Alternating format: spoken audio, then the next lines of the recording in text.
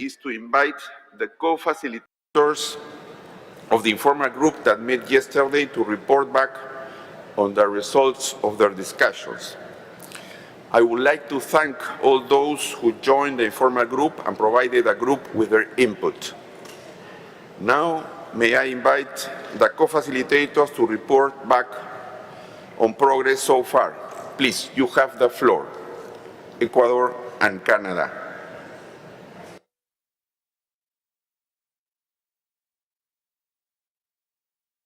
Thank you, Chair.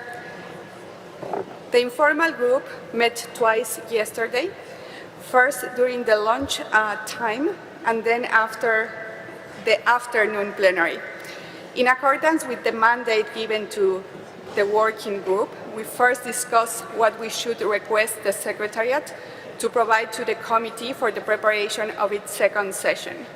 This resulted in a good discussion that was wide-ranging, addressing in broad terms the obligations, approaches, measures, and options for means of implementation that could be included in the instrument. In focusing on the possible request to the Secretariat, there was a clear view expressed that the Secretariat shouldn't, through documents prepared for INC2, prejudge outcomes of the treaty, but rather provide options for elements that would address the full life cycle of plastic. Further, the option should include voluntary and obligatory measures and avoid bias. We also discussed the need for submissions from observers and from member states with a preference for stakeholder submissions to come first to allow member states to consider their views in advance of INC2 and to inform our work. The group also recognized the need to request the Secretariat to provide focus work subject to the availability of financial resources. I will pass the floor to my fellow co-facilitator chair to continue with the report.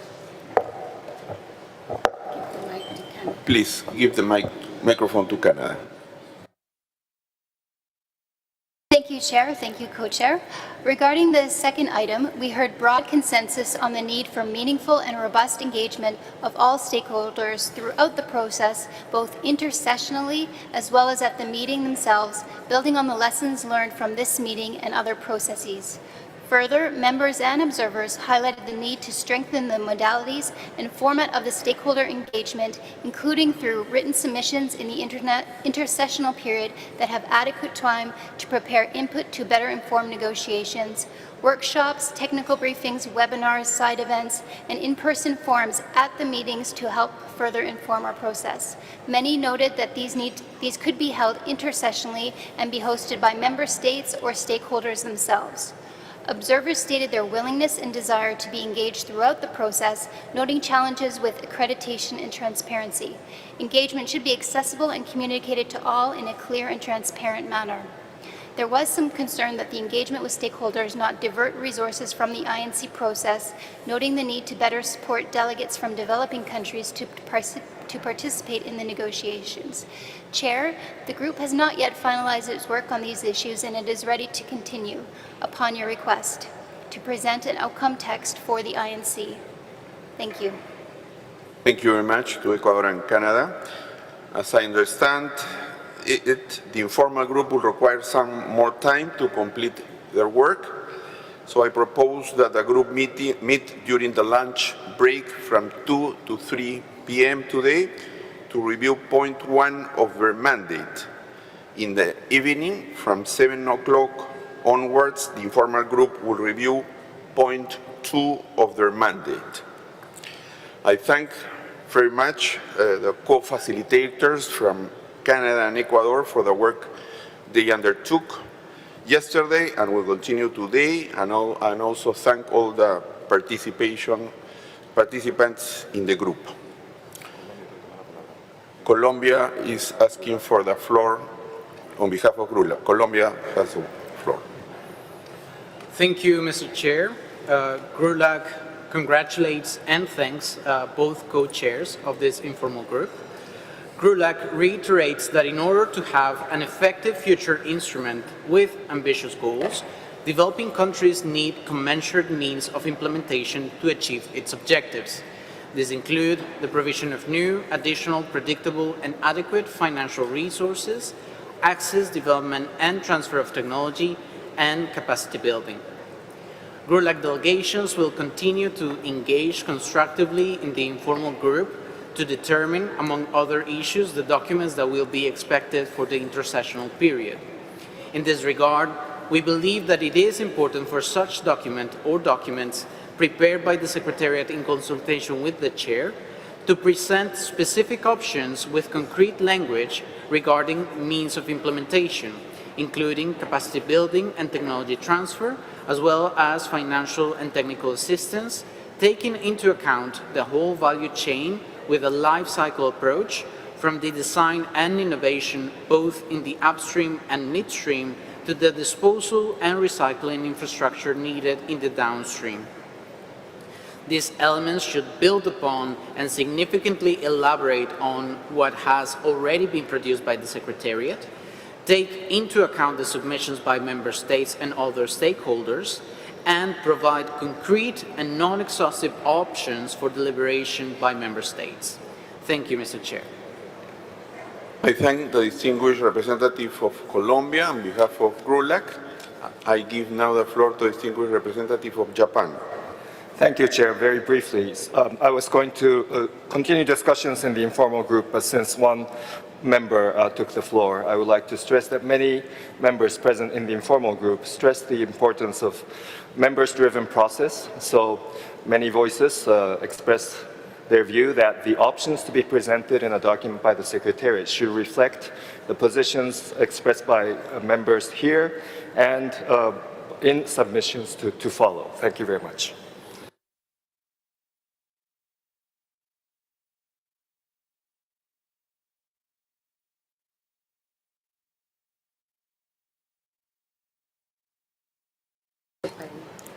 Yes, I have been informed by the co-chairs that, as I mentioned, they will continue this discussion at lunch, and they will circulate by email a text. So you will be receiving an email with the text for the discussion. I have no more requests. I have one request for the floor from Saudi representative of Saudi Arabia. I give the floor to the Thank you, Mr. Chair. Would like to echo the member from Japan, and reflecting on yesterday, we appreciate the efforts from the co-chair and the Secretariat in convening the informal. We want to ensure moving forward that this process is transparent for all, and as there is much confusion on the legal setting of these sessions and the formalities of these outcomes too. Thank you. I thank the distinguished representative of Saudi Arabia.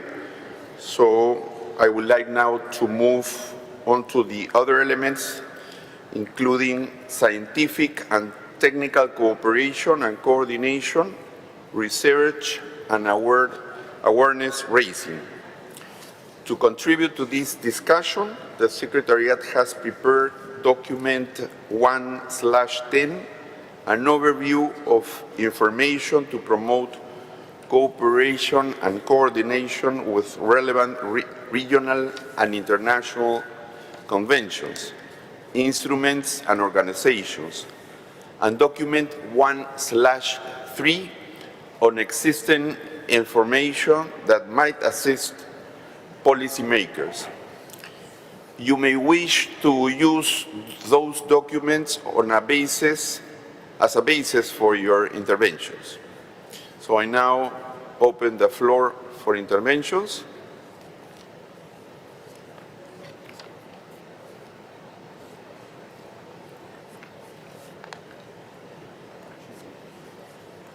I give the floor to the distinguished representative of Chile. Chile tiene la palabra. Chile, you have the floor. Gracias, señor presidente. Thank you, Mr. Chair. First of all, we would like to thank the Secretariat for including this item on the agenda. As we can see in other international agreements, the role of science is fundamental. It allows us to take enlightened decisions on the basis of evidence and science, and this will show us the way so that we can be as concise as possible in the sessions ahead. We would like to develop the exchange of experience and exchange of scientific knowledge to reduce the pollution of microplastics and plastic pollution and waste in ecosystems and the marine environment. Food security, human security, and the well-being of individuals should be assessed. And that is why we call for the establishment of a source of information, a database compiled by international organizations such as UNEP, the WTO, among others. Chile believes that it is, of course, necessary to generate scientific knowledge in order to create reference values for access of plastics to ecosystems and to have indicators for the impact of plastic pollutions and microplastic pollution. As for technical cooperation and coordination, we would like to address the synergy needed among the different conventions in this area. For example, the Basel, Rotterdam, Stockholm, and Minamata conventions, the Vienna Convention, and the Montreal Protocol, without, of course, forgetting other international agreements which could be useful to us thanks to the experience and useful information they have relating to biological diversity. The CBD, CITES, and others, as well as UNCLOS. We could refer to everything that has already been covered by an agreement. And as was quite rightly said by the delegate of Mexico under another agenda item, it is important that an awareness-raising campaign be organized that is sufficient to allow us to disseminate this information and raise awareness among citizens about a future potential instrument. Lastly, we believe that we should promote environmental awareness raising and invest in it to change mindsets and to ensure that this new environmental instrument is crowned with success.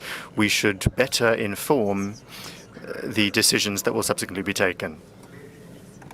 Give the floor to the distinguished representative of Antigua and Barbuda. Thank you, Mr. Chair. In order to foster progression and strengthen ambition, the instrument may be periodically updated, taking into account developments in science and technology, evaluations of progress, and recommendations from a scientific, technical, and economic mechanism, including a potential body or bodies under the instrument.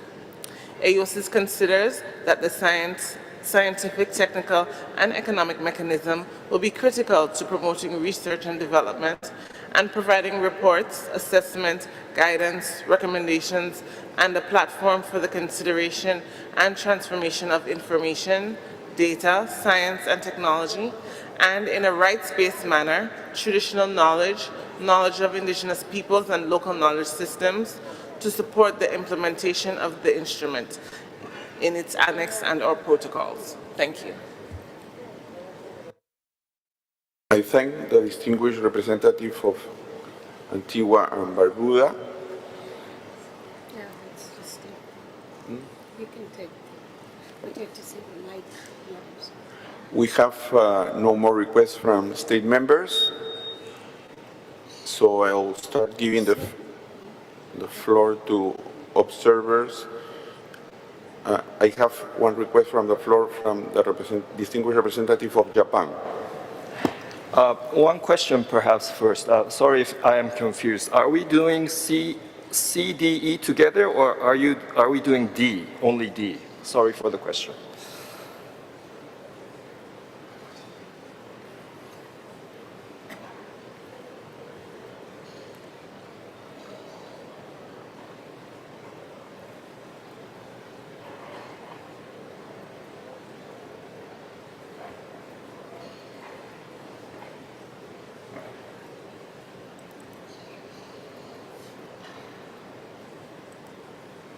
Yeah, we are doing sub-item C, 3C, support to monitoring and evaluation of progress in an effectiveness of implementation and national reporting. So I repeat, sub-item 3C, support to monitoring and evaluation of progress in an effectiveness of implementation and national reporting. So we'll be opening the floor for states and regional groups for this issue. Thank you, Chair. May I make the statement on 3C? I give the floor to the distinguished representative of Japan. Thank you, Chair. I would like to present our position, Japan's position on 3C. National action plans will constitute the most essential part of the instrument, particularly with regard to monitoring and evaluating implementation and progress. National action plans and implementation of the plans shall be reviewed collectively under a robust and transparent PDCA mechanism in light of the objectives and common goal of the instruments. Experts on plastic and the Conference of Parties will have a role in the peer review. The mechanism should ensure the continued progressive strengthening of all actions of all individual parties and also collective achievement over time towards the global goal.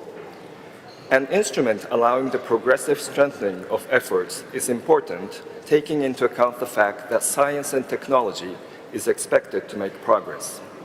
The implementation of fundamental measures to prevent leakage, including waste management, should be monitored as a priority. National action plans shall be updated regularly. The updated plans shall not be less ambitious than the previous plan. In order to facilitate comparison of efforts, there should be a common format or template for the national action plans.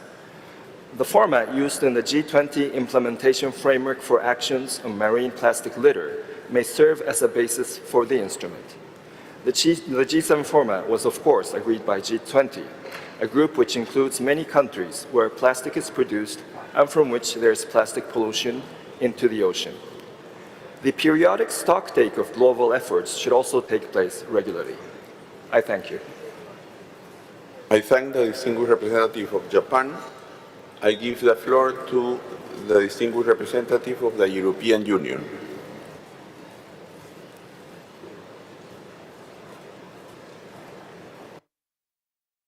Okay, thank you, Mr. Chair. The EU and its member states would like to thank the Secretariat for preparing the document on plastic science.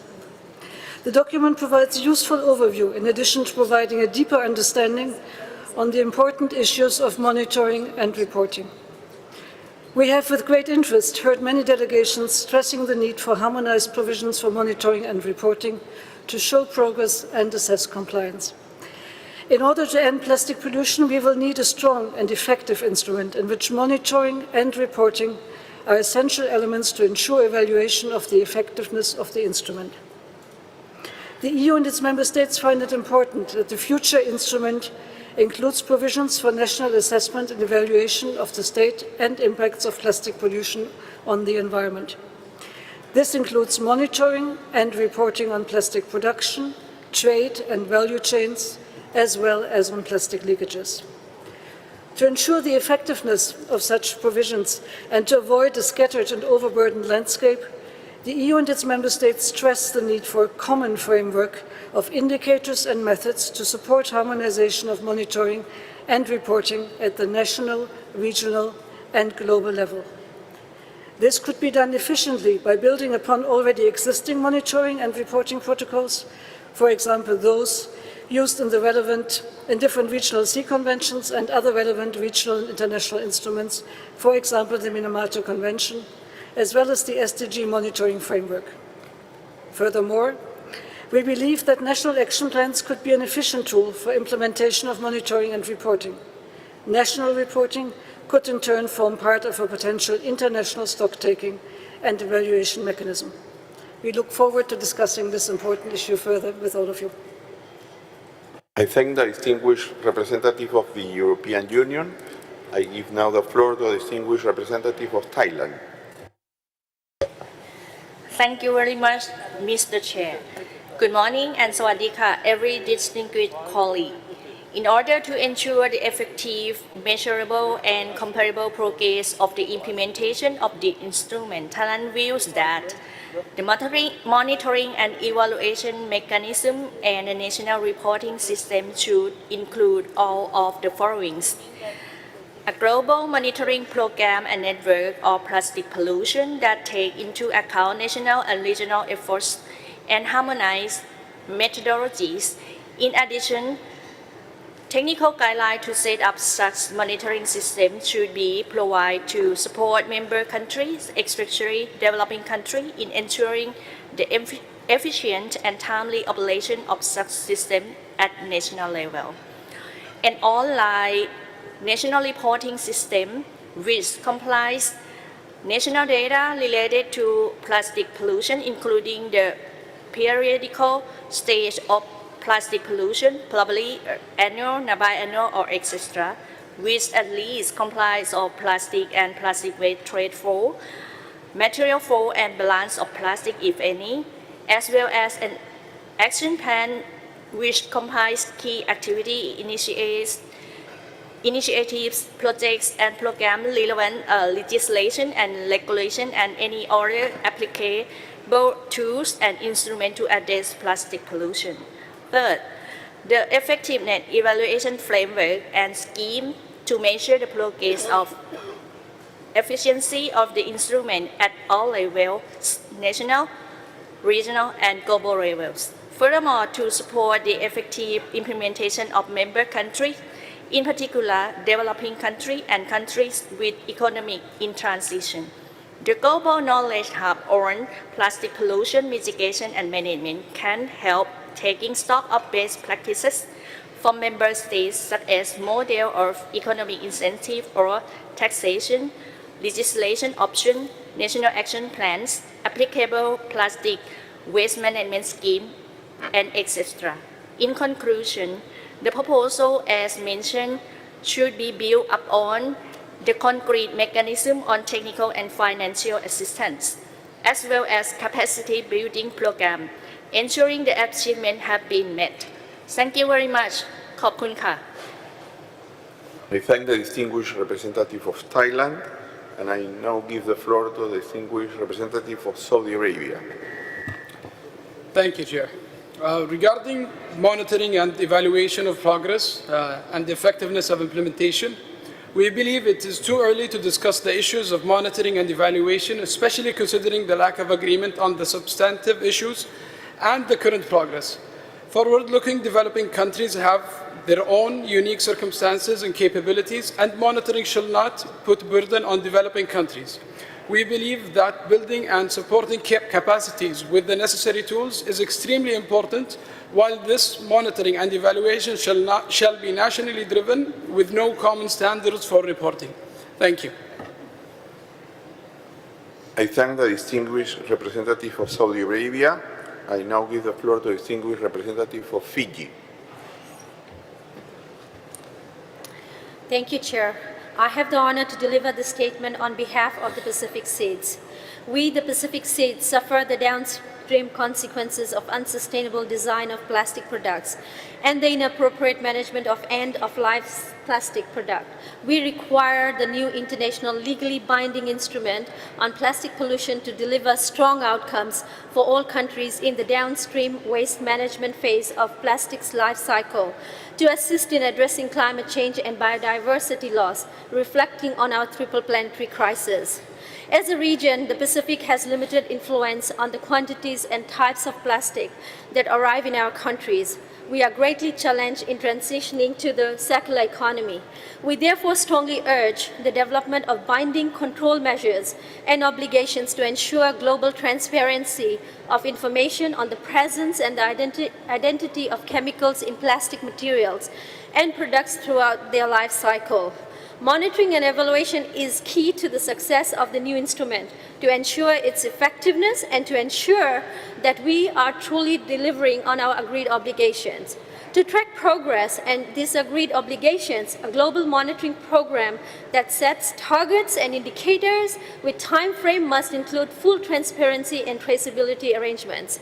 This should include monitoring and verification of sources, levels, types and impacts of plastic pollution on a regular basis, particularly in the marine environment, and periodic reporting on national source levels and types of plastics being produced. To support this, the availability of relevant data is of critical importance in this process. We note also that monitoring and evaluation of extractive processes in other parts of the world could assist in decisions under the instrument on capping the contribution of plastic life cycle to climate change. Monitoring progress against national action plans should also have measurable, time-bound targets, including reduction targets, along with corresponding performance indicators and with coverage of the full life cycle of plastic, and taking into account national circumstances and in particular the special circumstances of small island developing states. In addition, Chair, as a region, we recognize the need for assistance in applying standard methodologies to collect and analyze data to understand and enable one, evidence-based reduction of stresses on the environment and on human health, and two, to enable evidence-based improvements on flows of plastic and associated chemicals in our economies, including environmentally sound waste management. We see an important role for a subsidiary scientific, economic, and technical body to provide guidance and support on these needs. Finally, we see information gathered under monitoring provisions should contribute to a periodic review of the effectiveness of the instrument in achieving its objectives by parties to assess whether further action is required. I thank you, Chair. I thank the distinguished representative of Fiji. Je donne la parole maintenant au distinguished. I now give the floor to the distinguished representative of Congo.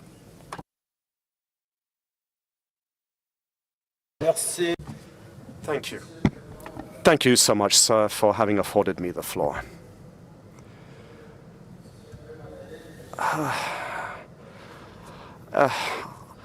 It's a little bit difficult for me to make a statement before the African group speaks, but I will, of course, associate myself with their statement. It will probably be read by Ghana. Now, we back all of the good intentions underpinning the development of this new instrument. The negotiation of the item on monitoring and assessment of the treaty can either bolster or undermine the global treaty on plastics, which is aimed, of course, at putting an end to plastic pollution and promoting a circular economy in the field of plastics. A global framework for follow-up and monitoring, as well as reporting, is a sine qua non precondition for this new instrument which will be legally binding. Progress will have to be measured based on a combination of environmental and economic indicators based on environmental monitoring. These are complementary activities. They're all interdependent, and together they will assist us in our work. Mindful of the situation in the field of plastics, and the fact that there is plastic pollution in the environment, a framework which would ensure that there is reporting regarding the inputs, especially as well as the use of virgin plastics, the management of plastics, the management of waste and chemical transparency, will help us to determine the success or failure of our exercise. And we might have to bolster things and improve things if necessary, or in fact even correct them. So thank you so much, sir. Thank you so much. Thank you for your attention. Merci. I'd like to thank the distinguished representative of Congo. The floor to the distinguished representative of Brazil, followed by Switzerland and Cuba.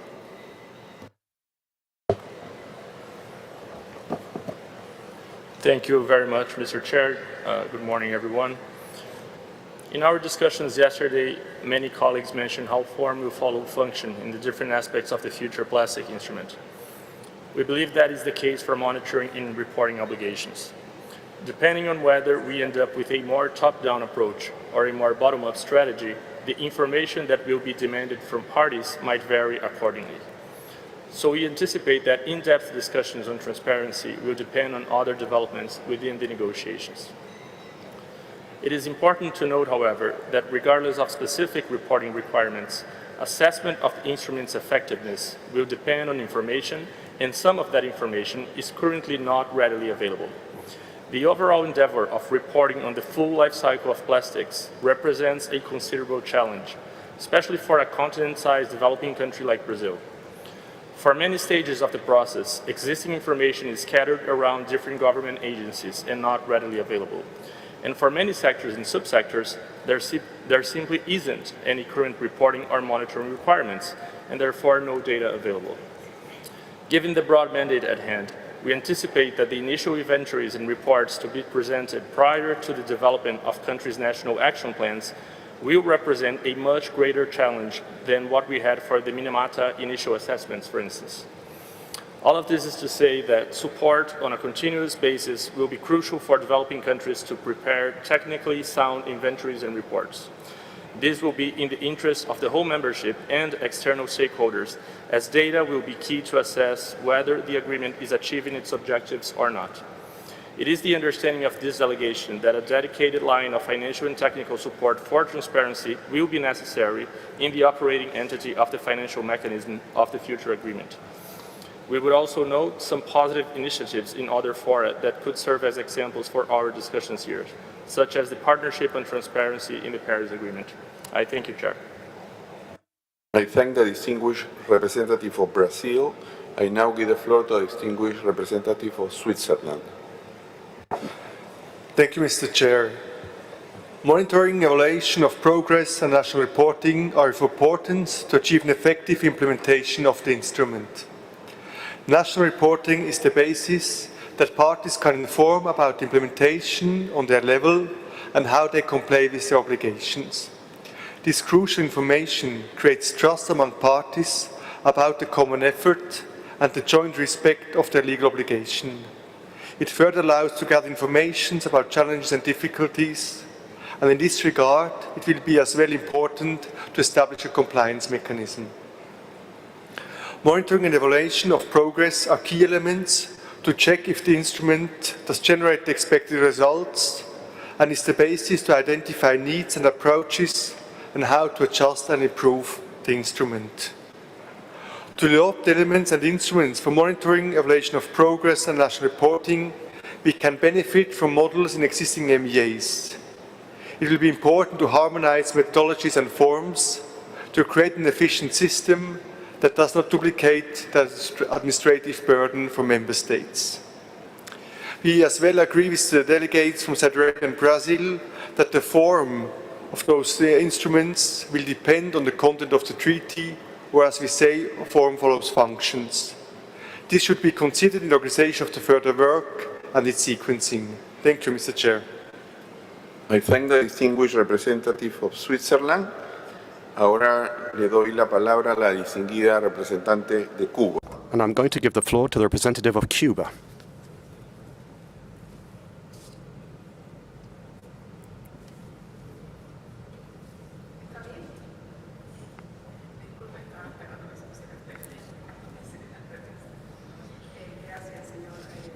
Thank you. Thank you so much, sir. Cuba wishes to associate itself with the statement made by Antigua and Barbuda on behalf of the island states. Now, we believe that issues of transparency and compliance are key aspects for all international legally binding instruments, for it is based on this that we are able to monitor and indeed assess the achievement of our objectives at an international level. The private sector has a very significant role to play here. In fact, it's a decisive role in terms of transparency of information. We also wish to echo what was said by a number of other delegations. We require detailed information regarding the scope of the provisions of this instrument. What we would like to say here is that when it comes to commitment undertaken by both states and their governments, there is a need to bear in mind that monitoring, reporting, transparency, all of these measures must be set up in a flexible way. It needs to be flexible so it can be tailored to the specificities of developing states, just as was the case in a number of other multilateral international environmental agreements. Such follow-up should not represent an additional burden for developing states, for we are already facing a great many challenges when it comes to our national information systems. So the situation of our countries needs to be taken into account. I thank you so much. I thank the representative of Cuba, says the chair. Online de la distinguido representante. We'll now have an online intervention from the distinguished representative of Mexico. Muchas gracias, señor presidente. Thank you. Thank you so much, sir. Just as Mexico underscored, I would like to revisit the issue of compliance by taking into account models which have been set up as part of the Minamata Convention. They could serve as an example, a basis for this new legally binding instrument which we're currently developing. However, a subsidiary body must be set up, and this body must be responsible for monitoring and follow-up. It should, of course, enjoy regional representation, including gender balance. We also have to recognize the competencies of the various parties in terms of compliance. So, making technical and financial assistance available is important. It should be carried out on a differentiated basis based on the needs of developing states. The mechanism which we are currently considering should allow for better implementation of this new instrument. This new instrument must therefore include issues of follow-up and monitoring which are linked directly to the achieving of our objectives. This instrument must also be accompanied with sufficient financing for developing states.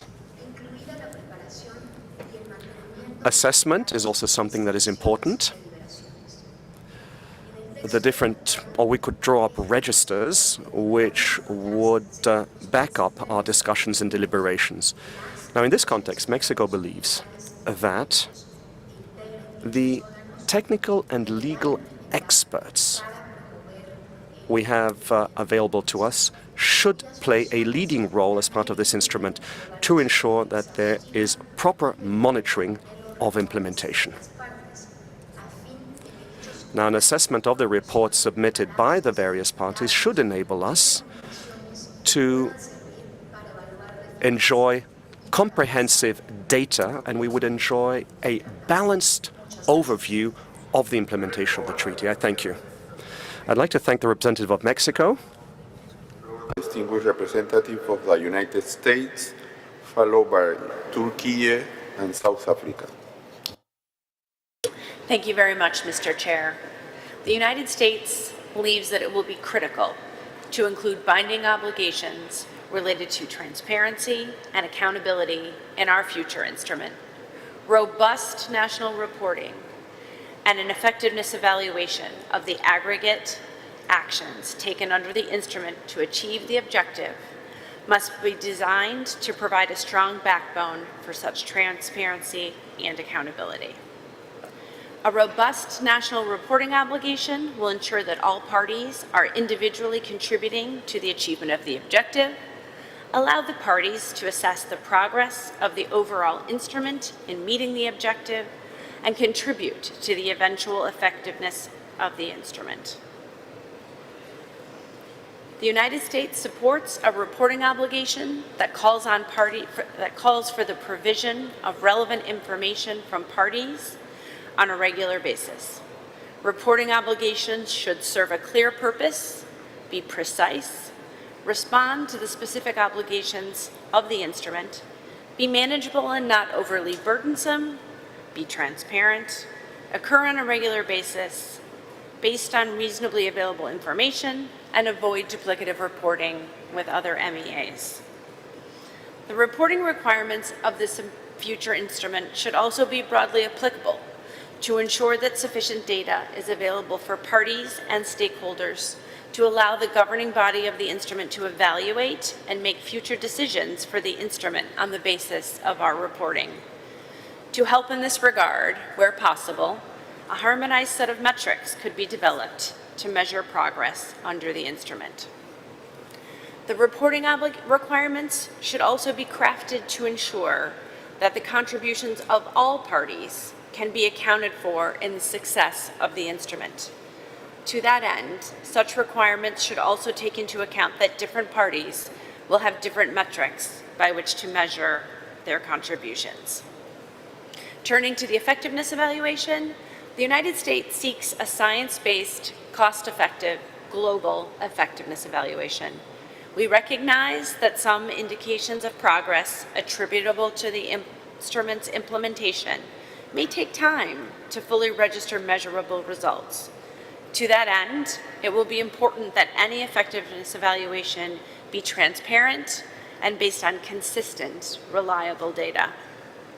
Finally, with regards to any potential assessments of progress of implementation, we look forward to hearing other countries' views.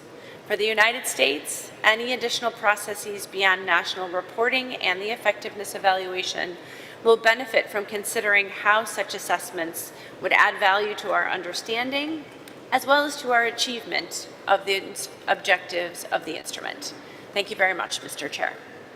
I thank the distinguished representative of the United States. I now give the floor to the distinguished representative of Turkey.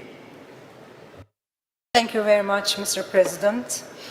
We believe that a reporting format that will include the most basic parameters should be developed first without putting additional burden on the shoulders of the countries that are already carrying out different reporting on different platforms. We think that monitoring the effectiveness of the new instruments and monitoring of the national actions plans can be considered as two separate issues. Transparency and timing are important in monitoring the objectives and the contents of the National Action Plan. While preparing the national reporting formats, it's important to consider the effectiveness in the preparation of the formats of the monitoring reports simultaneously. Such monitoring and reporting can be used as a successful tool in measuring the success of national reports and the effectiveness of the contract. On the other hand, it's absolutely necessary to have scientific evidence at the core of our work to monitor our national reports. In this context, we think that the establishment of the new instrument, a science policy interface group, should work and feed the instrument scientifically. We expect the Secretariat to evaluate the monitoring reports within a transparent process and to submit the results and recommendations report to all member countries regarding the monitoring of process. Thank you. I thank the distinguished representative of Turkey. I now give the floor to the distinguished representative of South Africa, followed by Mali and Kenya. Thank you, Mr. Chairperson. My delegation is of the view that existing national action plans should be the foundation of the implementation of this treaty to achieve its objectives. However, for effective implementation, this must not be done in isolation and requires cooperation between member states and other actors. This is imperative when dealing with the transboundary nature of plastics and needs to be addressed across its full life cycle.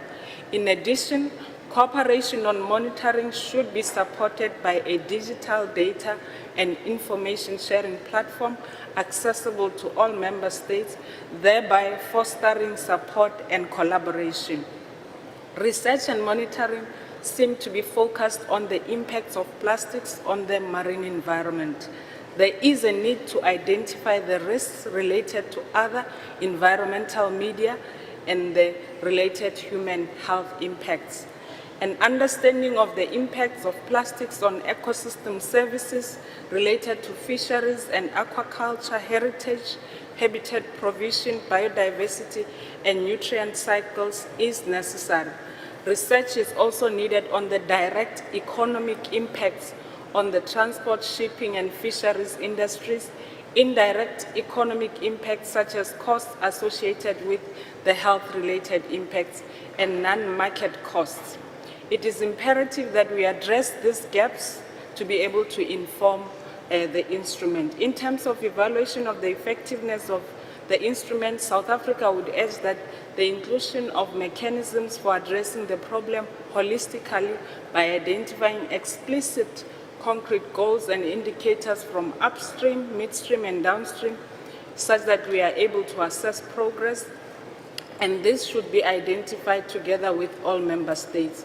Collaboration and engagement with civil society and the public sector will also be valuable for effective evaluation. Thank you. I thank the distinguished representative of South Africa, and I give the floor now to the distinguished representative of Mali.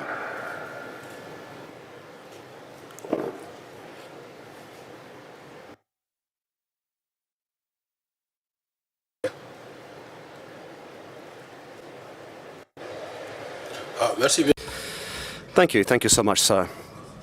Now, we back the future statement to be made by the African Group on this item. My delegation believes that the parties, especially developing states and states with economies in transition like ours, should be assisted in terms of implementation capacity building.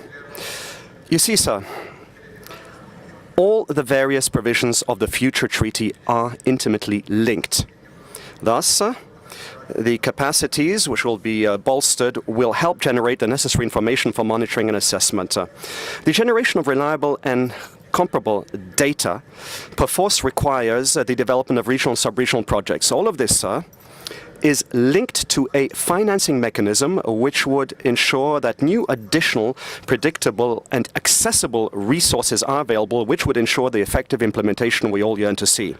Finally, in terms of monitoring, there is a necessity to elaborate simple tools which would be set up in an inclusive way and be mindful of the pitfalls which bedevil the monitoring component of other treaties. I thank you, sir. I thank the distinguished representative of Mali. I give the floor now to the distinguished representative of Kenya. Thank you, Mr. Chair. I'm reading this statement on behalf of the African Group. The African Group wishes to see a strong monitoring and evaluation structure backed by a harmonized set of indicators to measure our collective success towards the goals of the Plastic Treaty. This will enable us to ensure accountability of stakeholders across the value chain and increase transparency across upstream, midstream, and downstream activities we wish to monitor according to the control measures. The treaty needs a periodic review of effectiveness to measure how far parties are complying and achieving the objectives of the treaty, according to information gathered from our monitoring activities. The monitoring and evaluation schemes need to have flexibility with a view to accommodating new evidence and innovative solutions as we try to resolve the plastic problem.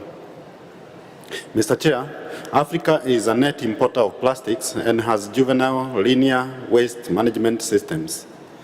During the transition to the anticipated new plastic regime, Africa will need more information on types, chemistry, volumes, and impacts of plastics, including information on the producers, so as to design appropriate response measures. Inasmuch robustness of monitoring and evaluation our region aspires to have, we have significant gaps in sourcing data and capacity to analyze existing ones. More often than not, our data sources are disparate and lack systematic arrangement to fit the purpose of the upcoming treaty. The region thus seeks continuous capacity related to data sourcing, data aggregation, and measurement, as well as various equipment to do so. Finally, Mr. Chair, our region sees the value of international cooperation, both North-South and South-South, including the provision of the requisite means of implementation tied in with our local monitoring and evaluation schemes, including developing regional centers of excellence. This will help us to develop baselines, set out monitoring modalities, and evaluate progress according to measurable indicators and preset targets as agreed in the treaty and the national action plans. I thank you, Chair. I thank the distinguished representative of Kenya on behalf of the African Union. Ahora le doy la palabra. I now recognize the distinguished representative from Chile. You have the floor, sir. Thank you, Chair, for once more giving me the floor. We do understand and has already said that in order not to be repetitive on the following items, we would ask that we include this to the report. That is why I would request to talk on 4.13 item. First of all, we would like to thank the Secretariat for preparing the documents having to do with this topic. In monitoring, Chile believes that the developing of national plans are a potential tool whereby the future parties will be able to communicate objectively the status and the measures, whether they be legislative, judicial, or administrative, that may have been adopted in their countries in order to reduce plastic pollution. We also firmly believe that this should be led by the principle of non-regression. And this should be evolutionary, trying to go towards more ambitious goals in each cycle. Certainly, for the future to be successful in reducing plastic pollution, we believe that there should be an evaluation of the national plans that have been submitted. The parties should regularly analyze the efficacy of the treaty according to the goals to realize or to find out whether these goals should be adopted by the parties in light of the technological advance and progresses. Chile believes, in terms of enforcement, that we should have a facilitating kind of focus so that the parties may meet the treaty fully. One of these could be having a review among peers so as to look for what is happening vis-à-vis this topic. We believe that in monitoring the national plans, they should be doable based on evidence and enforceable. And that can only be done through real knowledge of the implementation. Having in mind 514 resolution that says that the future agreement should encourage all stakeholders involved, aside from fostering regional, national, international cooperation, as is set by other international agreements. Our delegation believes that all non-government stakeholders should be participated, such as shadow reports together with the national plans. And in its full implementation, we should have an appropriate capacity building, and that should empower those countries that are in a different situation according to other countries. Thus, technical assistance should be provided so that all tools are provided in order to fully meet this agreement. Chair, as we have already said, we understand that none of these measures can be applied without appropriate funds. Thank you. Thank you, Representative from Chile. We have taken note of your intervention, and we thank you for your comprehension. Followed by Norway and Bahrain. Merci, monsieur. Thank you so much, sir. Now, at the outset, allow me to congratulate you, sir, for the outstanding quality of our work. Gabon would like to align itself with the position of the African Group. Within the framework of the future Treaty on Plastics, we believe that it will be necessary to set up national, regional, and international inventories on the basis of coordination on all levels. These inventories, its objective would be to collect data regarding the quantity of production, consumption, use, and trade in primary plastics, the production, consumption, utilization, and trade of associated chemicals, the production and the consumption of recycled plastic waste. Sir, the treaty should also enable us to set up a plastic pollution monitoring mechanism with a number of indicators on both discharges and emissions by region. Now, a periodic universal control of the environment could also be considered, aimed at verifying whether member states have achieved success in terms of the reduction and elimination of plastic pollution. And finally, sir, in terms of monitoring. Now, we believe that the treaty should enable us to measure the impact of plastic production on the health of our communities. I thank you. Thank the distinguished representative of Gabon. I now give the floor to the distinguished representative of Norway. Thank you, Chair. The treaty must include the obligation to report at regular intervals. The reporting format should include all relevant aspects of the implementation of the treaty, including of the general obligations, control measures and voluntary approaches, as well as available data on the impact of plastic pollution on the environment and health. While reporting requirements should be sufficient to inform the Conference of the Parties and the global community, we must make the most to streamline the reporting process to lessen the administrative burden. We should learn from other agreements that have a high reporting rate, such as the Minamata Convention.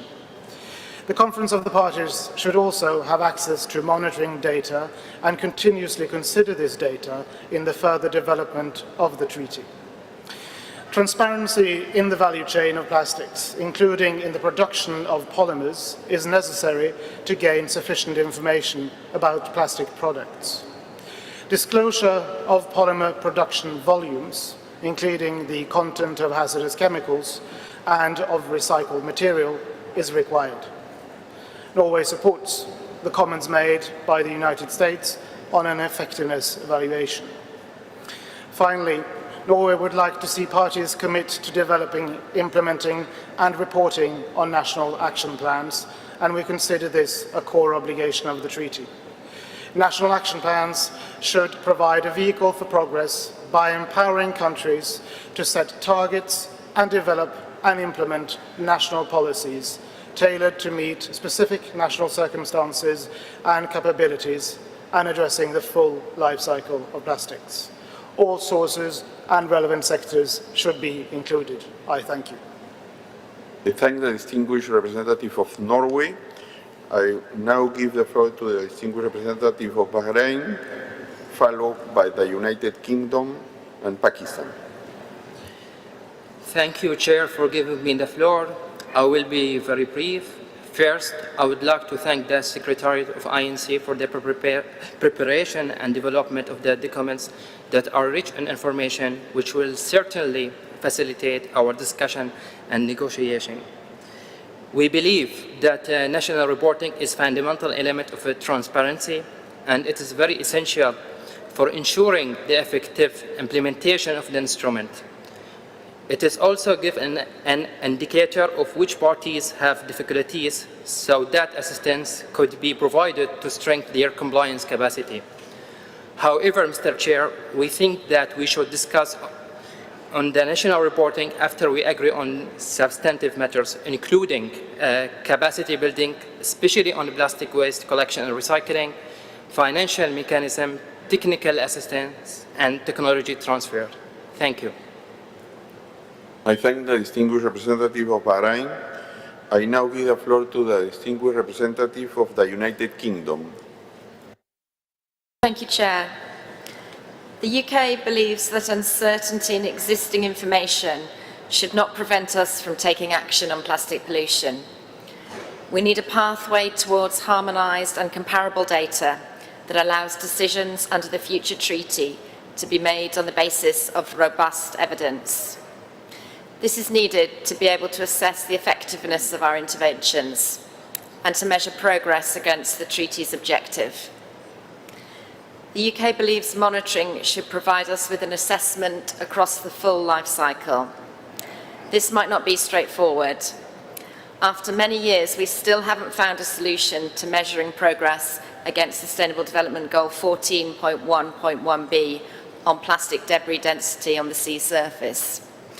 But we do believe that technological advancements such as remote sensing and satellite imagery may support progress under the treaty. We should also have a clear reporting mechanism that provides information, particularly at the upstream and midstream parts of the life cycle. The UK has signed up to the new Plastics Economy Global Commitment. This global commitment has mobilised government and businesses to build a circular economy for plastics. But it has also set a positive example on how and what can be reported. The reporting should include national reporting as part of national action plans, but could also be supplemented by reporting from data available to international organisations that are more transboundary in nature. Thank you. I thank the distinguished representative of the United Kingdom. I now give the floor to a representative of Pakistan, followed by Rwanda and the Syrian Arab Republic. Thank you, Mr. Chair. We echo the intervention of Saudi Arabia on monitoring and evaluation mechanism. It is too early to discuss this mechanism. However, we support effectiveness of implementation and national reporting. We can learn from other multilateral environmental agreements like Basel Convention on annual reporting system, Stockholm Convention on effectiveness evaluation and its reporting cycle, Minamata Convention on annual reporting, and Montreal Protocol on consumption and reduction of ozone depleting substances. Pakistan emphasizes on baseline data of import of plastic raw materials, plastic products, its uses, collection, and recycling of plastics in environmentally safe manner at national level. Pakistan also suggests for the targets to the companies for collection and recycling at national level. I thank you. I thank the distinguished representative of Pakistan. I now give the floor to the distinguished representative of Rwanda.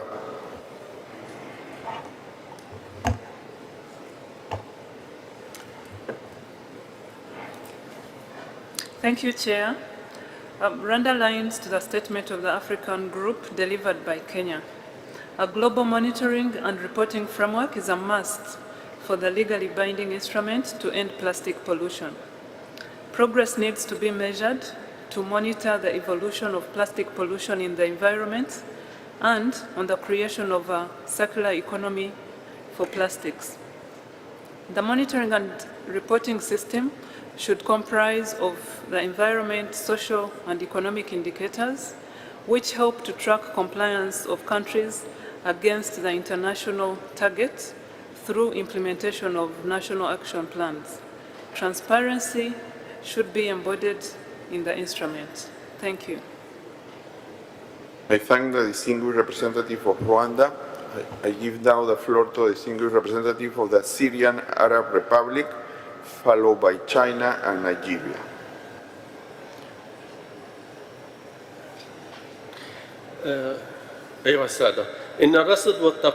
Ladies and gentlemen,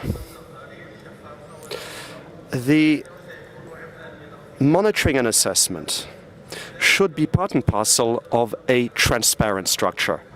This, of course, could represent a difficulty for some developing states, and this is why we associate ourselves with the statement made by Saudi Arabia, and wish to say that the priority here is to give pride of place to technical and financial assistance for developing states to ensure that they are able to submit relevant reports.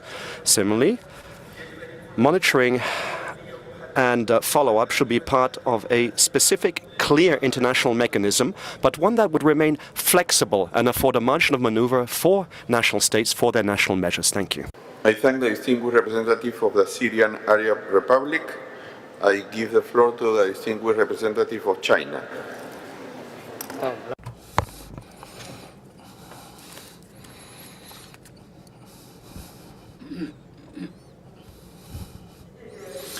Thank you, Mr. Chair.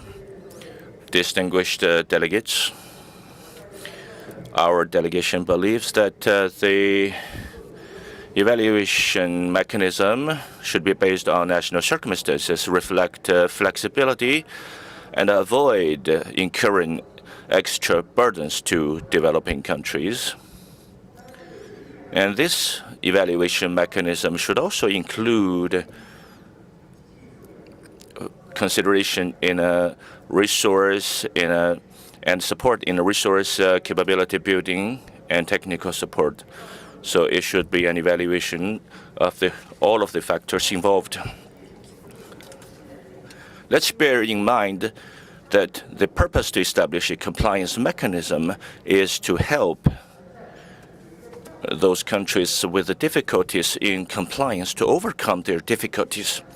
Therefore, the Chinese delegation suggests that the compliance mechanism should be non-confrontational, should be promotive, conducive, and non-punitive. And we should also take into full consideration the compliance capabilities and resource constraints of developing countries and countries with economies in transition, so as to establish a just and fair and effective compliance mechanism. Thank you very much. I thank the distinguished representative of China. I give now the floor to the distinguished representative of Nigeria, followed by Georgia and Malaysia. Thank you very much, Mr. Chair. Some delegates have expressed our position, and we believe that these views are well noted. However, our position affirms the position of the African group presented by the Kenyan delegation. My delegation have some pertinent points to be made.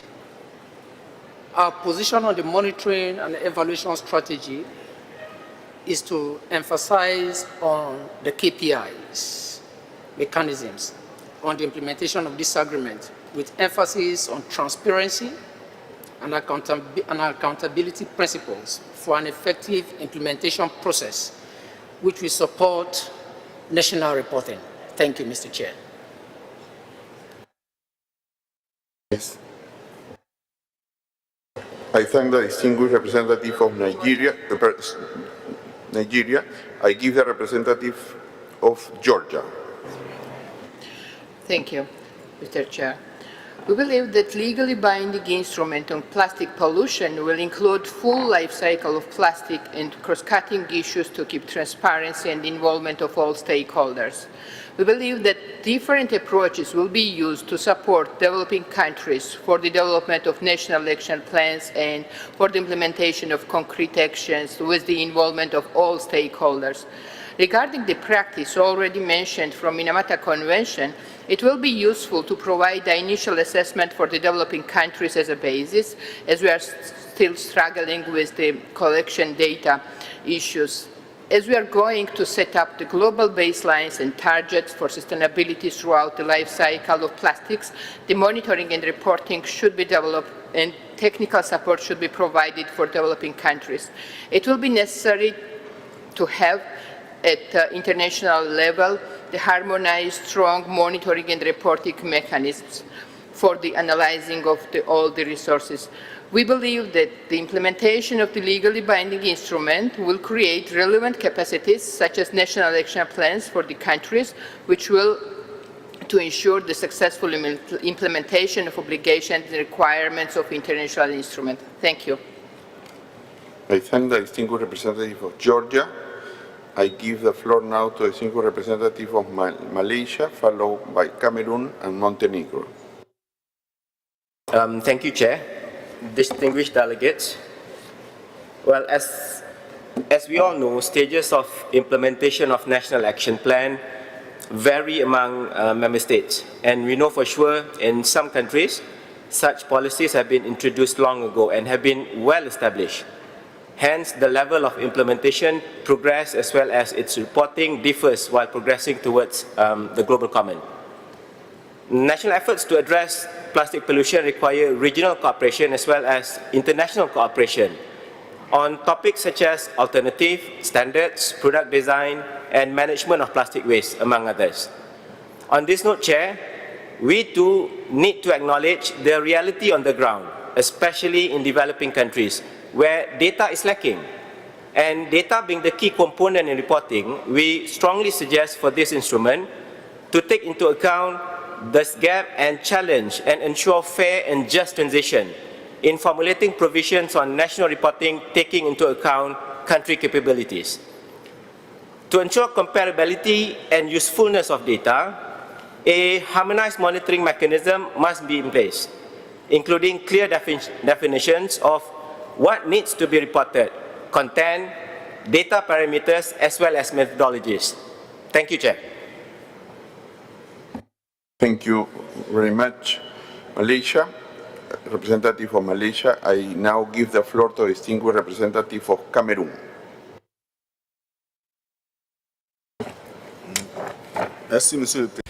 Thank you so much, sir, for affording us the floor. Now, my delegation wishes to align itself with the statement made by Kenya on behalf of the African Group. In our national capacity, we believe that a monitoring and reporting system is necessary for the implementation of the objectives of this treaty. All of the commitments which will be undertaken by the states parties, and it should be based on regular assessment of efforts undertaken, as well as progress achieved by parties on their path to discharging their commitments. This assessment should be based on national reports. These reports should be based on national reports, which themselves are fed by reliable national data, scientific data. We're also here considering the possibility of setting up a center for exchange of information within the framework of the legal instrument which we're going to adopt. Having said this, now the monitoring and reportment system, as well as the objective of transparency, should of course be flexible in nature. This to ensure that excessive burden is not placed on developing states. I thank you, sir. I thank the distinguished representative of Cameroon. I now give the floor to the distinguished representative of Montenegro. Thank you, Mr. Chair, for giving me the floor, and to the Secretariat for preparing a comprehensive documentation. Montenegro would like to align with the statement of the European Union, and I would like to add a few points in my national capacity. For the successful implementation of different policies, monitoring and reporting are of utmost importance. Defining proper indicators for countries with limited administrative capacities is even more significant. For that reason, we believe that monitoring and evaluation of plastic treaty should be done efficiently and in a way that already existing monitoring and evaluation tools are utilized. For example, when it comes to the marine litter, Montenegro has reviewed and improved its monitoring program of marine environment in line with the ecosystem approach, both of Barcelona Convention and Marine Strategy Framework Directive. Furthermore, in Montenegro, the important work has been done through the National Strategy for Sustainable Development 2030 agenda at the national level, where a comprehensive set of indicators and targets have been formulated. The process of designing indicators has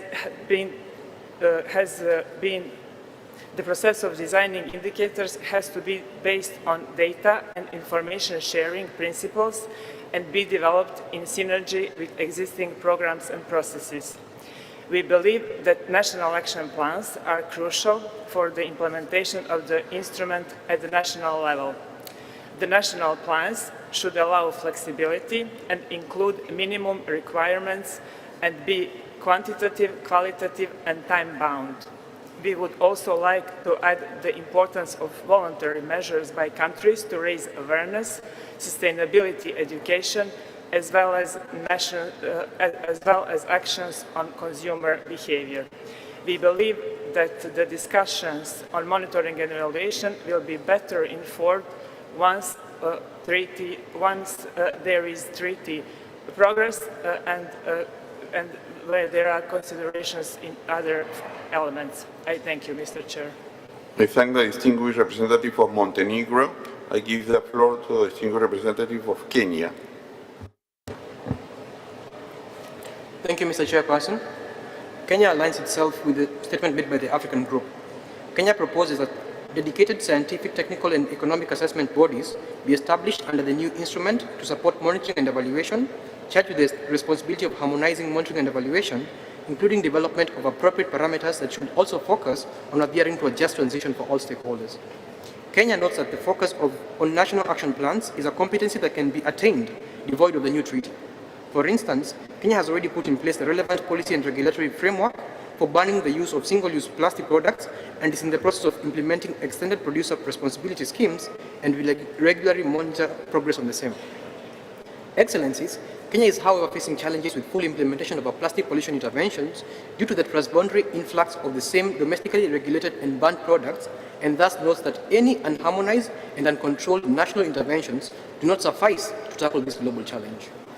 Therefore, Kenya calls for the noting and common understanding that the objective of developing a new treaty is to set down common global obligations for control measures, a task that is currently unattainable without the treaty. Hence, we propose that monitoring and evaluation should be guided by the need to comply to an internationally agreed set standards.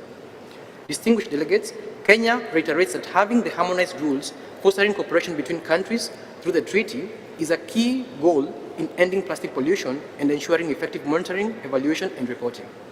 Kenya proposes that the treaty will provide an overarching standard for setting targets, monitoring, and while at the national action plans, present a bottom-up approach to ensure that there is a robust action at the ground level. I thank you, Mr. Chair. I thank the distinguished representative of Kenya. I give the floor to the distinguished representative of Morocco. Merci. Thank you so much, sir. Morocco wishes to associate itself with a statement made by the African Group, and we'd like to add the following points in our national capacity. Now, we believe that a strong and clear monitoring and reporting system should be included as part of this treaty to ensure that we're able to assess the implementation and compliance with this instrument, as well as the impact of plastic pollution on health. Morocco also wishes to see a follow-up and monitoring mechanism which is holistic in nature, with equal access to all states, and which generates reliable information which would enable us to take decisions based on science and data, including volume, types of plastics, and their impact on health. Now, national reporting systems could also be considered as part of the national plans of action, taking into account the capacities of the individual countries. Effective cooperation with all of the stakeholders at national, regional, and international levels, including with the private sector, is necessary to improve transparency as well as availability of information. Morocco would also like to associate its voice with that of Saudi Arabia and other states who took the floor before us, and who underscored that it is a little early to today define the nature of the reporting before we had made progress on substantive issues in terms of obligations, monitoring, control, as well as implementation, including financing mechanisms and capacity building. We also agree with other states who have stated that these monitoring and follow-up systems should not constitute an additional burden for developing states. And in this respect, we would like to underscore the need for technical and financial assistance to ensure that it is implemented at a national level. Thank you. Representative of Morocco, I have no more requests for the floor from member states on this sub-item 3C, support to monitoring and evaluation. I have one more request from the Islamic Republic of Iran. Thank you, Chair, for giving me the floor. Due to time constraint, my delegation believes that the issue of monitoring and evaluating the progress and effectiveness of implementation and national reporting is directly and closely related to financial assistance to developing countries and countries with economies in transition, and is therefore an early issue before substantive issues. Thank you. I thank the distinguished representative of the Islamic Republic of Iran. So we will pass now to observers. I now give the floor to the distinguished representative of the International Atomic Energy Association. Agency. It's an online intervention. First, a clarification. I'm not affiliated with the IAEA, but with the UNECE Convention and its protocol on PRTR Secretariat. So this is an error in the online platform. I'm sorry for this. It wasn't possible to change this to this moment. If I may continue now to my intervention. I would like to follow up on previous interventions, including by the distinguished representatives of Mexico and Montenegro, on the use of registers and inventories related to plastic pollution and the usefulness of exchange with the relevant experts. In that context, I would like to inform participants of discussions that have been taking place last week at the 9th meeting of the working group of the parties to the UNECE protocol on pollutant release and transfer registers. In that meeting, participants discussed possible linkages and synergies between existing pollutant registers and plastic pollution. A note on the topic is now available on the meeting website of the PRTR meeting. That link is also available on the INC1 meeting website under the written statement tab, United Nations agencies. We will be happy to reply to related questions and comments in the coming weeks and months.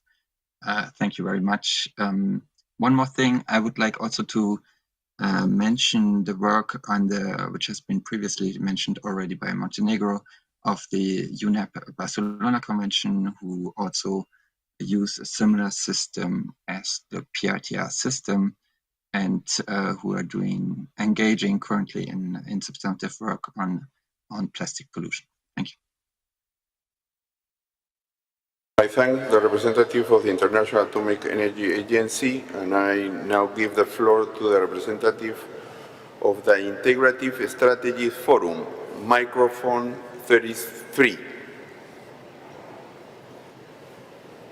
I have heard parties on the floor talk about the importance of decreasing production and protecting human health.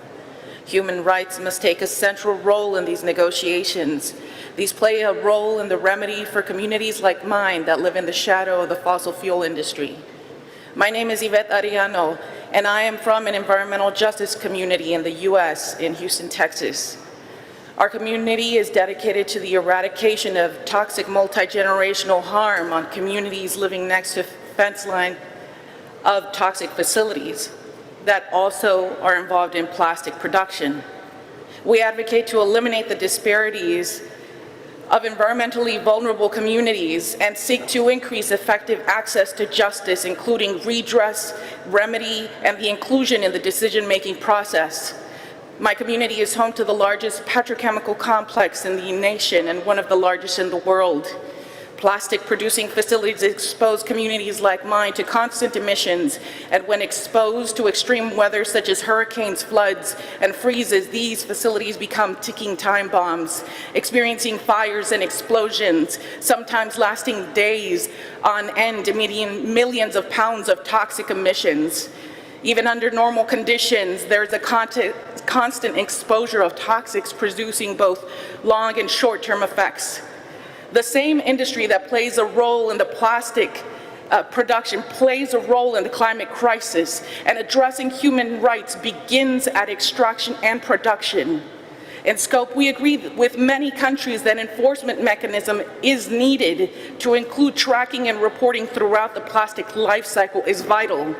For this to be an effective instrument, it must track emissions at every point of emission, not just those coming out of the stack, but every emissions point, including valves and chemical storage. Living in a community constantly experiencing odors and symptoms, including headaches, nausea, and long-term issues, including reproductive harm that I face, as well, is a reality for many. The parties in developing the treaty should request that the Secretariat examine how climate change affects the risks arising in the plastics climate crisis. Emerging science demonstrates how plastics are interacting with the plankton in the ocean to potentially disrupt the oceanic carbon sink. Plastic can contribute 56 gigatons of carbon to the climate, and tracking must also include the effects of an ever-changing climate. As extreme weather becomes our new normal, we request that the tracking of these conditions that affect the plastic's life cycle, including production, be included in order to prioritize actions under current and future conditions. finance and technology transfer, and knowledge sharing are critical so that countries in the global south have access to the same materials in the global north. Safe product design is essential, but can't be limited to countries that can afford it. I also request the consideration of formal inclusion of historically oppressed communities in the INC process. We are encouraged to see an effective tool that addresses our current and future generations in this environment. Thank you. I thank the representative of Integrative Strategies Forum. I will give the floor now to the distinguished representative of Papua New Guinea. Thank you, Chair. Papua New Guinea agrees that the new legal instrument should have a specific provision for effective reporting, evaluation, and compliance.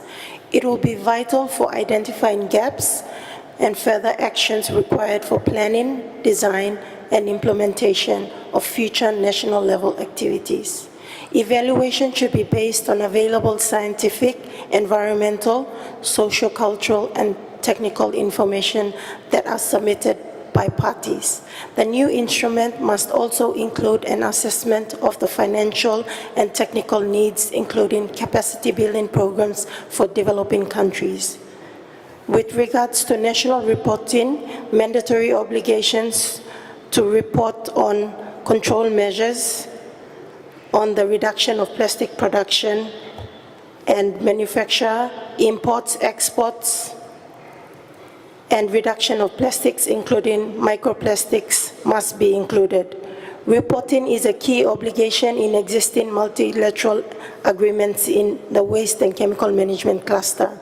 Given our experience with monitoring reporting requirements under the BRS conventions, where reporting obligations continue to be a major challenge, which is due to a limited human resource capacity and financial resources to undertake reporting tasks. Therefore, PNG requests that the new instrument should take an integrated approach with reporting requirements, seeking synergies with existing relevant MEAs. The instrument should also consider strengthening institutional arrangements with stakeholders through capacity building programs for data collection and reporting requirements. In addition, there should also be provisions under the new instrument for financial assistance to be provided to countries in compiling national reports, similar to provisions under some of the MEAs, such as the CBD. In terms of compliance, there should be specific provisions for non-compliance in a way to assist countries and parties to comply to meet their obligations under the new instrument. Given the limited resources at the national level for developing countries and states, the agreement should promote non-punitive measures, however, should look at facilitating and preventing future environmental damage from plastic pollution. Thank you, Chair. I thank the distinguished representative of Papua New Guinea. I now give the floor to the representative of Community Action Against Plastic Waste, microphone 63.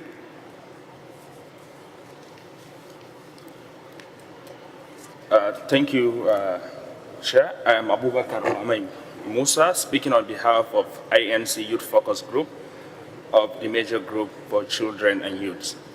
Firstly, we are aware that to eradicate plastic pollution, the management of such waste takes paramount importance. However, we also strongly think that equal attention should be given to transitioning to alternative materials that are not harmful to the environment as a whole. Firstly, we want to draw the attention to a 2015 report from UNEP titled Biodegradable Plastic and Marine Litter. We are highlighting 3 points from the summary. 1, that claims and counterclaims about the biodegradable of polymers in the environment appears to be influenced by commercial interests. 2, public perceptions about whether an items in biodegradable can be influenced latent behavior.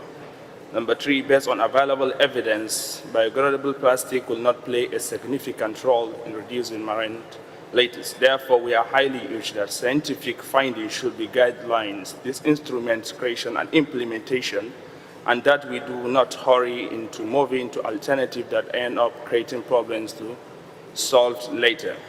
Secondly, on effectiveness of implementation, one, we are in solidarity with the statements that the core of the instrument on reporting of implementation should be respectful of the principle of common but differentiated responsibilities.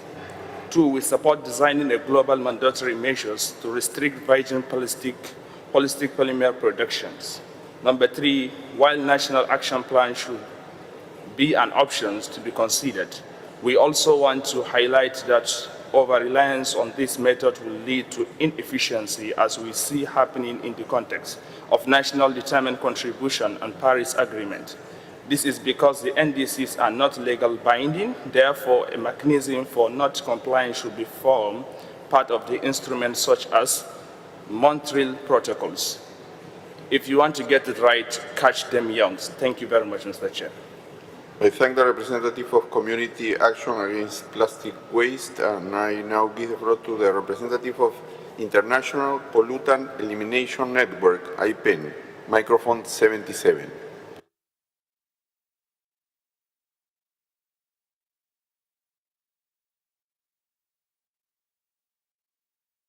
Thank you, Mr. Chair. I'm the co-chair of IPEN. We are convened here because of the urgent transboundary global health and environmental crisis caused by plastic pollution throughout the life cycle. Plastic pollution is a transboundary problem, and plastics and their associated chemicals move globally at every stage of their life cycle.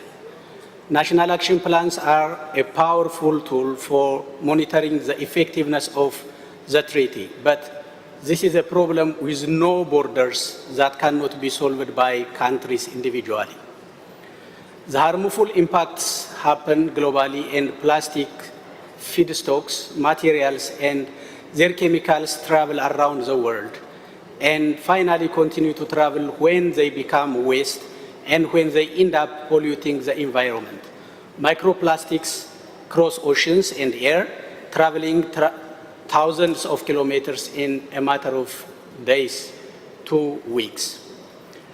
A global approach would require reducing the amounts of plastics produced and driving the transition to a safe, toxic-free circular economy, respectful of the human rights to a clean, healthy, and sustainable environment. In order to do so, IPEN believes that parties to the treaty should apply preventive and precautionary control measures, should be informed by the following considerations. One, adopting global sustainable design criteria can avoid chemical hazards from plastic additives, polymers, and compounds. Two, providing information on plastics composition can lead to producers' awareness, consumer confidence, and safer recycling and disposal. Three, regulating toxic plastics and promoting alternative materials can avoid harmful wastes. Finally, we would therefore foresee the treaty to include reporting and monitoring requirements on, one, the implementation of measures that prohibit plastics that are made with toxic polymers and additives. Two, on the implementation and effectiveness of design criteria for plastics that would aim at waste minimization and be free of hazardous chemicals. And three, the objective to allow transparency and traceability on the type and amounts of plastics produced, imported, and exported, as well as plastic waste generation, collection, and end-of-life management. Thank you, Mr. Chair.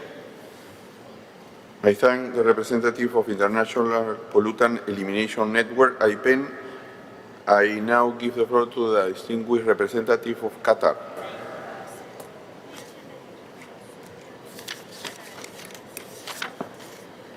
سيدي الرئيس من أجل إيجاد صك.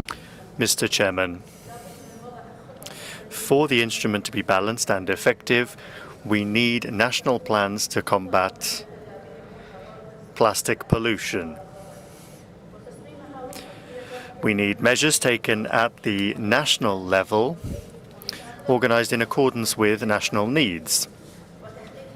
And those measures need to be implemented on a continuous basis in order to achieve our objectives and to reduce plastics. In these plans, they need to be just and meet national needs. Qatar. I will now give the floor online to the Engineers Australia.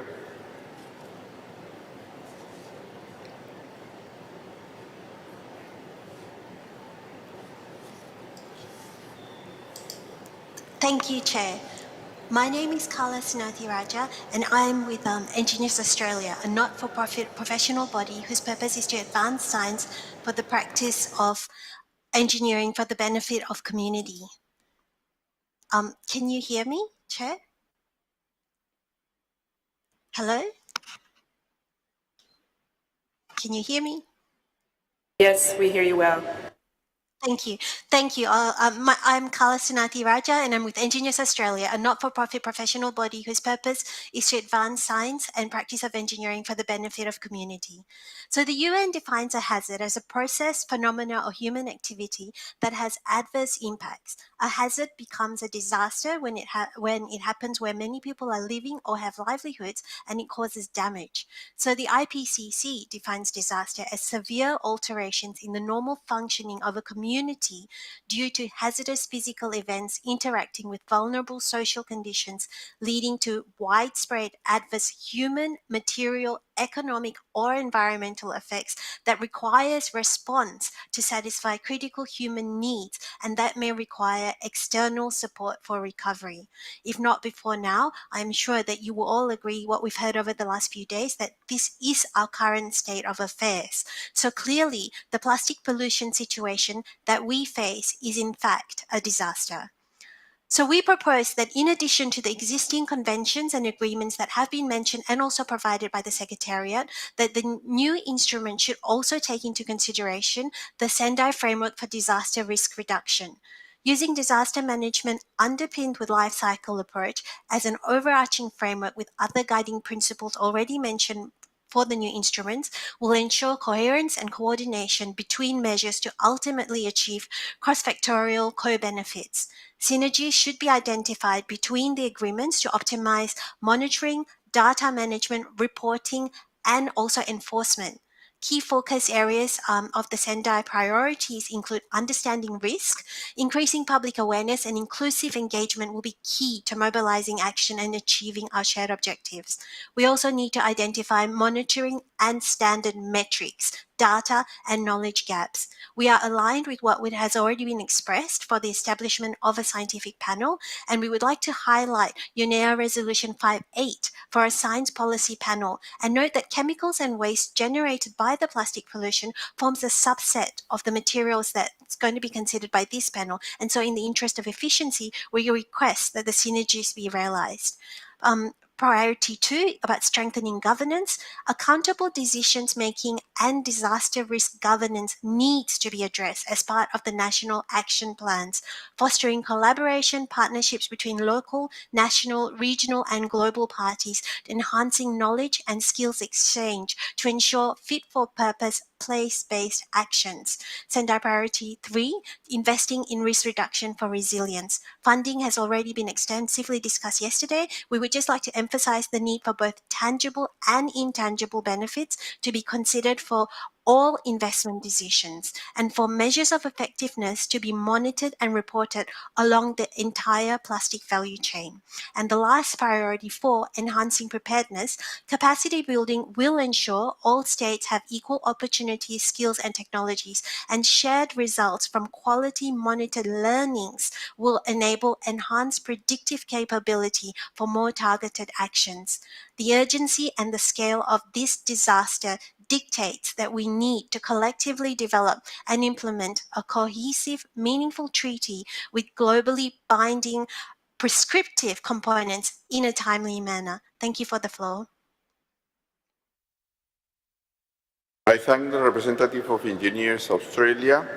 I now give the floor to a representative of the Basel Convention, Regional Center for Asia Pacific.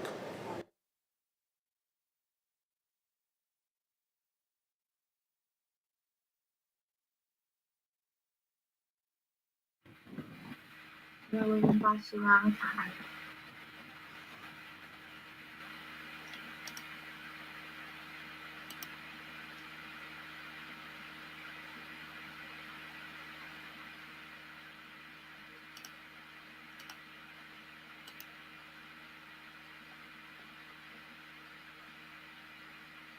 I think we're having a technical problem, so we will give the floor to the representative of Trash Hero World, microphone 10. Thank you, Mr. Chairman. My name is Swati Sheshadri, and I work with communities in the front line of the petrochemicals build-out in India. My country is ranked 6th in the world and 4th in Asia in global sales of chemicals. Our refineries located on the coast dump untreated emissions into our water, air and soil to the detriment of an already sensitive marine ecology. Falling fish yields and destruction of thousands of hectares of standing crop mean that the livelihoods of fishers and farmers are affected. Health impacts of these polymer-producing facilities cannot be ignored. Tuberculosis, cancer, other respiratory and skin disorders are common among people living around these petrochemicals producing facilities and workers in these factories. We suggest that the new instrument includes monitoring on the impact of plastic production on the health and human rights, in particular of communities surrounding petrochemical plants and the workers in them. While these impacts of the petrochemical industry go unaddressed, our country is planning investments of more than 3 times the current investment. Changes in the way these facilities are permitted, constructed, and allowed to export toxic resins to the world should of course be an essential part of a newly legally binding treaty. My country is also currently pursuing a policy which supports incineration of plastic waste in the form of waste-to-energy projects and burning in cement kilns. This is actively supported by the industry, including some of the corporations present here. These incinerators release dioxins, furans, heavy metals, acid gases, and particulates. The Global Plastics Treaty must proactively disincentivize false solutions like incineration at the global level and require such policies at the national level as well. It is critical that the member states recognize the upstream impacts of the petrochemical industries while defining and addressing plastic pollution. We are concerned that several member states are peddling the narrative that plastics are needed for the growth of developing countries. However, a fossil fuel-based development will not result in more children going to school, increased dignified employment, or better health and social parameters. Instead, by supporting continued virgin plastics production and use, we are supporting increased toxicity and destruction of resilient livelihoods and causing people to spend more on medical bills rather than on nutrition. We urge the leaders of the world present here to recognize this and ensure stringent measures to regulate at the global level the upstream part of the plastics lifespan. Finally, developed countries have been exporting harmful material and technologies to the developing countries in the Asia-Pacific region, including incineration technology and crude oil for us to refine on behalf of all of you. We cannot be the dumping ground for the world, not for your waste to be incinerated using technologies you have declared unfit for yourselves, and to produce petrochemicals for you while our lungs choke. This form of resource colonialism has to stop. Thank you. I thank the representative of Trash Hero World. We will have the online intervention of the representative of the Basel Convention Regional Center for the Asia-Pacific region.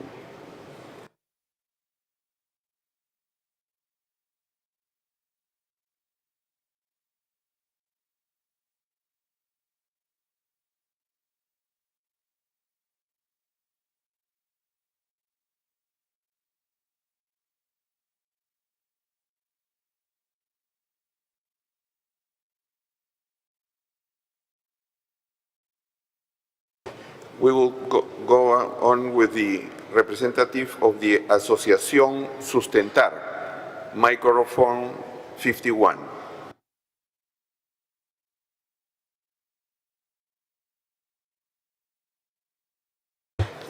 Thank you, Chair. My name is Agustina Besada. I'm from Asociación Sustentar and from Amplastify, a social enterprise with a mission of minimizing the use of disposable plastics in the world.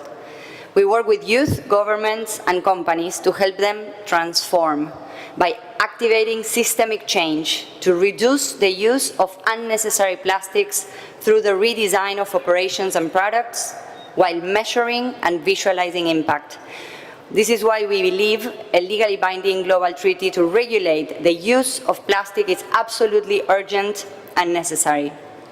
There are three concepts that are fundamental to us. First, recycling is not enough. Only 9% of plastic is recycled, and the process has proven to be inefficient, toxic, and limited. We need to be aware of false magic solutions. Reduction should be the key.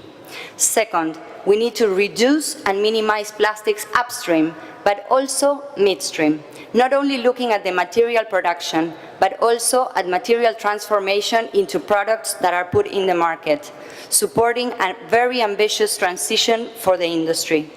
And lastly, we need transparency and accountability, especially in the upstream and midstream phases. Companies in the value chain should disclaim the plastic they use and they put in the market. We need proper indicators and open measurement systems to inform decision-making. At Amplastify, we are willing to support this extremely important and urgent treaty. Thank you. I thank the representative of Asociación Sustentar, and I now give the floor to UNWIT Circumpolar Conference. Is an online intervention.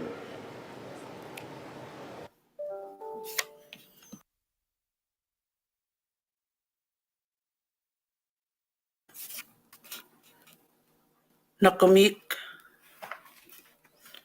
Thank you, Mr. Chair. Since it is the first time speaking, we congratulate you on your election. Can you hear me? Yes, we hear you. Nakamik, I'll start again. Thank you, Mr. Chair. Since it's our first time speaking, we congratulate you on your election. Thank you to Uruguay for hosting and the Secretariat for the organization of the meeting. I speak on behalf of the Inuit Circumpolar Council, which activates for 180,000 Inuit across the circumpolar Arctic. The Arctic ecosystem, which provides sustenance and traditional foods to Inuit like myself, is increasingly being contaminated. The source of the contamination, such as a variety of chemicals, often arrive from the south. Plastics and microplastics have now made it up into the Arctic. For this reason, the ICC wants to see an instrument that includes the precautionary principle, addresses the full life cycle of plastics, and follows a human rights approach. An emphasis must be the reduction of sources. All transport pathways and association issues, including microplastics, needs to be addressed. In terms of existing frameworks, both the Minamata Convention on Mercury and the Stockholm Convention on Persistent Organic Pollutants can serve as examples.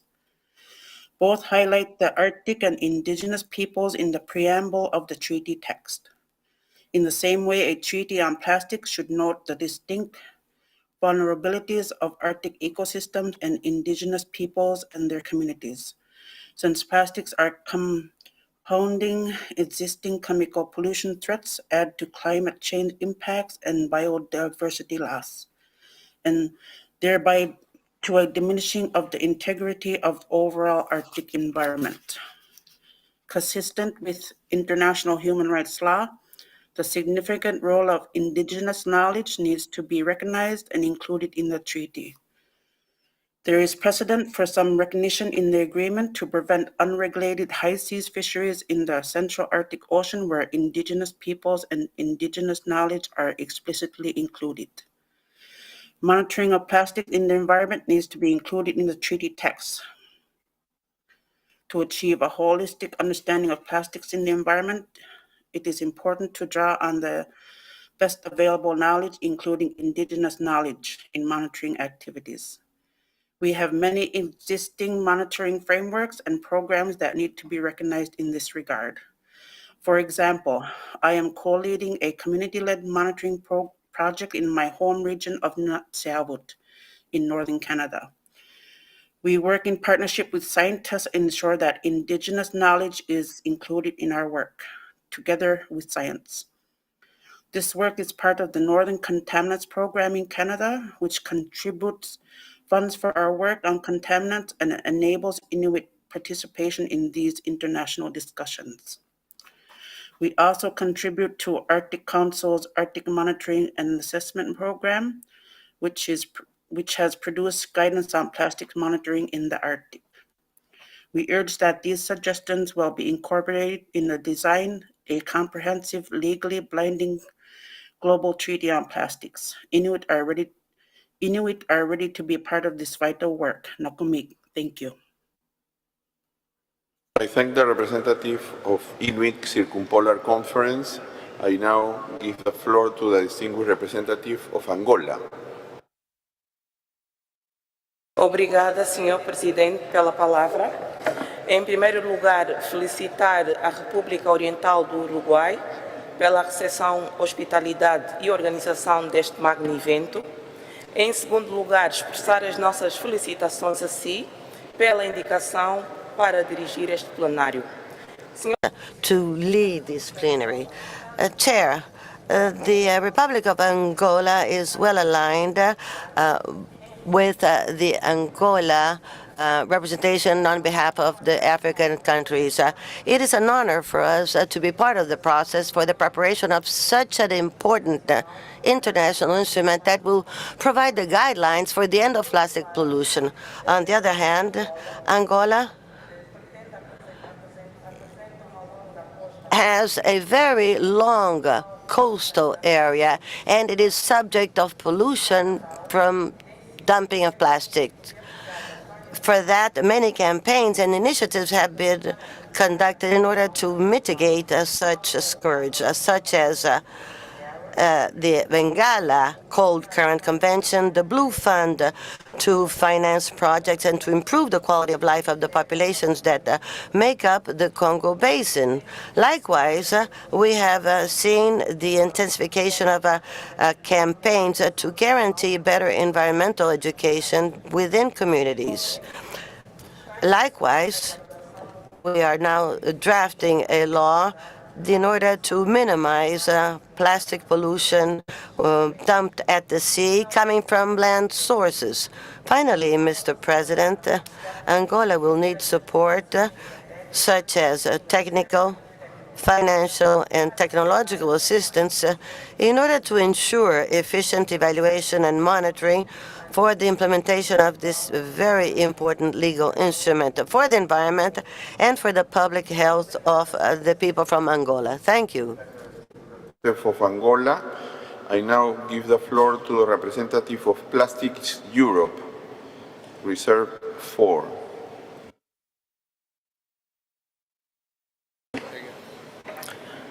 Thank you. I am from Plastics Europe, speaking on behalf of the chemicals and plastics industry.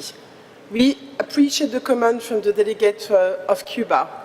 Industry will work with governments to determine how best to provide data to support effective monitoring and evaluation. There is a need to establish a baseline for monitoring and reporting, build on robust peer-reviewed science, and building on existing efforts by MEAs, such as, for example, the Basel Convention.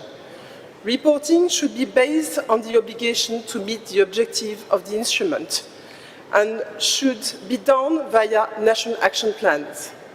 National reports should feed into global stock-taking undertaken at regular periods.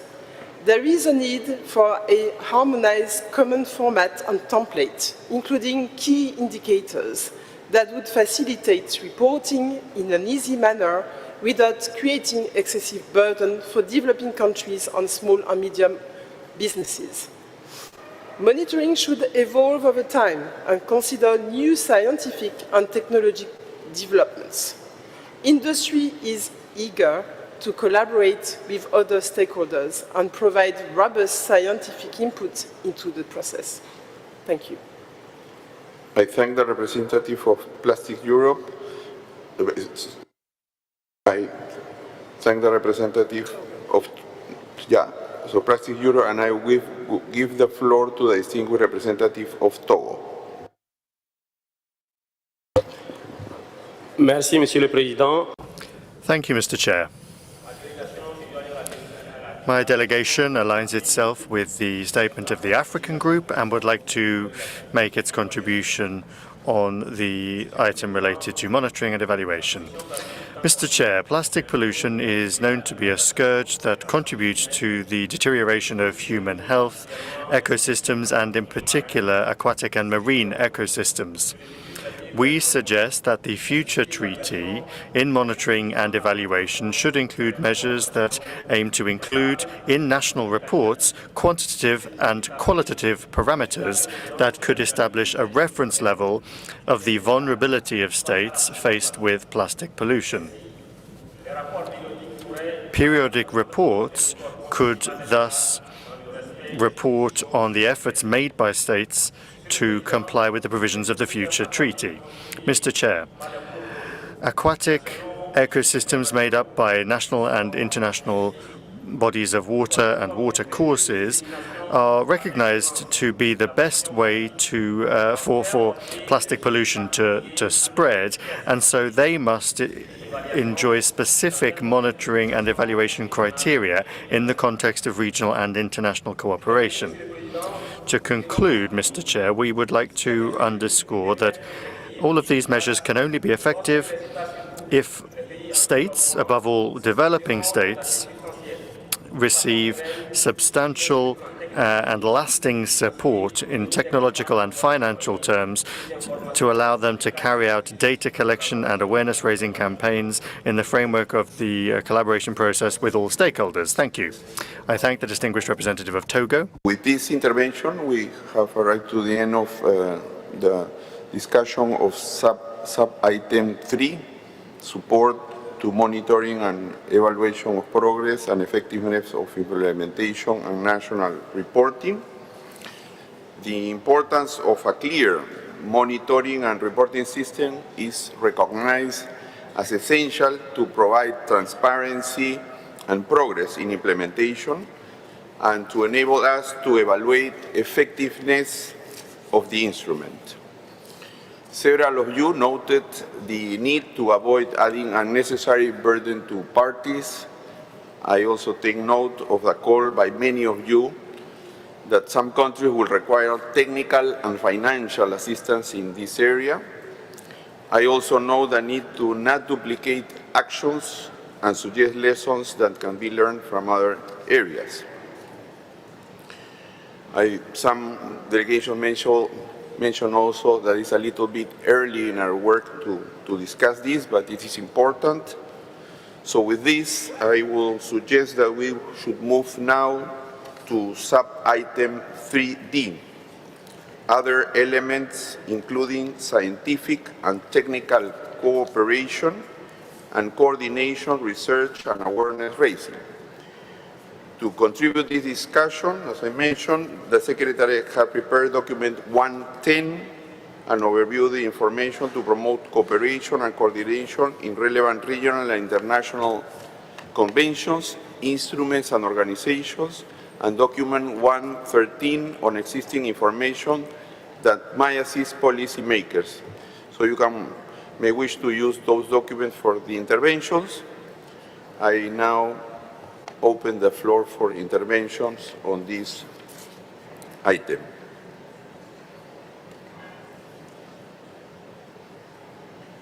I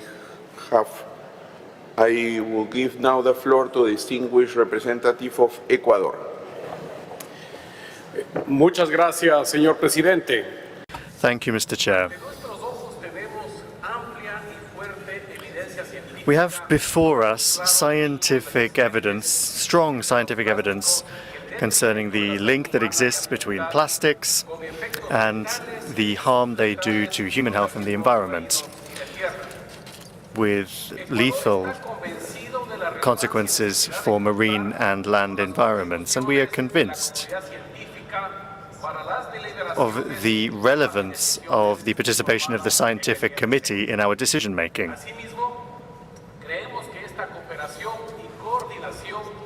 We believe that this coordination and cooperation must be institutionalized so that we can strengthen our negotiations today and to support the implementation of our mutually allow legally binding agreement upstream.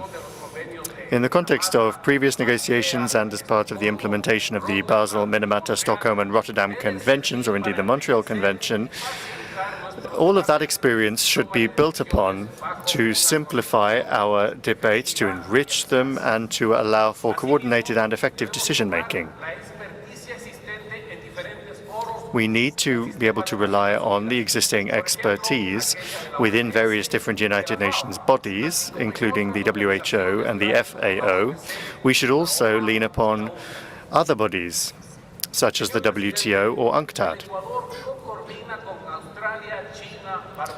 Ecuador agrees with China, Barbados, Australia, Morocco, Fiji when it comes to the dialogue within the WTO on plastic pollution. From the point of view of trade, that dialogue should allow us to find solutions to the problem.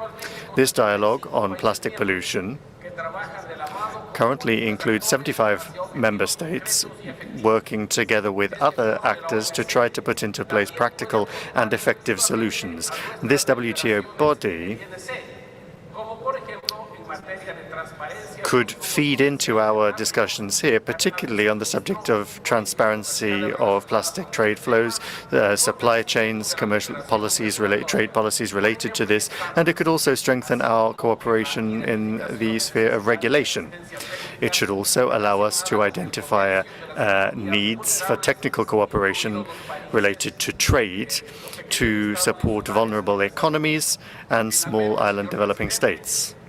Lastly, Mr. Chair, I would like to recall that the real and effective participation of the scientific community and by representatives of civil society and academia is essential if we are to go from the scientific evidence that we have to the adoption of a treaty that will effectively combat plastic pollution. Thank you.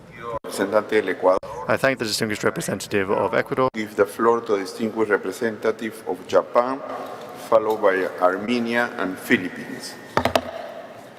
Thank you, Chair. Japan recognizes that science is important. However, we are not sure that all delegations have a shared and common basis of science.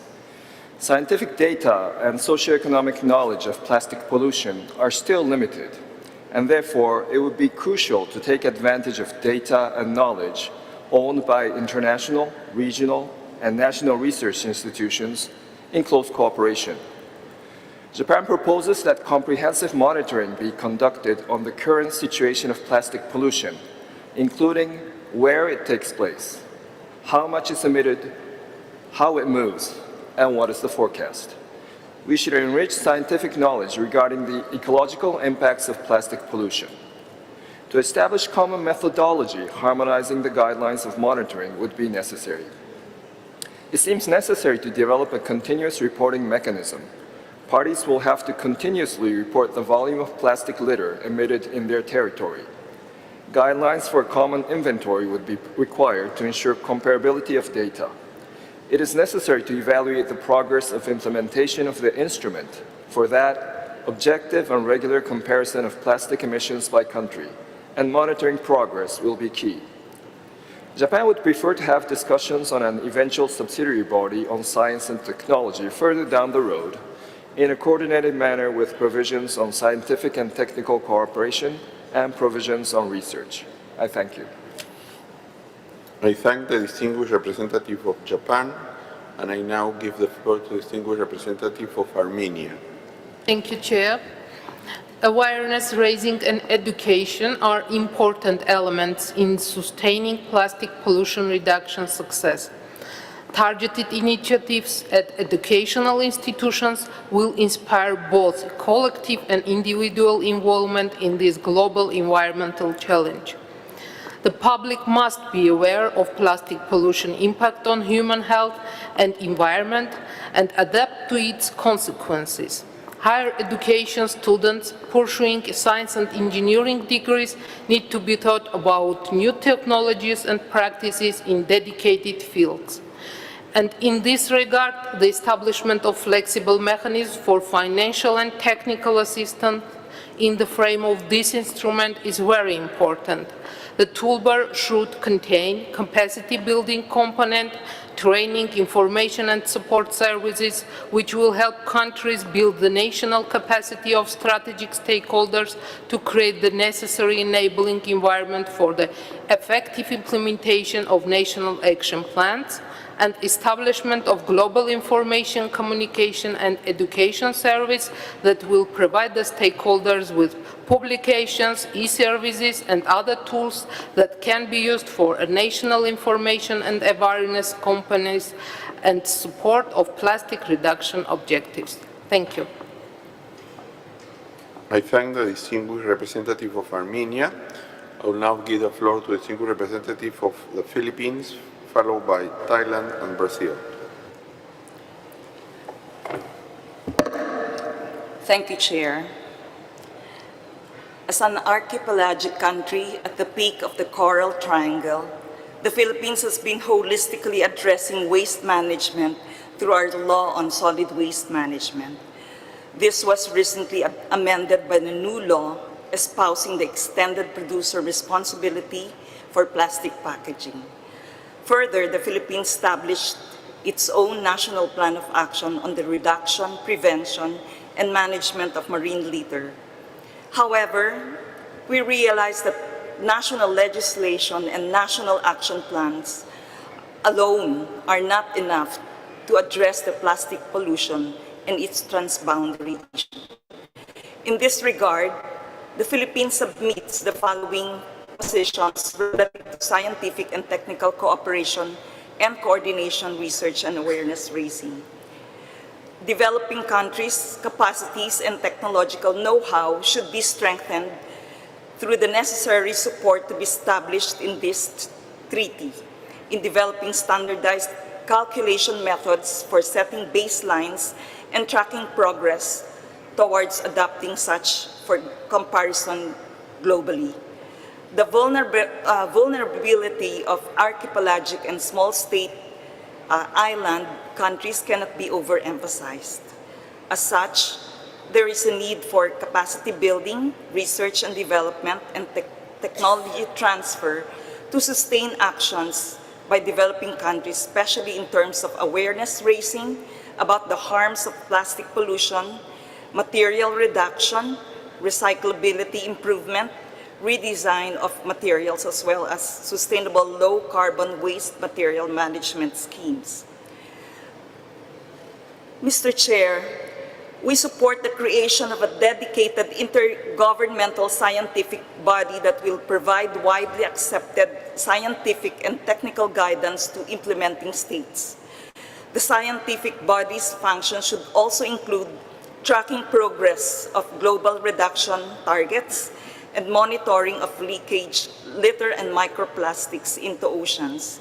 Further, it can look into the development of possible alternatives to plastics, as well as the determination of their impacts to human health and environment. Thank you. I thank the distinguished representative of the Philippines. I will give the floor now to the representative of the European Union, followed by Thailand and Brazil. Thank you, Mr. Chair. Mr. Chair, the EU and its member states have listened with great interest to the academia's valuable scientific knowledge regarding plastic pollution during both the multi-stakeholder forum and stakeholder dialogue. The science is clear. We need to urgently tackle plastic use and plastic disposal as a major contributor to the triple planetary crisis of climate change, biodiversity loss, and pollution. These crises are intrinsically interlinked, and by putting an end to plastic pollution, there will be a positive spin of impacts on many other global challenges, as well as a direct benefit to human health. In order to do so, the EU and its member states believe that the negotiations need to be punctually informed by the best available scientific knowledge. We would like to thank the Secretariat for preparing the document UNEP/PP/INC.1/7 on plastic science, which has provided valuable guidance for the INC in its deliberations on developing an international instrument to end plastic pollution.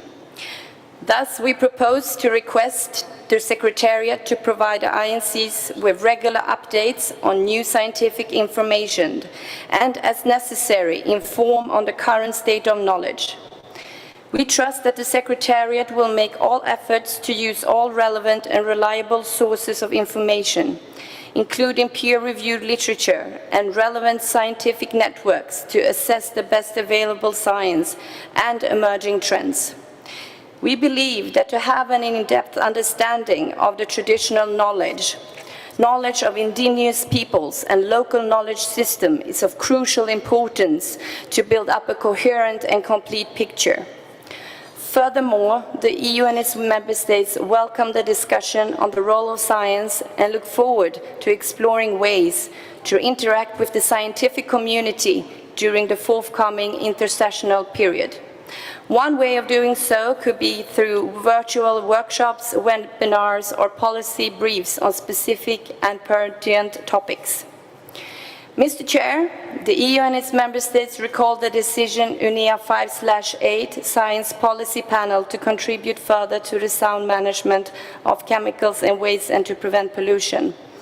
We look forward to following the development of this panel and to discuss what the role the panel could have in relation to the future instrument to end plastic pollution. We would also like to stress the importance of awareness raising at all levels to end plastic pollution. Finally, while emphasizing the need for further scientific assessment of the environmental, health-related and socio-economic impacts of plastic pollution and the solution for environmentally sound elimination and removal of plastic pollution could be explored in specific cases, the EU and its member states wish to emphasize that we already have sufficient knowledge and necessary data evidence needed to make informed policy decisions to end plastic pollution. We also want to reiterate that in accordance with the precautionary principle, the lack of full scientific certainty shall not be a reason to postpone action where there are threats of serious or irreversible damage to health and the environment. We should act now. There is no time to wait. I thank you. I thank the distinguished representative of the European Union. I now give the floor to representative of Thailand.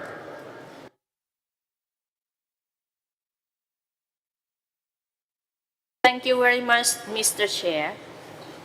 In terms of scientific and technical collaboration and coordination, research and awareness raising, Thailand recognizes the importance and necessity of best available scientific and technical knowledge and know-how, as well as local knowledge and wisdom system, in particular from indigenous peoples, in addressing the plastic pollution. Those are required the cooperation and coordination among relevant existing MEAs, intergovernmental organizations, NGOs, new testing or SPP on chemical waste and pollution, and member states, including academic and research institutes, to collect existing findings and produce new findings in supporting the negotiation and implementation processes. Among other things, it should be considered to include mechanisms in the instrument to make available further development of innovations and resources in order to minimize problematic plastic production and consumption, especially issue of micro or nanoplastics and unintentional toxic releases in the environment,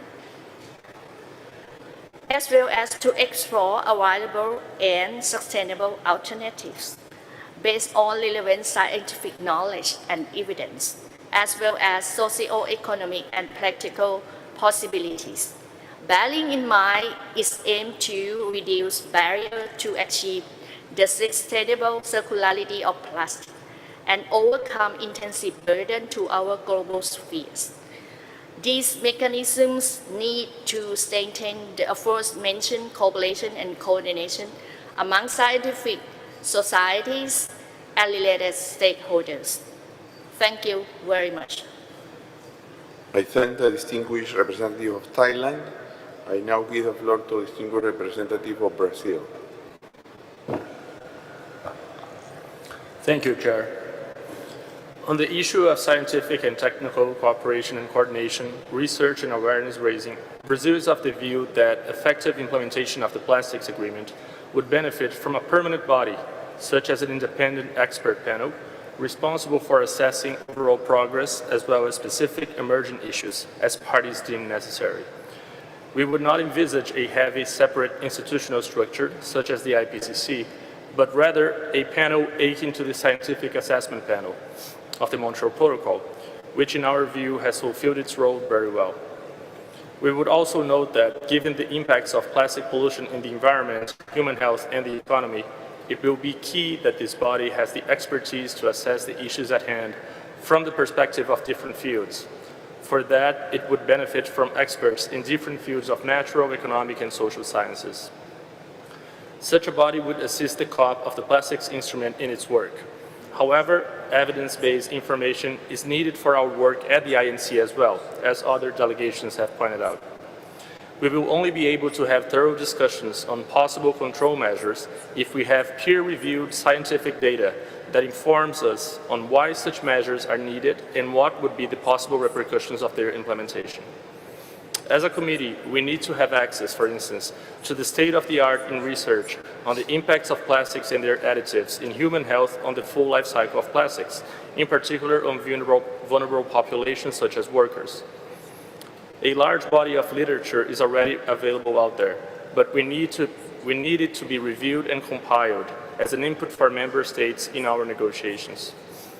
It is up to this committee to agree on a way to have access to this type of information. One way would be to request the Secretariat to prepare specific documents on scientific literature covering different fields, building upon the more general document that was prepared for this meeting. We are cognizant of the burden already put on the Secretariat in terms of document preparation. So if that is not a viable option, this committee must come up with alternative solutions to have this kind of information in a structured format to facilitate our negotiations moving forward. I thank you. I thank the distinguished representative of Brazil. Now we will have an online intervention by Mexico. The distinguished representative of Mexico. The distinguished representative of Mexico.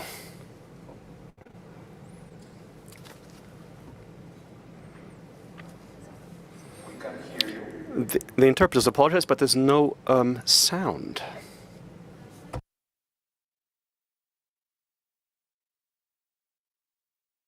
No.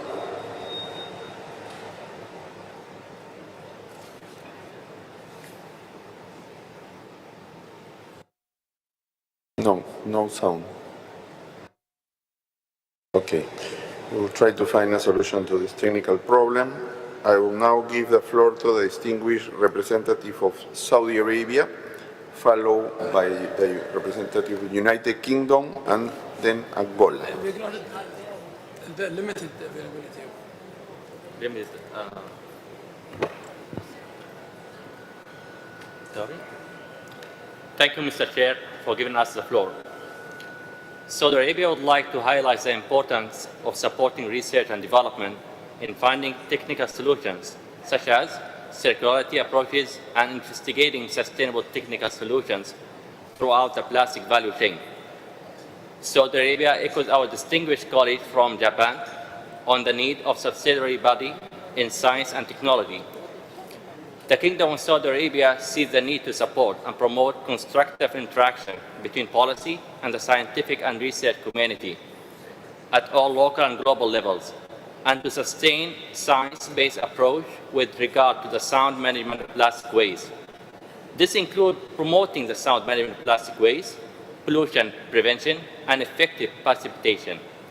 The international community should focus on finding sustainable and innovative solutions for waste management through proper scientific evidence and build on these outputs to drive policies.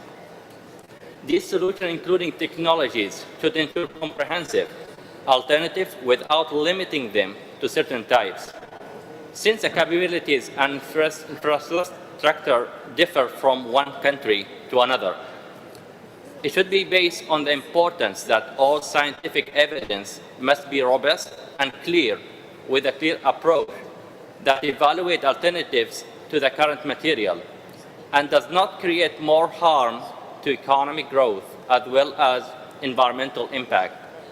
Finally, Saudi Arabia is looking forward to the outcomes and contribution of the UN Resolution 8, titled Science Policy Panel, to contribute further to the sound management of chemicals and waste and to prevent pollution. Thank you so much, Mr. Chair. I thank the distinguished representative of Saudi Arabia. I now give the floor to the distinguished representative of the United Kingdom. Thank you, Chair. The UK sees the value in considering the need for a scientific subsidiary body that provides evidence for progressing action under the treaty and believe this should include social scientists and economists. When considering the activities and composition of this mechanism, the UK believes it would be important to bear in mind the following points. We should be mindful of the parallel negotiations that are ongoing on a science policy panel to contribute further to the sound management of chemicals and waste to prevent pollution, making sure that these are complementary and not duplicative. We should take account of country and regional differences in the provisions of this knowledge and include region-specific expertise. We should ensure that traditional and indigenous knowledge is also included. The UK also believes it is important that the academic community is able to contribute meaningfully to the INC process itself and welcomes a closer engagement with the academic community throughout these negotiations.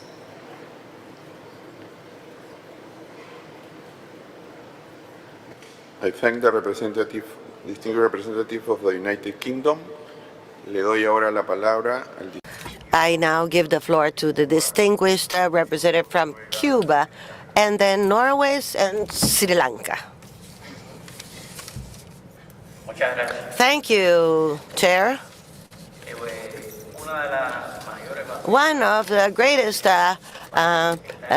misgivings of what's happening in my country is lack of scientific evidence on many fields.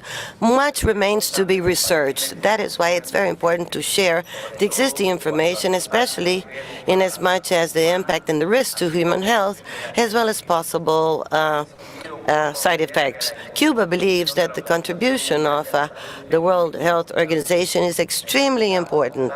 We need to have information and backup from WHO on scientific evidence available. We also appreciate the cooperation that may come about during the negotiation process and under this new instrument with other organizations and international agencies, as well as multilateral agreements. The input from the World Trade Organization, from the Standardization Organization, UNCTAD, and FAO are all equally important. Under this new instrument, these contributions should be acquiring some kind of a format. We believe it should be flexible, but we must consider other scientific and political panels that already exist. In terms of education and raising awareness, my country believes that that is fundamental, and it's one of the goals that we should attain with this instrument, and that would be changing the consumption and production patterns that are unsustainable for plastic, especially single-use plastic. It is precisely through education, training, and raising the public awareness that we will be able to better use these plastics. That is why Cuba believes that the education and raising awareness should be considered amongst the obligations behind this new instrument because of the effect they may have in reaching our goals. Thank you, Representative from Cuba. Representative of Norway. Thank you, Mr. Chair. It is clear that science must guide us, both in our discussions in the INC as well as in our decision-making within the new treaty. We have seen science continually expand and deepen on the topic of plastic pollution. A key feature for the scientific and technical cooperation within the new treaty should be that we build on existing sources and continually expand our knowledge. There are already a number of existing sources of information, research programs, and platforms for knowledge sharing and scientific cooperation, as listed in the meeting documents prepared by the Secretariat. We expect these existing information sources to be of great importance in our negotiations. Our negotiations take place simultaneously with those on the new Science Policy Panel for Chemicals, Waste, and to Prevent Pollution. Although the outcome of those negotiations is not settled, Norway expects the panel to be able to play an important role for the new treaty once established. We equally see that the IPBES for biodiversity and IPCC for climate change will provide relevant information. Norway is ready to discuss the establishment of a treaty-specific science policy instrument with limited and defined tasks. Thank you. I thank the distinguished representative of Norway. I now give the floor to the distinguished representative of Sri Lanka. Yes, thank you, Chair. Regarding the research and policy formulation, I would like to say that promotion, research and development to make countries well informed of scientific data is very important because the scientific data flow is not very sufficient for some of the countries. And increase and improve awareness creation based on scientific data through media communication to make communities understand the risk is very important, will enable them to take voluntary measures to minimize usage of plastics. At present, what we have found on this research data is environmental aspects, we have a certain amount of data, and regarding the human health, also in certain areas we don't have any conclusive data. Therefore, more further research improvement is also very important. We have to identify that also as a very important item under this INC. And also, I think the WHO will be able to guide the communities on countries on how to act on these things. And for an simple example, if I take now, all of us are using this face mask due to COVID-19 and the microplastics that we inhale through this mask. And have we done any research on it? So likewise, I think the research also should be more streamlined and improved so that we can make policy decisions based on the research data. So I hope more attention should be given to research and the flow of data to all the countries to make decisions, policy decisions, and also the communities, make communities aware for them to take precautionary measures. Thank you. I thank the distinguished representative of Sri Lanka. I give now the floor to the distinguished representative of Turkey.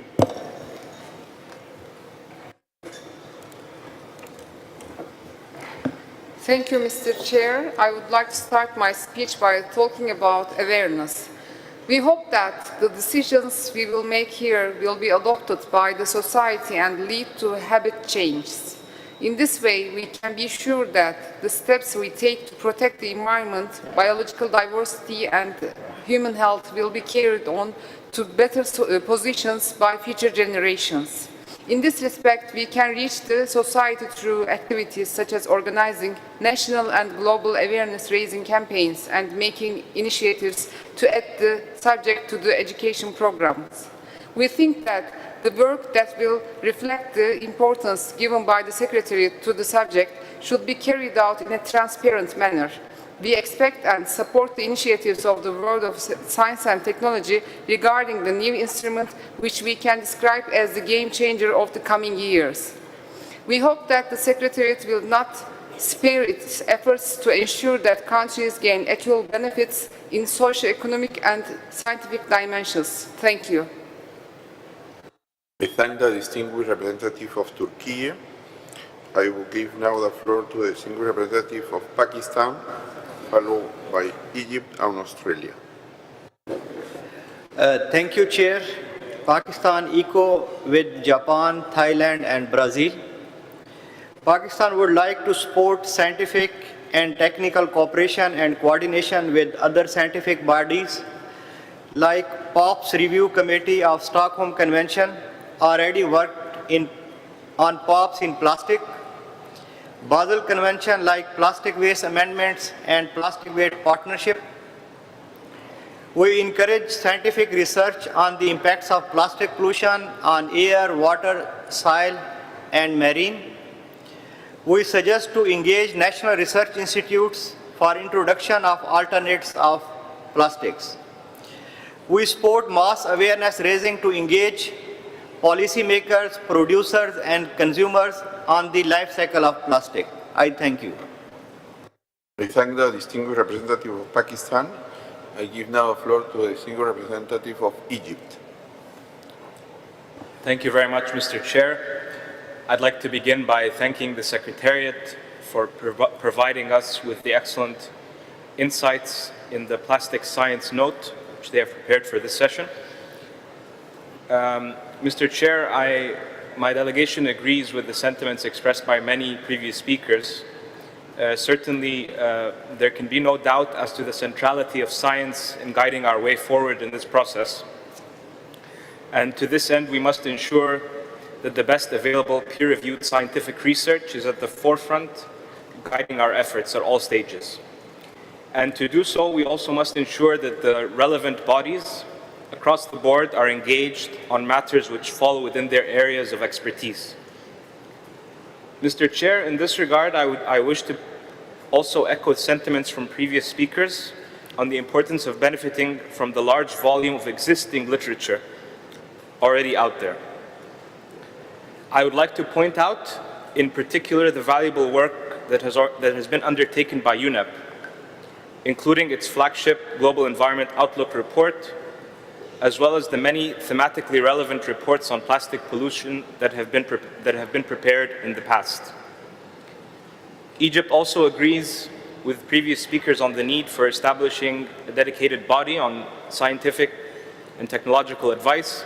This is something we need to consider and continue to consider moving forward. And finally, Mr. Chair, we also agree with our colleagues from the UK and Norway regarding the work aiming to establish a science policy panel on chemicals, waste, and pollution prevention.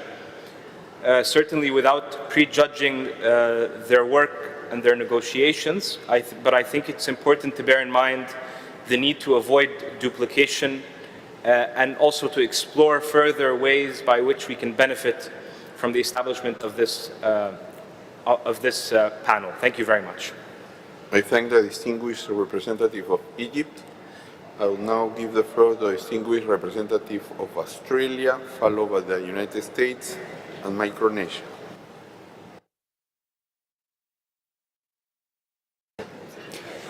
Thank you, Chair. The Australian delegation highlights the importance of robust scientific and technical evidence and ongoing innovation to achieve our joint goal of ending plastic pollution. There is significant expertise and experience and research available across the globe. Australia supports interventions made during this session by others, including delegations from Ecuador and Japan, that the INC process should look for ways to draw upon the existing multilateral, technical and scientific work streams and ensure that the science is understood by all parties and informs our work. Australia would welcome the establishment of a dedicated scientific and socio-economic mechanism to support implementation of the instrument on plastic pollution. To ensure its effectiveness, the mechanism should provide unbiased and balanced advice on clearly defined questions put to it by the parties and include representation from all regions. The mechanism should also draw upon Indigenous and traditional knowledge. Chair, Australia has world-leading expertise it could offer to support the work of a future scientific mechanism. For example, our National Science Agency, the CSIRO, has an Ending Plastic Waste mission to drive Australia's circular economy and create systemic change through data science, materials and manufacturing, recycling processes and whole-of-life circular economy solutions to reduce plastic pollution entering the environment. We encourage early discussions at INC meetings on the potential scope of work and governance for such a mechanism, so that it can be operational at the time the instrument is finalised. Thank you, Chair. I thank the distinguished representative of Australia. I give now the floor to the distinguished representative of the United States. Thank you, Mr. Chair. Over the course of this week, we've heard delegations mention many scientific and technical issues. These topics span a wide range such as product design, alternative materials, types of recycling, additives and toxicity, and impacts of plastic on human health and the environment. The United States believes it will be extremely important to consider the inclusion of provisions related to research and scientific and technical cooperation and coordination to answer questions and to find solutions to the challenges we face. The United States recognizes that the instrument offers a unique opportunity to facilitate sharing of information and research results on the many aspects of plastic pollution to increase knowledge, to better address the issue, and to reduce its environmental and social impacts. Collaborating to advance scientific research, monitoring, and assessment and innovative technologies and design solutions will be essential. Further, the new instrument should allow flexibility to incorporate or utilize new evidence and solutions as they become available. In our view, the instrument could build on existing information and have a role in encouraging cooperation among parties, as well as with other international organizations as appropriate on scientific research and the exchange of scientific information.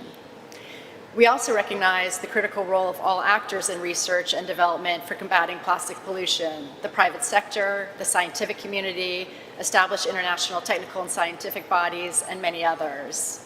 We also support the inclusion of traditional knowledge as mentioned by the EU and UK and others. There's a lot to understand, but collectively we can achieve more working together. Similar to Armenia, the United States also strongly supports provisions on awareness raising, education, and information exchange to facilitate the reduction and elimination of plastic pollution. Provisions in these areas could focus on increasing public understanding to support efforts to improve circularity of plastics, reduce leakage into the environment, minimize the use of problematic and unnecessary plastics, consider plastic alternatives, and enhance reuse and recycling of plastic products. Provisions could also increase awareness and encourage trainings with relevant intergovernmental and non-governmental organizations and vulnerable populations about the effects of plastics on the environment and potential effects on human health based on scientific information. The United States is eager to hear what other states as well as stakeholders are thinking in terms of possible mechanisms to encourage awareness raising, education, and exchange of information. Thank you. I thank the distinguished representative of the United States. I now give the floor to the distinguished representative of Micronesia. Thank you very much, Chair. We agree that cooperation and coordination between bodies that conduct research into and disseminate knowledge about plastic production, consumption, and pollution will be key to the effective implementation of the instrument. The Secretariat has helpfully identified a number of existing international instruments and intergovernmental processes that could be relevant in this matter, including the BRS conventions, the Law of the Sea Convention, the Convention on Biological Diversity, and the UNFCCC. As announced by the Alliance of Small Island States and the Pacific Small Island Developing States earlier this session, we support the establishment of a scientific, economic, and technical body under the instrument that will provide key advice and guidance to parties to the instrument upon the request of those parties. In our view, such a body could, upon the request of the parties to the instrument, synthesize key data, information, and knowledge produced by similar bodies under other instruments and processes to develop a comprehensive understanding of the plastic pollution crisis, which could then provide a basis for robust recommendations to the parties of the instrument in our implementation. As also announced by the Alliance of Small Island States earlier this session, including this morning, the work of a scientific, economic, and technical body under the instrument could provide a platform for the consideration and transmission in a rights-based manner of traditional knowledge, knowledge of indigenous peoples, and local knowledge systems of relevance to understanding the impacts of plastic pollution and how to address them. This is in line with the UNEA resolution launching the INC, in which we all agreed to consider, among other things, the best available science, traditional knowledge, knowledge of indigenous peoples, and local knowledge systems. We echo the interventions made before us by the EU, Thailand, the United Kingdom, Australia, and the United States, among others, that it is important to have a comprehensive understanding of traditional knowledge, knowledge of indigenous peoples, and local knowledge systems in order to inform our actions under the instrument, alongside the important contributions of science. We also think that the intervention from the Inuit Circumpolar Council earlier today provided a useful example of how this is already working in practice in the context of the Central Arctic Ocean. And IPBES and the IPCC, among other key bodies, already do this work of incorporating the relevant knowledge of indigenous peoples and local communities. So we have precedents that we can cite and build upon for our important work here. Thank you. I thank the distinguished representative of Micronesia. We'll try to have the Mexico by online. I give the floor to the representative of Mexico.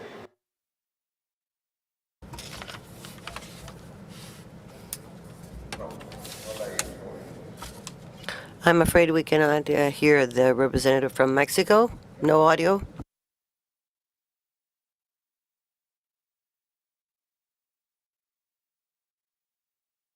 I think we still have the technical problem. She's there. All right. Would you try again?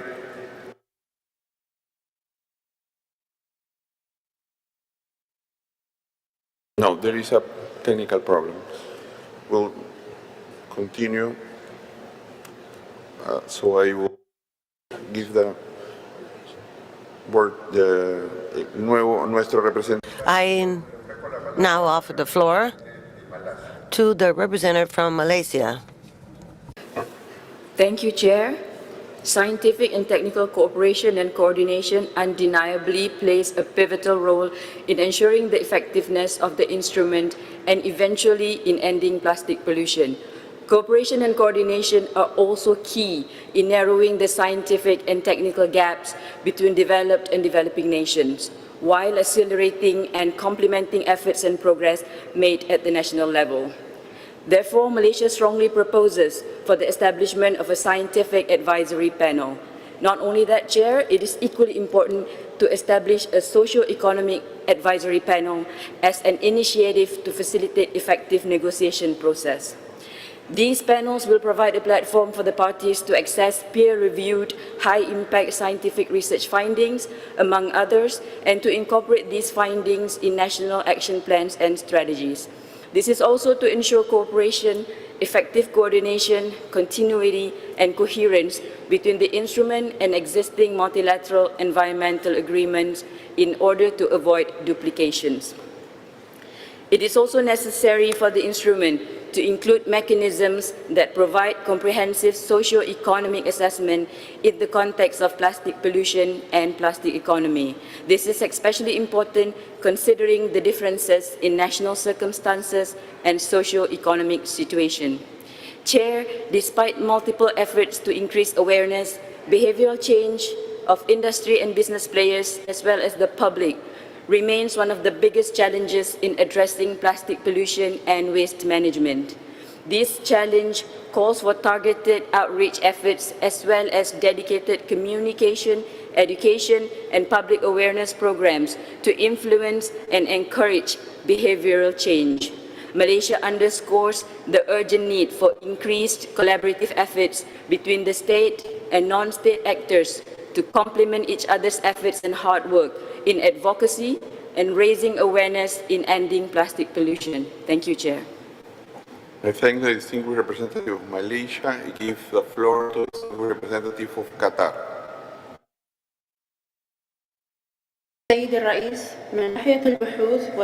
Thank you so much, Chair. Now, as far as the scientific policies are concerned, we back what was said, including by Japan and the Kingdom of Saudi Arabia. Certain states have a pressing need in terms of such information, and there is a need to coordinate with groups of scientists for greater awareness, and we also require greater cooperation this to assess developing states in terms of compliance with commitments. I give the floor to the distinguished representative of Indonesia.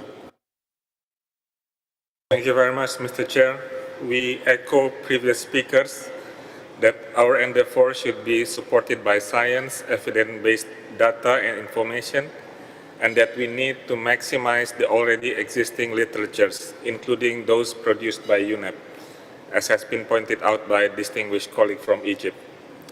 Furthermore, we need to ensure that scientific community from developing countries should be given greater opportunity to contribute to the global discourse on plastic pollution. In this regard, we need to better engage various centers of excellence and research institutes, especially from the developing countries. On the awareness raising, we are of the view that we need to better engage local government, youth, and university students, among others. We believe that those groups have a crucial role in supporting our common undertaking. I thank you, Chair. I thank the distinguished representative of Indonesia. Le doy ahora la palabra al I now give the floor to the distinguished representative from Argentina. Thank you, Chair. As we have already said at the beginning of this meeting, our delegation allocates great importance to the decisions that may be arrived in these negotiations, and that they be based on solid scientific evidence. Our delegation also endorses the creation of a scientific technical mechanism to provide specific guidance that will be essential in decision-making.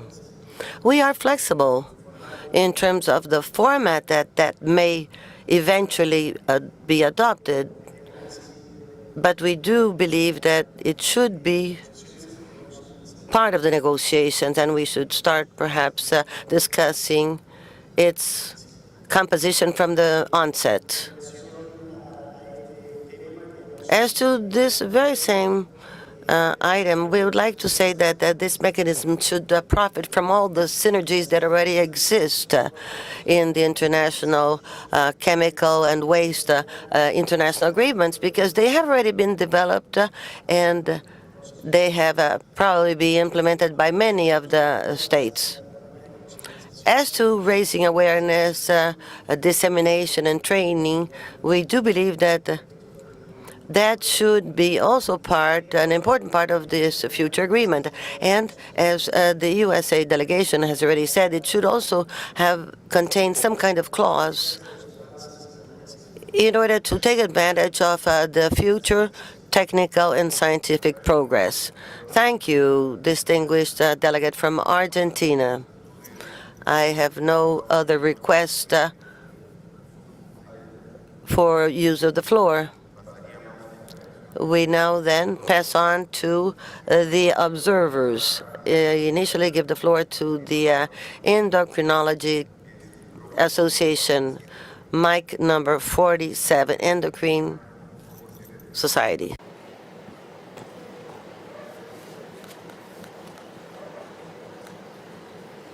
Muchas gracias, señor presidente. Thank you, Chair, for the opportunity to be here and to hold the floor. Opportunity to give an intervention on measures to improve the effectiveness of implementation and enhance scientific and technical cooperation and coordination. First, we reiterate emphatically that the Plastics Treaty is a global public health treaty. We observe with profound alarm statements suggesting the absence of health effects of chemicals in plastics, contradicting consensus statements by WHO and others. We remind delegates of the strong scientific consensus that chemicals in plastic cause non-communicable diseases. The effects are concentrated in the most vulnerable, including children, pregnant women, and women workers with unique exposures. Implementation efforts should expand on existing national and international efforts, including restrictions that address the hazards of chemicals in plastic. For example, endocrine-disrupting chemicals used in plastic materials are treated with particular emphasis in EU laws and regulatory policies. We also highlight the ICCM4 resolution stating that continued actions on EDCs by all stakeholders are required to achieve the goals of CICOM. We note that several delegates have raised the issue of regrettable substitutions.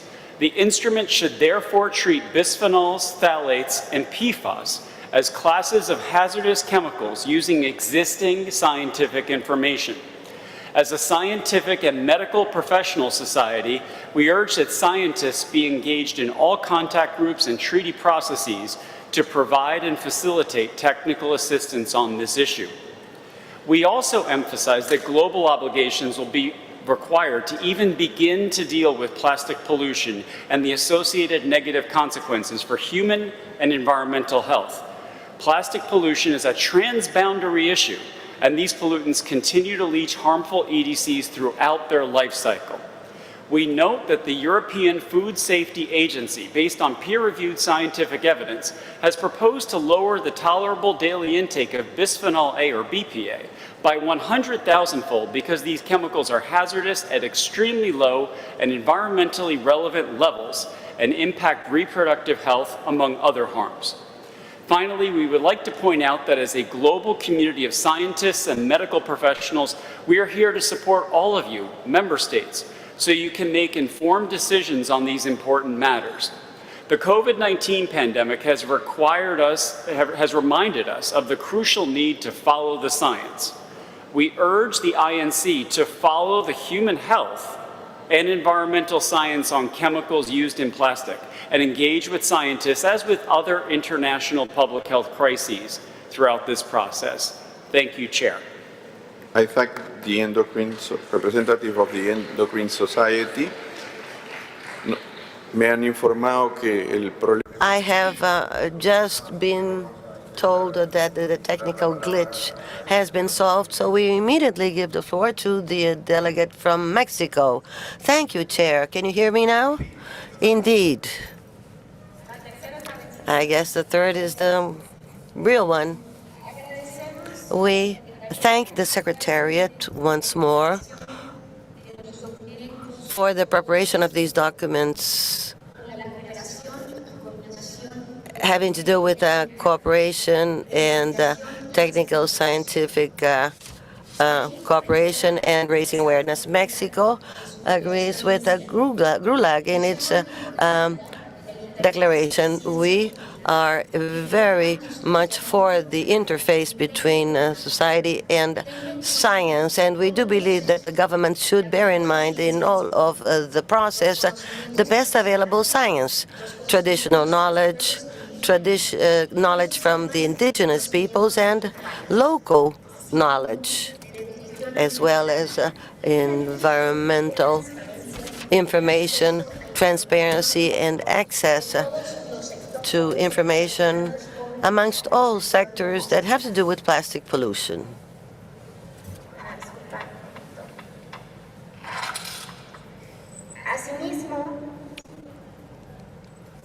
Likewise, we include evidence on how human health is affected.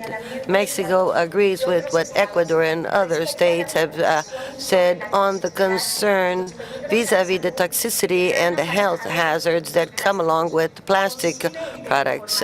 And this all coincides with scientific evidence.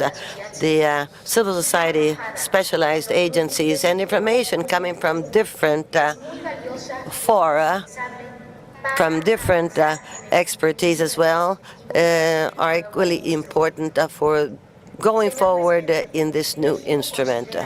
Chair, Mexico believes that the results of this agreement should be flexible enough so as to be adapted to the new scientific knowledge and the new challenges, allowing for member states to also have transitional periods for implementation, always having in mind local and national capabilities and status. The need for further international cooperation to ease access to technology capacity building and scientific and technical cooperation should cover all gaps. We once more insist on the transparency from all sectors, including the private sector. Equally important is to supplement further the relation with the existing international agreements that already exist. There are many of these treaties that can be useful for this treaty. This instrument. So we should strengthen coordination, having in mind an adoption of the biological diversity treaty, where Mexico will be encouraging new synergies under a human rights focus. And finally, as we heard yesterday, Mexico believes that it will be very important to have a global information campaign in order to change these unsustainable patterns of production and consumption that we are facing. Thank you, Mexico. We are now coming to the end of our morning session. I have some requests on my list from observing entities. So in the afternoon, we would continue with that list of presentations from observers. With that, we would be over with sub-item 13D, and that had to do with scientific and technical cooperation, raising awareness. And we would immediately then, in the afternoon, go into 3E item, stakeholder participation and action. And we hope that this afternoon we will finish off with sub-items 4 and 5 on standard articles on final provisions and sequencing, and recommended further work to be undertaken.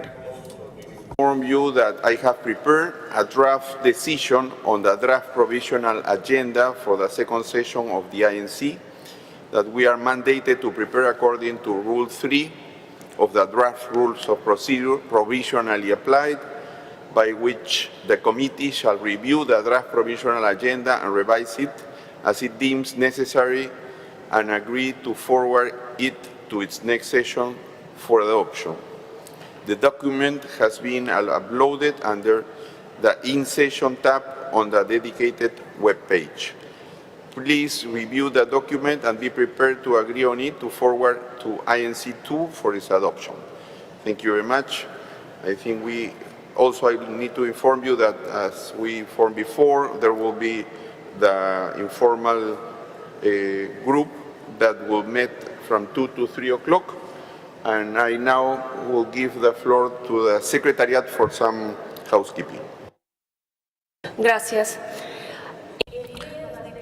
Thank you. Please send the statements for the Secretariat, unep/inc/plastic.secretariat@un.org. Now, as to the COVID protocol, we recommend all delegates to wear their masks and to respect distancing. Masks are available. Hand disinfectants are also available at the registration desk. If you feel any symptoms or if you feel ill, please inform the Secretariat and let us know that help is needed. And PCR tests are available, and tests can be done from 9 until 11 a.m. on Friday. In order to have more information, please go to the registration desk. Internet cables are available close to the interpretation booth in the end of the plenary room. The host country has provided the schedule for the transfer for the airport. The schedule is available at the website of this meeting shortly. On Friday, the bus will leave at 8 p.m. from the convention centers, and on Saturday and Sunday, the bus schedule will be prepared according to the flights from delegates. the buses will go over the listed hotels to fetch delegates to the airport. If you need, you may go to the registration desk to check on your exit time. Now, if there are delays or any problems with transportation, we will be informing. The host country has requested that delegates reduce the use of single-use plastics here in the convention center, because during the last couple of days we have been able to find many of these single-use plastic bottles. Now, lessons learned and challenges for the management of plastic waste in the framework of a circular economy. This is following Stockholm, and that has to do with plastic precisely. This is an event that will be taking place in auditorium number 1. Secondly, fight against marine plastic pollution solutions, and that event is going to be held at 2 p.m. It's a virtual event, and this will be available at the website of the meeting. Thank you. We adjourn this meeting.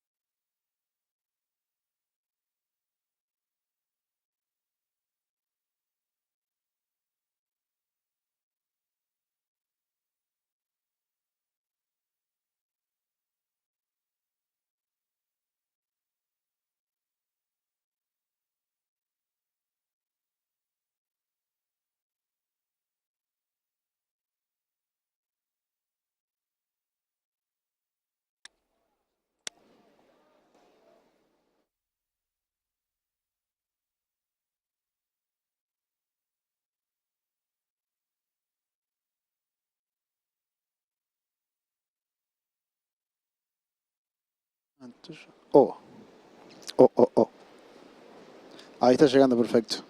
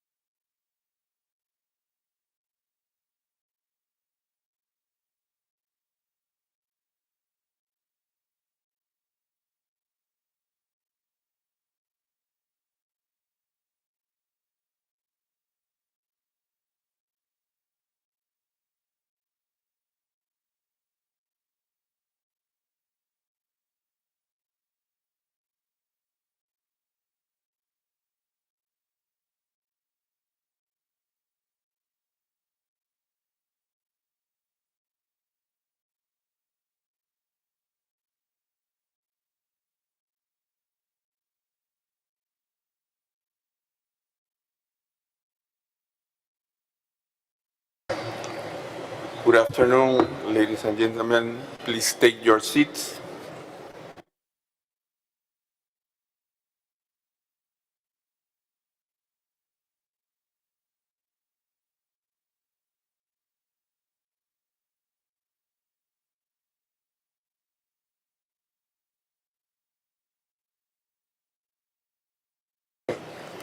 What a good idea to bring them. We need lots of them. Good afternoon. We will start by hearing the last remaining interventions from observers on support to monitoring and evaluation of progress in and effectiveness of implementation and national reporting. Thereafter, we will proceed to discuss stakeholder participation and action, followed by the standard articles on final provisions, that is, provisions that are typically included at the end of a treaty. With that in mind, I open the floor to the final interventions on monitoring and evaluation. So I give the floor to the representative of Trash for Peace, microphone 44.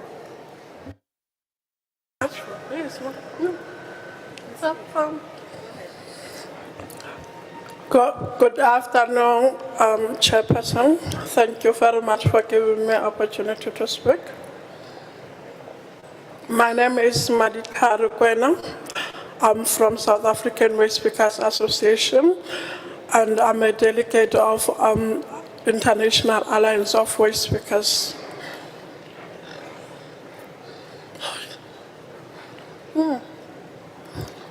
Nalini? Okay, here are my notes. As waste speakers, we think that treaty needs to acknowledge the technology transfer of the provinces from south to south, because the waste recycling is more higher rate on those areas.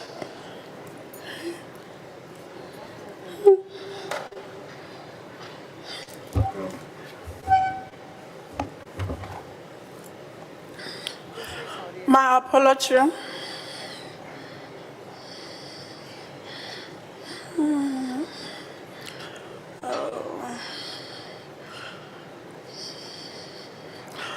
To continue,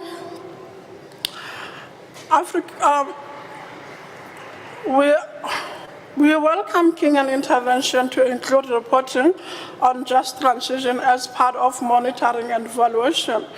Member states should report on just transition of waste workers and the other workers engaged in production, management, and recycling. Welcoming the multi-stakeholders forum, but we feel that resources are required more for participation of waste workers in negotiations than merely organizing stakeholders forum. Secondly, we want multi-stakeholders forum to be organized on thematic lines, such as technology transfer from workers, where workers can share the technologies need to be considerate of unique and specific conditions of all countries. Technology transfer should be appropriate to the existing labor force in the plastic value chain and enable efficiency and more decent and safe work in decentralizing collection, mechanical recycling and reuse system without displacing existing workers. Technology transfer should prioritize South-to-South exchange since many Southern Hemisphere countries are achieving higher recycling rates than in the North. We further recommended that such thematic groups should also ensure that there is sharing within South-to-South and recycling recovery rates are higher in Global South than North because of waste pickers. Another thematic forum on financing need to have a mandate on engaging provide resources to most vulnerable and marginalized workers, work speakers to upgrade, upskills their occupation. I thank you. I thank the representative of Trash for Peace. I give the floor now to the representative of Integrative Strategies Forum.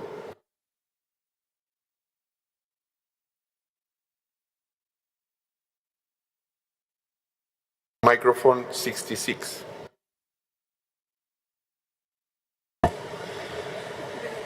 My name is KT Morelli. As part of many environmental justice delegates here, we represent communities and environments directly affected by the entire life cycle of plastic pollution: extraction, refining, creation, use, and wastage. Our communities are mostly Black, Brown, Indigenous, and poor. We have experiential knowledge of human rights violations and direct health effects of plastic pollution. I would like to address with you today the issues in waste management of plastic, specifically incineration and chemical recycling. Chemical recycling using pyrolysis, gasification, incineration, and waste to energy sacrifices human health and common sense environmental protections for the benefit of industry profits. These facilities should be nationally and globally regulated as incinerators, and our regulatory agencies need to be better at addressing the ongoing pollution issues of facilities in the entire waste sector. Chemical recycling industries and technology that heat plastics to make fuel do not solve our plastic problem. Facilities like these require us to keep making plastics to use as fuels, which directly harm reduction efforts to recycle, reduce, reuse, and refuse. Many of the countries negotiating the United Nations Global Plastics Treaty already recognize that chemical recycling is not permitted in the process to address plastic pollution, as it causes more harm to our air quality, and there is not enough air emission control regulations. As policymakers push industry to move away from fossil fuels and plastic, the future of the plastic-to-fuel industry is at best questionable and at most a dangerous distraction from addressing the root cause of the world's plastic waste crisis. The plastic chemical recycling industry has struggled with decades of technological difficulties, poses an unnecessary risk to the environment and public health, and poses a financially risky future that is incompatible with a climate-safe future and circular economy. A report from Reuters in 2021 found that only 20% of the proposed facilities are operational, with the majority shut down or being canceled, despite tens of millions of dollars in funding. These facilities use incineration processes to break down plastic waste.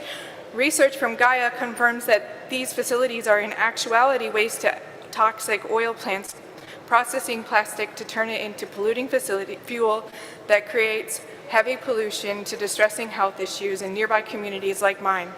In 2022, Natural Resource Defense Council found that most of these facilities are not recycling any plastic. They generate large quantities of hazardous waste and release hazardous air pollutants. The NRDC states that the pyrolysis and gasification release chemicals known or suspected to cause cancer, neurological damage, or other serious health effects like birth defects, and most are cited in communities that are disproportionately Black, Indigenous, and low income. No matter our race, income, or geological location, government regulators are tasked with protecting the health of all residents. I close by urging the member states of this treaty to oppose chemical recycling, pyrolysis, gasification, incineration, and waste to energy, and place the human rights to health and well-being of communities above the profits of the plastic industry. Thank you. I thank the representative of Integrative Strategy Forum. I give the floor now to the representative of the International Trade Union Confederation. Is microphone 76. Agradecemos la palabra. We are grateful for being given the floor, Mr. Chairman. Thank you. We greet states here present, institutions and observers. My name is Natalia Garrao. I represent the International Trade Union Confederation and the International Trade Union Confederation of the Americas and the International Waste Pickers Alliance. Waste pickers, since the very inception of this process, have developed the concept of a just transition, and we are delighted that this concept was included in the preamble of the Paris Agreement as part of the UNFCCC. The just transition was a concept that has been adopted by various international organizations, intergovernmental organizations, as well as UN offices, including the ILO. The ILO even adopted guidelines for a just transition and developed those guidelines. Many here have emphasized the need not to duplicate efforts and to align this treaty with that stipulated by other multilateral environment treaties. Thus, it is fundamental to incorporate into this instrument the fundamental labor rights and the principle of social dialogue for the implementation of the concept of the just transition into the binding treaty. Moreover, we wish to underscore the fact that a just transition must be seen as a cross-cutting component which is applied across the plastics production chain, bringing on board all workers affected, male and female. We call attention to waste pickers for the contribution they've historically made to the management of waste and to the care of the environment, and because they are the most vulnerable link in the plastics chain. In this room, we've heard very little said about fundamental labor rights and the participation of workers and the contribution that waste pickers make to just transition, and we've heard very little said about social dialogue. We trust that as negotiations continue, these shortcomings will be plugged. Waste pickers and their organizations must be called to the table to dialogue and put forward proposals. Thank you. I thank the International Trade Unions Confederation. The floor to Global Alliance for Incinerator Alternatives. Observer 40, the microphone 40. Thank you, Chair. Gaia is a network of grassroots groups, national and regional alliances representing more than 1,000 organizations in 92 countries working towards a just zero-waste world. Gaia believes in the need for clear criteria for finance, technical cooperation, and technology transfer on plastic waste management infrastructure. These must support infrastructure for reusable systems that replace single-use plastics and must exclude technologies that harm the environment, human health, and waste resources. Existing but unsuccessful thermal and solvent-based recovery processes for plastics have been marketed as novel chemical recycling or advanced recycling, when in fact their energy requirements are colossal. They do not tolerate mixed or contaminated inputs, making them unfit for post-consumer plastic waste and significant emitters of hazardous waste, or at best, dirty fuel. The incineration of plastic waste emits considerable carbon and also contributes to microplastic pollution. Critical new research has consistently found microplastics in incinerator ash. This translates into a high risk of microplastic pollution from incinerator smokestack emissions, as well as ash fills and hazardous waste landfills where incinerator ash is disposed of, and of course other applications of incinerator ash, such as in road construction. The mechanical recycling of plastic waste has far lower toxic and climate adverse impacts than incineration, pyrolysis, and so-called chemical recycling. Mechanical recycling must also be improved, notably to exclude toxic recycling, limit polluting volatile organic content, limit wastewater emissions and other toxic emissions. Resource efficiency for a circular economy that limits harm to the environment and human health follows the waste hierarchy, prioritizing prevention and reuse. The only way to prevent how much plastic waste is landfilled, incinerated, and otherwise disposed of is to reduce how much plastic is produced. Recycling only delays final disposal, but does not prevent it. And to conclude, I would like to say that attempting to tackle the plastic pollution crisis through a circular economy of plastics is just as absurd as attempting to tackle the climate crisis through a circular economy of fossil fuels. Thank you for your attention. I thank the representative of Gaia. Yes. I give now the floor to the representative of the Basel Action Network, observer number 9. Microphone number 9.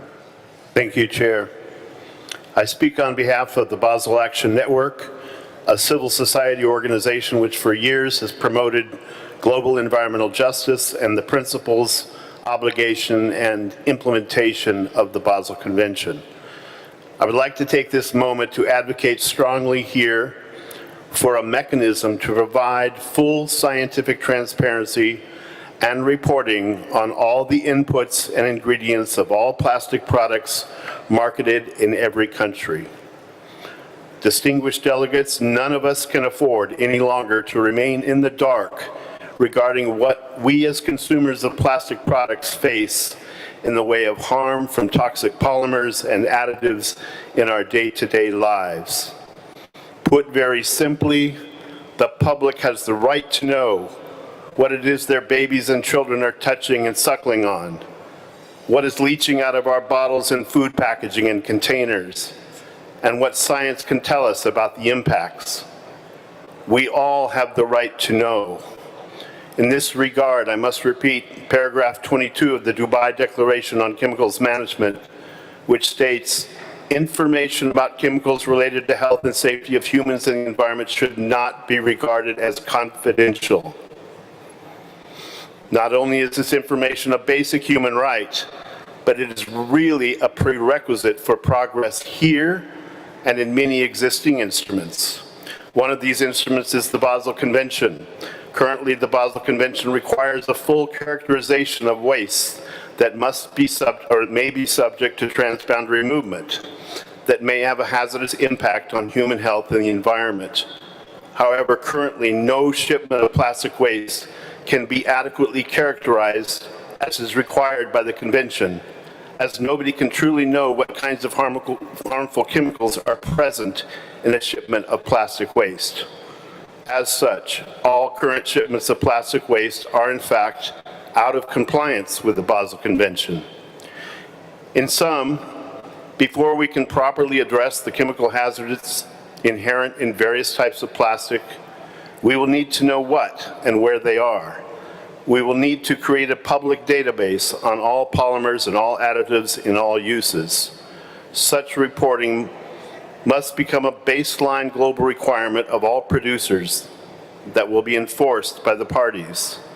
This information is a fundamental human right, and from a practical standpoint, is a fundamental prerequisite for fulfilling the objectives of our new treaty, as well as an existing requirement of the Basel Convention. I thank you. I thank the representative of the Basel Action Network, and I now give the floor to the representative of IPEN. Microphone 77. Thank you, Mr. Chair. This week we have heard scientific experts confirm that the science clearly shows that plastics, especially chemicals in plastics, have global consequences for human health and the environment throughout their life cycle. IPEN would therefore urge the INC to adopt the precautionary principle in making decisions to prevent the harms of plastics and their associated chemicals. It is also important that this INC, as well as the Plastics Treaty, work with the independent scientific community and have access to the best available science, free from the influence of corporate interest. The scientific community will be a circular stakeholder to support the INC in its work, including by providing scientific evidence on how to best reduce the amounts of plastic produced, substitute and eliminate plastics containing hazardous polymers and additives, and access technologies that are currently without any scientific basis or independent evaluations promoted as quick fix to plastic pollution. There are many different types of knowledge that need to be taken into account, including traditional and indigenous knowledge. It is important to listen to impacted communities as they have a wealth of knowledge that can be beneficial for the Plastics Treaty. IPEN works globally with impacted communities, and we have together shown that plastics with toxic chemicals are often recycled into toys. Plastics downsides are contaminating local food chain, and that plastic waste is threatening communities in countries where there is limited plastic production and consumption. We believe that it is very important that a mechanism to provide scientific support is included in the Plastic Treaty with a strong conflict of interests of control. Thank you, Chair. I thank the representative of IPEN, and I now give the floor to the representative of the Healthcare Without Harm. Microphone 75. Gracias, señor presidente. We also thank you all for having an open discussion here. Healthcare Without Harm is representing thousands of people today who dedicate their lives to take care of our health, yours, mine, my children. We were founded on the basis of environmental health and justice. In our day-to-day work, Healthcare Without Harm does practice capacity building, technology transfer within the health sector, on sustainable procurement, medical waste management, and other relevant climate topics. Together with our partners, we produce data, we share experiences, and we promote policy standards in many of your countries. We have created free tools to monitor different aspects of the use of plastics within the health sector, but more incentives are required, especially at the research interface, and this is why this treaty for us is important. Many opportunities for reduction of unnecessary plastic use and for switching to safe reusable items exist in the health sector, and solutions are already in place in hospitals across the world. But awareness in health professionals has been key, and again, we hope that this treaty will reinforce awareness and education. Manufacturers must also contribute to this change by bringing new and more sustainable products to the market. We will always need to provide healthcare, and we insist that medical devices are completely detoxified so they do no harm. Unless this treaty marks the path, manufacturers will continue to follow the status quo. The majority of healthcare waste is either open, burned, or dumped. Many of us in some countries know that as a fact, and that's itself a threat to human health and wildlife. Plastic waste disposal should be incorporated in this treaty. Other actions can be taken by this treaty to solve the healthcare plastics crisis. Set national procurement policies, enforce extended producer responsibility for manufacturers, audit plastics used to create a plan to reduce plastic consumption, ensure transparency for chemical information in plastics, and an obligation to report for manufacturers, ban toxic polymers and additives, and align with mechanisms such as the Basel Convention. We will continue to educate and influence shops and food businesses catering to hospitals, as well as training health professionals and procurement officers in hospitals. We have seen successful measures to reduce and replace the use of plastics through sustainable procurement mechanisms and healthcare waste management processes. We are already transforming the market in the health sector, and we need this treaty to set a global legal framework for that. We stand ready to contribute with science and data, but we need to emphasize that this science is already very clear about the enormous harm done to human health and the environment by plastics, and there must be no delay to commitment and action. Thank you. I thank the representative of Healthcare Without Harm. This was our last intervention on this sub-item 3D related to scientific and technical cooperation and coordination, research and awareness raising. We heard very important interventions this morning and this afternoon in this subject. It is clear that science is seen as being central for the INC process and for the implementation of the subsequent instrument.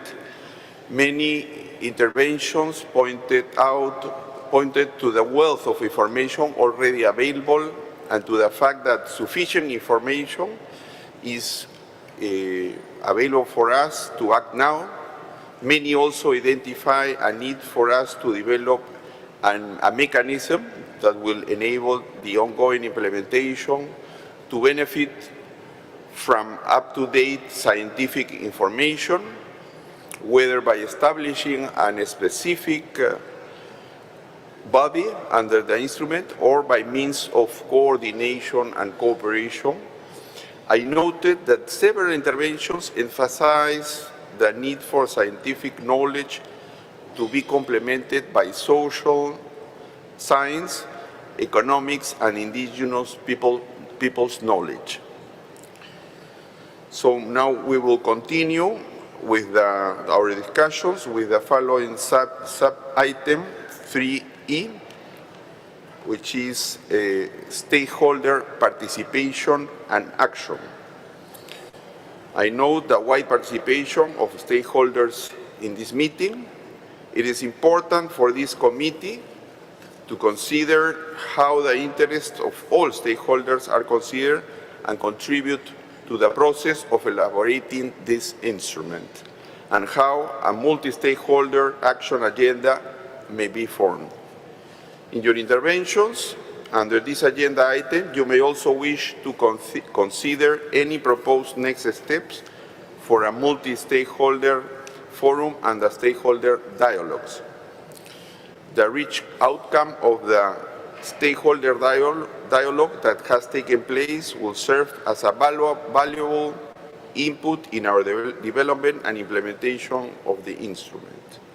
One issue that you may like to consider is whether the INC wishes to request to convene a further forums and stakeholder dialogues, and if so, the timing of them that would optimize the benefits for this process. The Secretariat has prepared document 1/12, an overview of a stakeholder engagement frameworks under other instruments and of potential approaches for the international legally binding instrument on plastic pollution, including in the marine environment.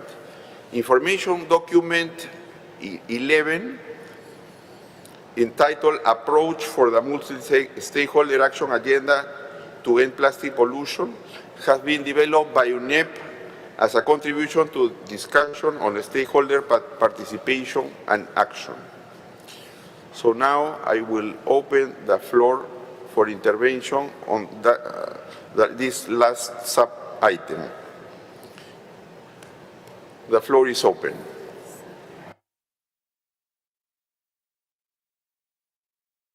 I give the floor now to the distinguished representative of Saudi Arabia. Thank you, Mr. Chair. for giving us the floor, and we reiterate the outcomes of the discussions of the multi-stakeholders need to be transparent and submitted by the Secretary in sufficient time, allowing for Member States to review and digest them sufficiently. We see the need for a broad and diverse representation of stakeholders across the value chain, and it is important to differentiate between the committee member submissions and stakeholder submissions, such as physical scientists, social scientists, business and the industry, recyclers, and including the informal sectors as well, to provide member states the opportunity to recognize the perspective of different stakeholders. In regard to the intersessional work, we would be cautious of the limited time we have, and we would request the Secretariat to provide more clarity on the modality of stakeholder participation and activities. Saudi Arabia is suggesting the following for the intersessional work to have constructive stakeholder engagement and participation. Number one, we welcome the suggestion of the workshop and side events while ensuring clear topics are defined well before the events.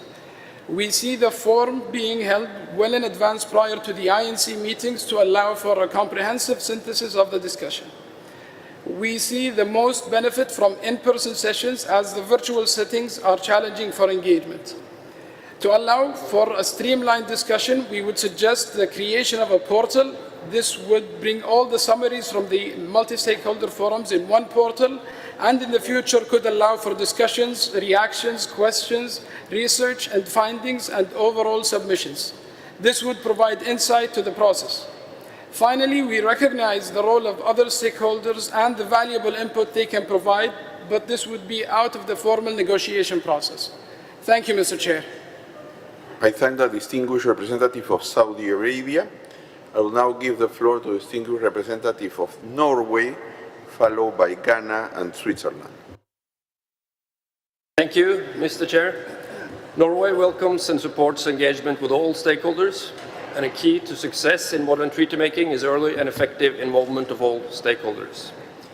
We are seeking the best modalities for stakeholder involvement that support an active and two-way dialogue between stakeholders and delegations without taking up valuable time for negotiations. In our view, the most important point of stakeholder input would be in the intersessional period, where they can provide more targeted written inputs that could be better absorbed by member states before the meeting, as well as contributing to the Secretariat's preparations for the next INC meeting.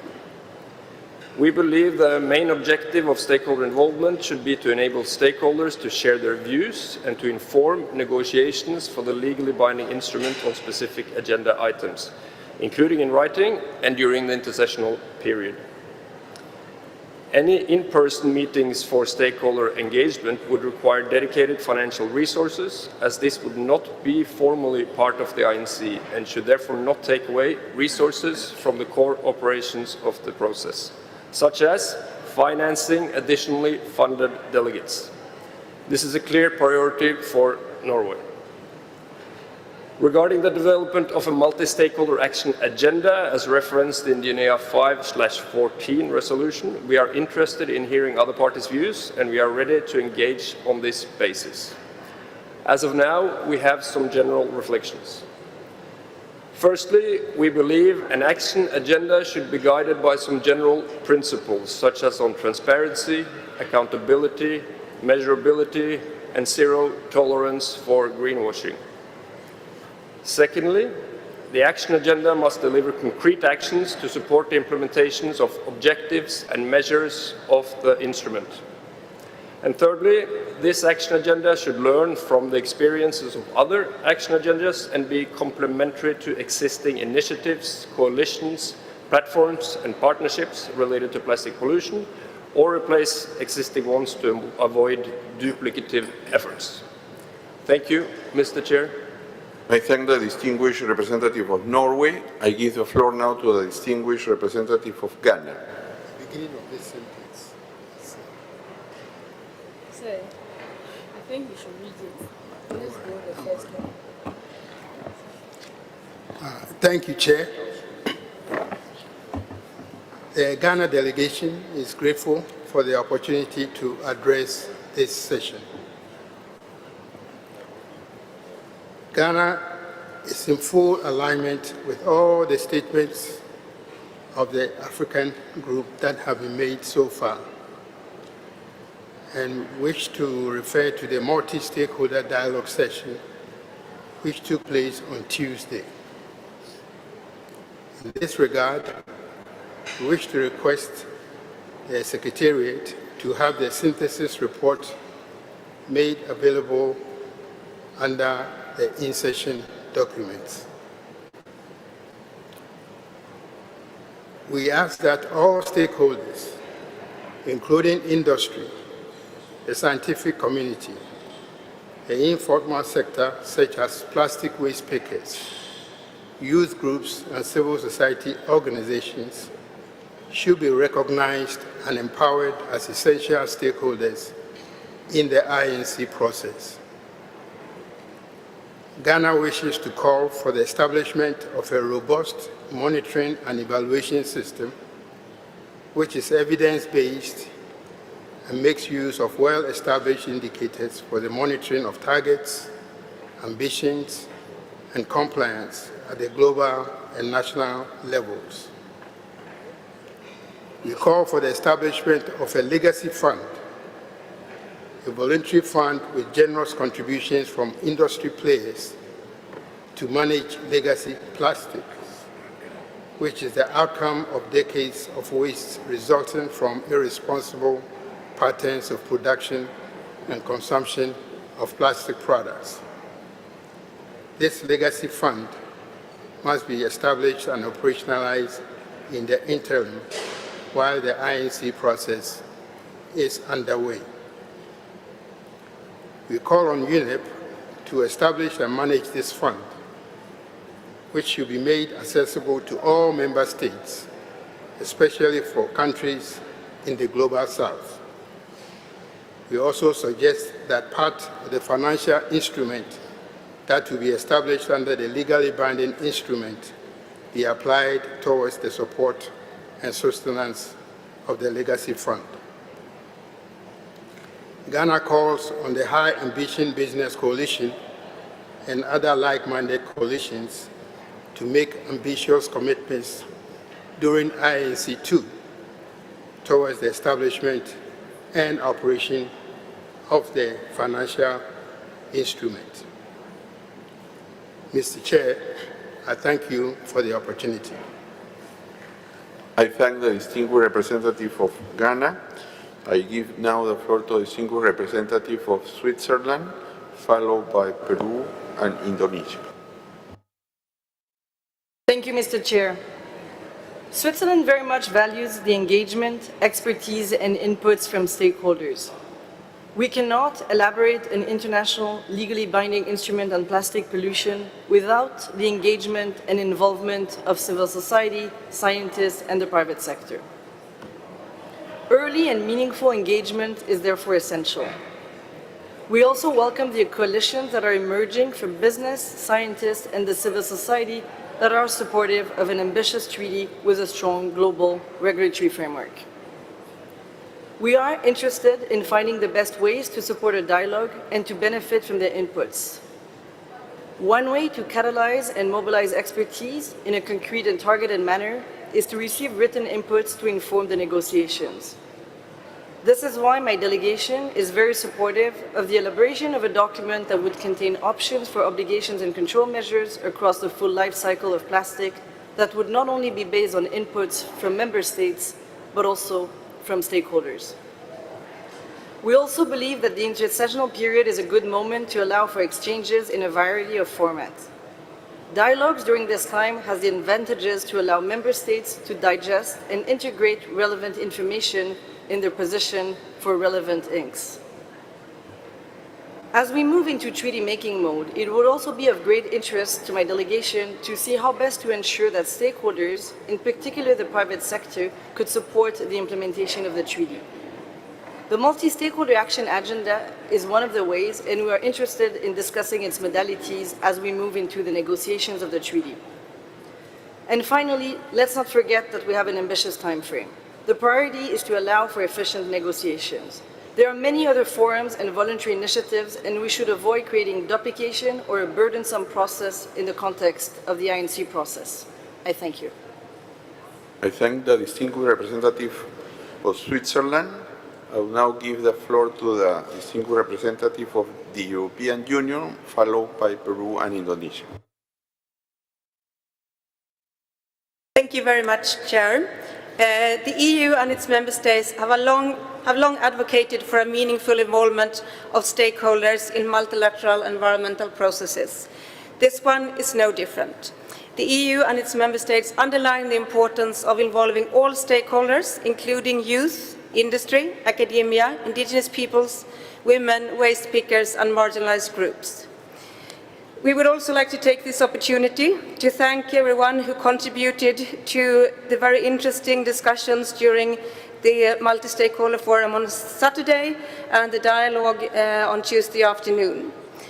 We have since then reflected on how we can improve the Multi-Stakeholder Forum, and I will address this in 3 ways in this issue of when, where we would concur with those who have said that it needs to be taking place in a timely manner so that members can relate to what has been put forward by stakeholders in their preparations for the INCs, which would be a preference for intersessional.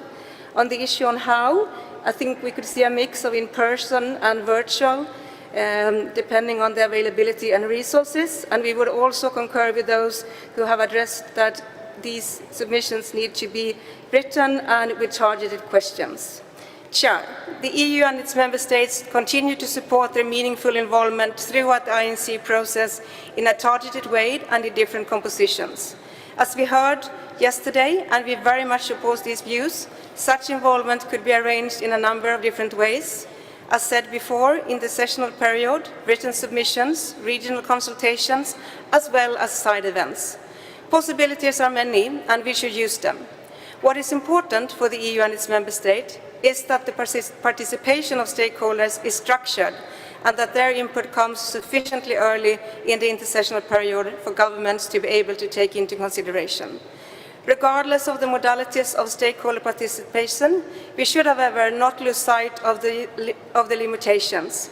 Not only have we limited time at our hands to conclude the negotiations, but also limited financial resources.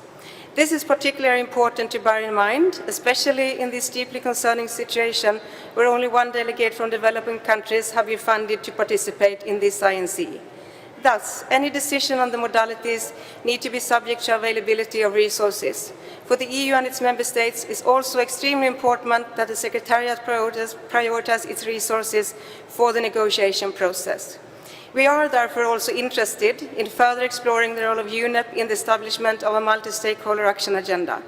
We further consider that the main purpose of the action agenda is to support and drive implementation of the instrument once it is established, while we should continue pushing action in the short term. Tackling plastic pollution cannot wait until the instrument enters into force. To conclude, the EU and its member states also welcome initial discussions on how to encourage actions by all stakeholders and how to initiate a multi-stakeholder agenda as instructed by the UNEA mandate. We are ready and interested in exploring different ways on how aspects of stakeholder engagement can be initiated through the instrument, as well as how can be reflected in the national action plans. Our initial considerations are that structures of multi-stakeholder action agenda should be fit for purpose and learn from other processes such as CBD, SAICEN and UNFCCC. It could also build upon ongoing activities, including voluntary initiatives such as the Global Partnership on Marine Litter and the New Plastics Economy Global Commitment from EMF and UNEP. Meanwhile, recognizing that this should not be a top-down decision or agreement between states only, the EU and its member states emphasize the importance of the instrument, providing policy signals to all relevant stakeholders along the plastic value chain. I thank you. I thank the distinguished representative of the European Union. I now give the floor to the distinguished representative of Peru. Muchas gracias. Thank you very much, Mr. Chairman. For Peru, it is of paramount importance that the INC process be open, inclusive and transparent to allow the participation of civil society, the private sector, academia, governments, consumers, waste pickers and the scientific community. The contribution of all stakeholders will be fundamental to learn of the concerns of all the various sectors and to hear proposals made to best tackle plastic pollution. We believe that the holding of public hearings online or having an online forum of which is multi-stakeholder in nature during the intersessional period will allow us to gather together the contributions of all stakeholders across the world that are interested in the process and will give sufficient time for all contributions to be heard, duly analysed and processed by states with enough time sufficiently in advance of the INC meetings. Having consecutive or back-to-back meetings has the disadvantage that many delegations are still en route to the INC and therefore don't have sufficient time to focus on the INC or the back-to-back meetings themselves.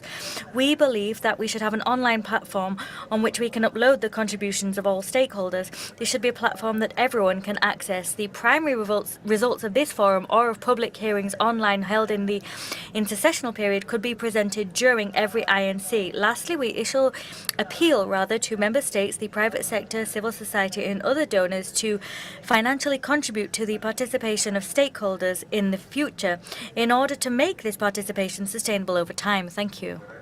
I thank the distinguished representative of Peru. Floor to distinguished representative of Indonesia, followed by Chile and Cuba. Thank you very much, Mr. Chair. Under this agenda item, I will be very brief. I would like just to echo what previous speaker from Ghana just mentioned, to request to the Secretariat a summary or a synthesis report about the stakeholder dialogue that we have conducted on Tuesday. I think the document will serve as good information for us moving forward. So we would like to request through you, Chair, that the Secretariat can prepare a summary or synthesis report from that dialogue. Thank you very much. I thank the distinguished representative of Indonesia. Ahora le doy la palabra. Now I give the floor to the distinguished representative of Chile. Thank you, Mr. Chairman. Chile, as a state party to the Escazú Agreement, firmly believes that the implementation of Principle 10 of the Rio Declaration must guide the participation of all stakeholders, because this participation is fundamental and complements the many roles played by the various stakeholders involved in this process with the goal of putting an end to plastic pollution. As such, my delegation believes it is crucial to achieve the goals of the future treaty that we have as part of this negotiation process, the scientific community, civil society, academia, NGOs, indigenous peoples, the private sector and industry. However, we believe that we should make the best possible use of resources available regarding the way in which we conduct forums such as the INC1, because the INC should not, for example, mean a reduction in resources for the participation of political or technical delegates in these meetings. Both technical and political delegates and civil society should participate. Moreover, given that we have limited time, given this mandate established by Resolution 514, we need to have bodies which prioritize and maximize fora for negotiation for the INC members. We believe that the INC could harmonize accreditations and statements using, for example, the 9 groups of non-state actors established in Agenda 21 and confirmed once more in the conference Rio Plus 20.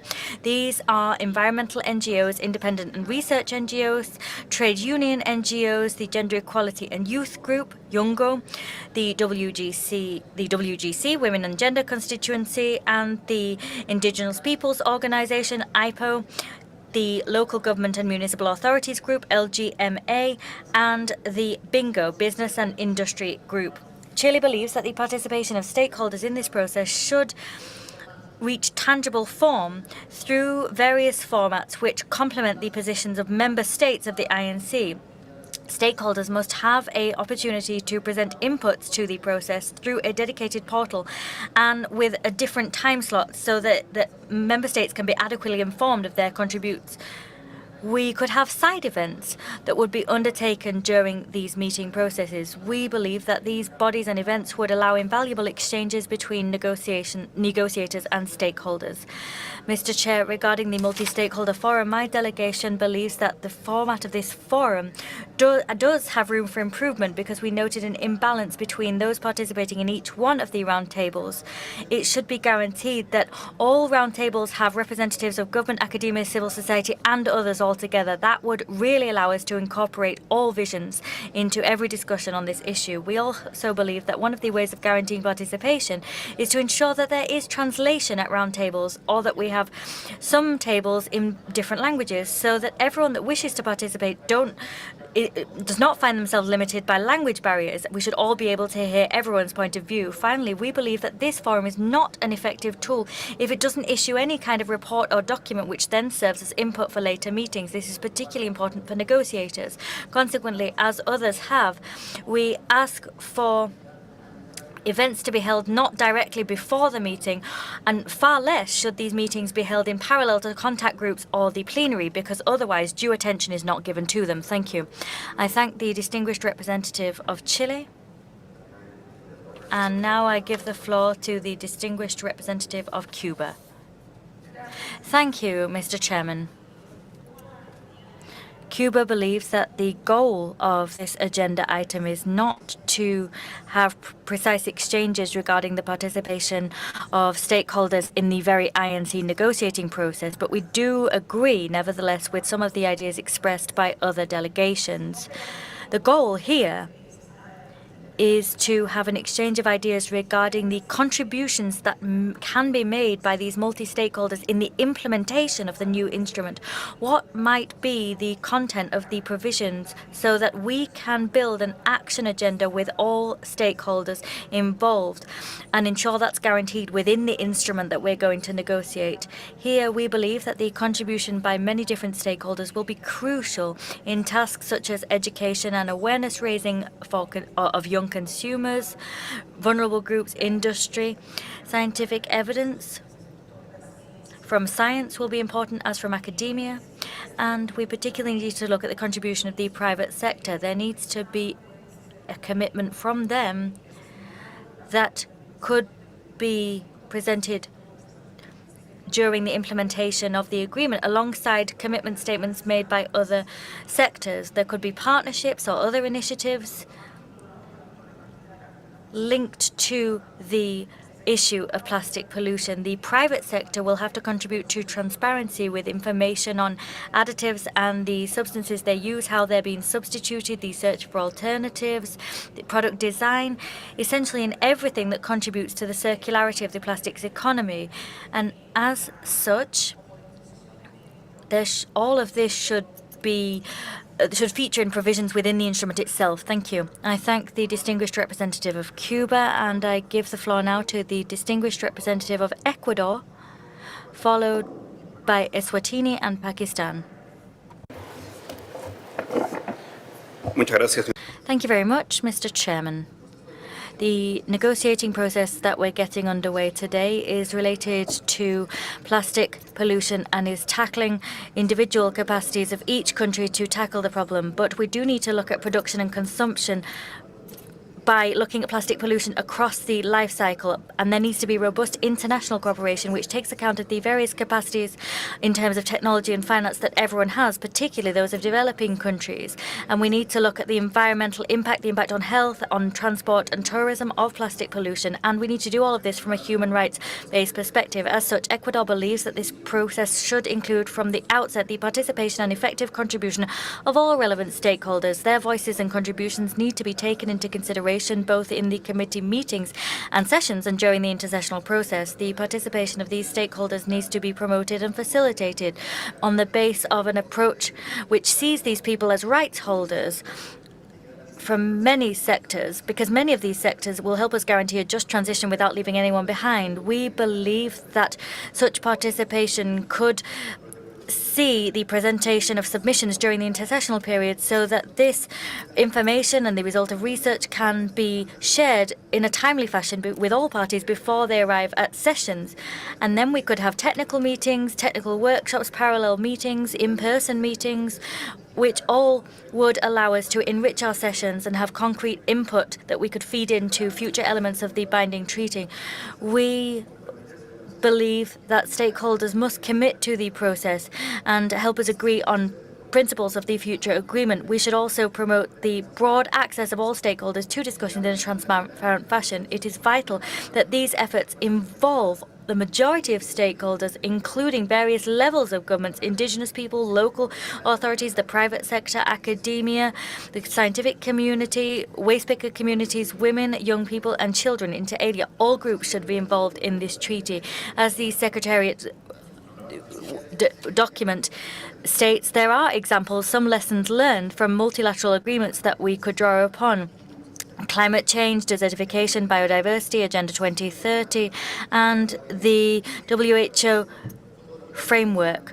All of these agreements and their experience provides us with an important foundation on which we can build to guarantee stakeholder participation. This participation should also be fully in line with the historic recognition of the General Assembly and the Human Rights Council of a right to a healthy, clean environment, and is also in line with the Escazú Agreement. We're a party to that agreement. A few days ago in Ecuador, we held the first environmental human rights forum. This forum highlighted the clear link between environmental degradation and socio and economic conditions and the need to strengthen human rights through social covenants and political agreements to benefit democracy, equity and sustainability. As such, we have a legal framework which guarantees the right to access information and to environmental justice. As such, when we now have the implementation of the single-use plastics law, the water law, and the circular economy law, and all of those are implemented with the participation of many sectors of society across all stages. These are some examples of the progress we have made. However, we do acknowledge that challenges remain. As such, we are grateful for the efforts of the open-ended working group, and their work has allowed us to have a focused discussion on the participation of stakeholders, which we did yesterday, and we hope those meetings will be those results will be reflected in some results of this session. I thank the distinguished representative of Ecuador, and I give the floor to the distinguished representative of Eswatini. Thank you, Mr. Chair. The delegation from the Kingdom of Eswatini would like to align itself with the African position as presented by the distinguished delegate from the Republic of Ghana. In this regard, we welcome the significant role played by all stakeholders in the plastic value chain, particularly those in the downstream, in this process to develop a globally legally binding instrument on plastic pollution. My delegation therefore believes that a robust, broad stakeholder engagement is key in reaching this process. We therefore urge that a balanced consultative process to take care of all interests should be created while ensuring that the process remains and seen to be member states driven. The focus should seek to drive a more globally harmonized framework to deal with plastic pollution to safeguard human health. I thank you, Mr. Chair. I thank the distinguished representative of Eswatini. I give now the floor to the distinguished representative of Pakistan, followed by Uruguay and Republic of Korea. Thank you, Mr. Chair. Pakistan, ECO, Norway, Switzerland, EU, and Eswatini.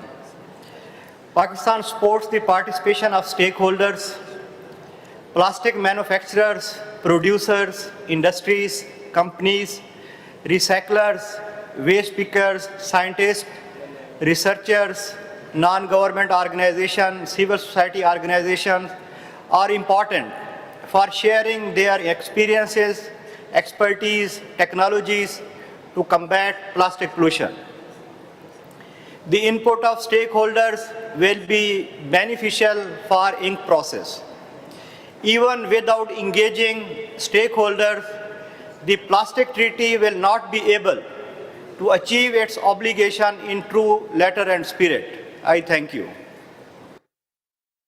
I thank the distinguished representative of Pakistan. Y ahora le doy la palabra al distinguido. The distinguished representative from Uruguay has the floor. Thank you, Chair. We see added value in the forums of stakeholders. We hope that this wide participation will continue throughout the whole negotiation process, and we encourage a balanced participation between states, private sectors, civil society, and the scientific community, academia, youth, waste pickers, and the most vulnerable population. Uruguay believes it's important to have the forum during the intersectional period in order to make it more sound, and thus we delegations may have time enough to analyze fully the results, outcome, and assess the contributions. It's also important to have written contributions, and that can be fed eventually into INC.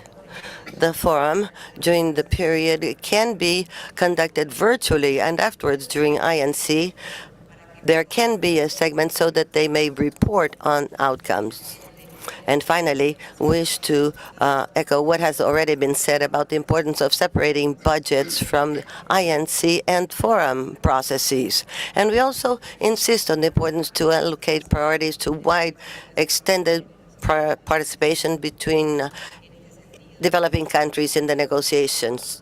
We encourage philanthropy associations, civil society, and private sectors to financially support the forum. Thank you. Thank you, Representative from Uruguay. Representative of Korea, followed by Australia and the Philippines. Thank you, Mr. Chair. The Republic of Korea strongly supports multi-stakeholder engagement. A public buy-in is required for the transition needed to a circular economy. We believe that there needs to be a feedback loop between stakeholder dialogue and negotiations. In that aspect, written document and synthesis report from the dialogue to the INC will be helpful. Timing the stakeholder engagement intersessionally so that the member states have the time to reflect on the views expressed by the stakeholders and take those views into account while forming national positions before the start of the INC would bring the most value to the stakeholder engagement, in addition to a multi-stakeholder forum to be held back-to-back the INCs. The stakeholder engagement should encompass all stakeholders, understanding each has a meaningful role to play. Having 4 remaining INCs, we would very much look forward to an agreed modalities of stakeholder engagement as outcome of our discussion in the contact group in this INC1, which can provide predictability to stakeholders as well as national delegates. Thank you very much. I thank the distinguished representative of the Republic of Korea. I now give the floor to the distinguished representative of Australia. Thank you, Chair. Australia considers that strong stakeholder involvement in the development of the instrument, as well as its implementation, is essential to its success. Effective stakeholder involvement can take a variety of forms, including multi-stakeholder fora, stakeholder dialogues, workshops and webinars. Offering opportunities to engage through various formats, both in person and online, will help to increase the number and diversity of views heard.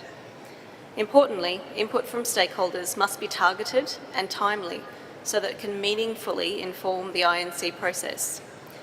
Australia supports provisions in the instrument that facilitate the development of a multi-stakeholder action agenda.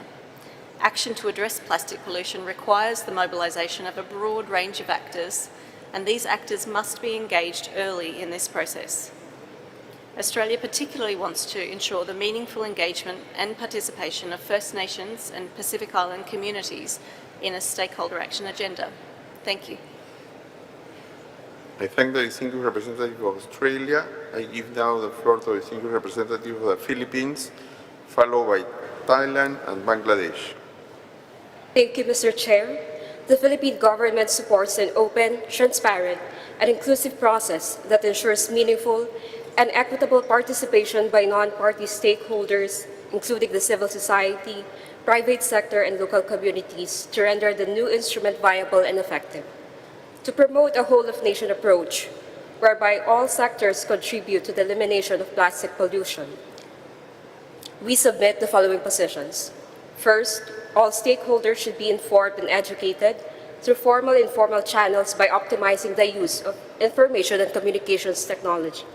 Second, multi-stakeholder participation also aims to change behaviors towards transformative business models in the use of source materials, production, and design of plastic products.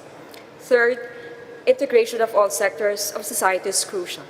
The involvement of youth in knowledge sharing and exploring innovations, the informal sector's crucial role in the downstream phase in the management of plastics, thus the need for their capacity building, businesses and industries as important partners in achieving the objectives of the treaty, the vital role of the academy in research and development, training and awareness raising, and the traditional knowledge of indigenous peoples, which should not be discounted in finding viable options with respect to sustainable alternatives.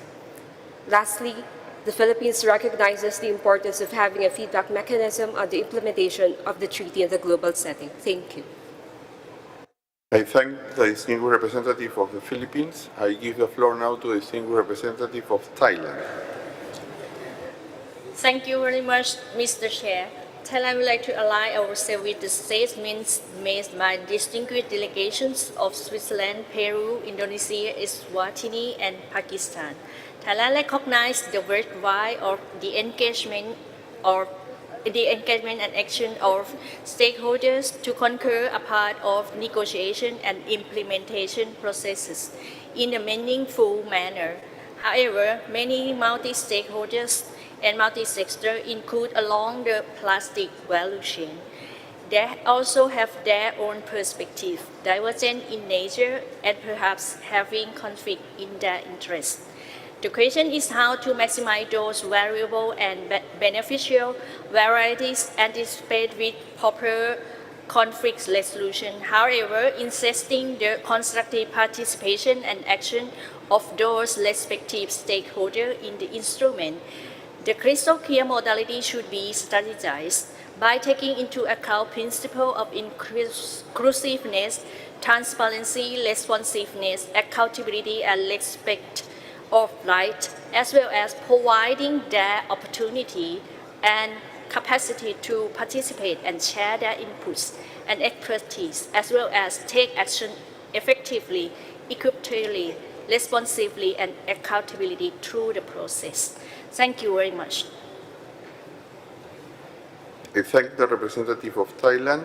I now give the floor to a representative of Antigua and Barbuda on behalf of the small island developing states. Thank you, Mr. Chair. While AOSIS firmly believes that the INC process should remain fundamentally driven by its member states, we also recognize the extensive range of stakeholders involved. AOSIS is of the view that effective multi-stakeholder engagement must be maintained throughout the development of the instrument, with opportunities to meaningfully contribute to the INC process on relevant matters based on their expertise, including the potential role of stakeholders in the implementation of the instrument. Opportunities and mechanisms for the incorporation of the vast knowledge and technical expertise among stakeholders, including the private and informal sectors, civil society, academia, local, subnational, and national governments, waste pickers and indigenous people and local communities, are therefore considered critical to the instrument's success. In that spirit, and as a general observation, stakeholders' ultimate role must be geared towards the achievement of the objectives agreed by the committee. To this end, AOSIS envisions two roles for stakeholders. First, they need to have a meaningful role providing information that contributes to the INC process, which is not currently happening through the Stakeholder Forum. And second, they have a critical role in implementing action to prevent, reduce, and eliminate plastic pollution through the multi-stakeholder action agenda envisioned by the mandate resolution. While AOSIS applauds the organization of the recently convened multi-stakeholder forum, we would advocate for this to be improved upon.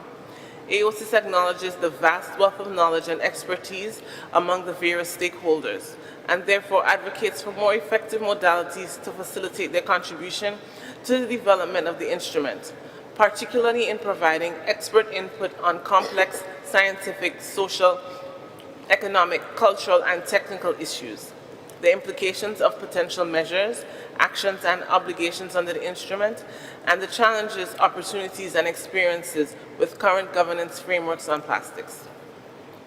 The engagement of stakeholders should be complementary to the INC's work program and structured around the specific action areas or clusters of work required for the development of the instrument, so as to ensure the most efficient use of resources, skills, expertise, and time available. The stakeholders should therefore be invited by states to prepare and provide submissions as appropriate ahead of INC sessions in a timely, concise, and strategic manner, recognizing the significant value of their contributions to the process. These submissions and any stakeholder forums should be summarized in a document for the INC. In this regard, we note how this is facilitated under the Biodiversity Beyond National Jurisdiction negotiations as one example. However, the engagement of stakeholders should be enabled in a manner that does not jeopardize resources available for the participation of at least 2 representatives from each SIDS member state, which is critical for our effective engagement. AOSIS also takes this opportunity to call upon delegations to liaise and consult with the various stakeholders from their respective jurisdictions in order to ensure that their national positions consider the experiences and knowledge of these various stakeholder groups. Secondly, the multi-stakeholder action agenda envisioned by the mandate resolution is critical to encourage and accelerate voluntary actions by all stakeholders to address plastic pollution, foster partnerships, joint action, and collaborations pursuant to the implementation of the instrument, mobilize innovative sources of finance and support, develop education and awareness-raising programs on the issue, capacity building to enhance skill base on industry expertise, and promote research and development on science and technology related to plastics. AOSIS submits that there are existing models of multi-stakeholder action agendas under existing agreements to learn from, including the Marrakesh Partnership under the Paris Agreement, a robust and effective action agenda within the climate regime. However, at minimum, the multi-stakeholder action agenda under the instrument on plastic pollution will require a clearly defined mandate and objective, an institutional framework for the exercise of its role and functions, and platforms for engagement and the sharing of progress in implementing actions. AOSIS considers that this action agenda will need to be effectively facilitated by an appropriate mechanism. AOSIS has consistently maintained that engagement of all relevant stakeholders is critical to confronting the plastic pollution crisis, and we look forward to working with all of them in the furtherance of our agreed objectives. Thank you. I thank the distinguished representative of Antigua and Barbuda. I now give the floor to the distinguished representative of Bangladesh. Thank you, Honorable Chair, for giving the opportunity about the engagement of multi-stakeholder. Yes, Bangladesh believe multi-stakeholder financial contribution engagement for success in our INC meeting. As you know, Bangladesh is a South Asian country with a population of more than 160 million, so it is a huge consumer market. Different companies all over the world are making business exporting chemicals, plastic raw materials in my country. From this backdrop, we appreciate this legally binding agreement. We, along with the developing countries, hope the agreement will facilitate a producer responsibility organization in the global level to expedite domestic EPR initiatives so that the business community will finance under the legal framework a portion of their interest in the developing countries like Bangladesh as they are part of global social corporate responsibility. Thank you, Chair. I thank the distinguished representative of Bangladesh. Now we will give the floor to the distinguished representative of Mexico for an online intervention, followed by China and Mozambique. Mexico, you have the floor.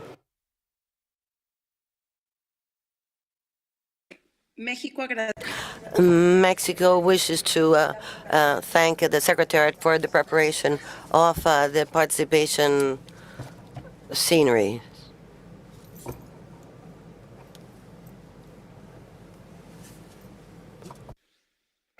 ¿Me escuchan?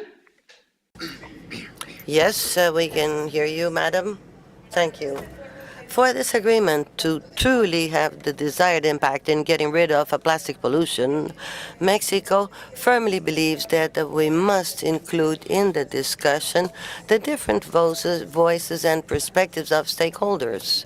Mexico has already mentioned the importance of including women, youth, indigenous peoples, workers, civil society organizations, and academia. In that, it will be very important to ensure financial resources for those representing the groups, especially for developing countries. Mexico believes that the contributions from experts in different scientific fields will be of the utmost importance in order to reach our goals.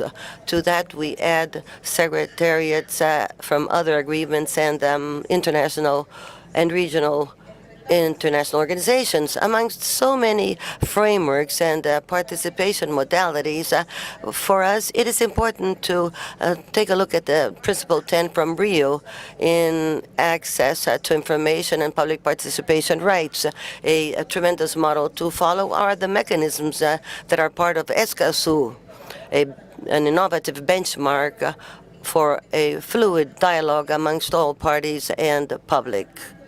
In view of the short time available in AC2, Mexico supports continuing in the intersectional work in a hybrid way through multi-stakeholder negotiations divided in thematic topics in order to feed in the intergovernmental work. Thank you very much for your attention. Thank you, Mexico. Floor to the distinguished representative of China.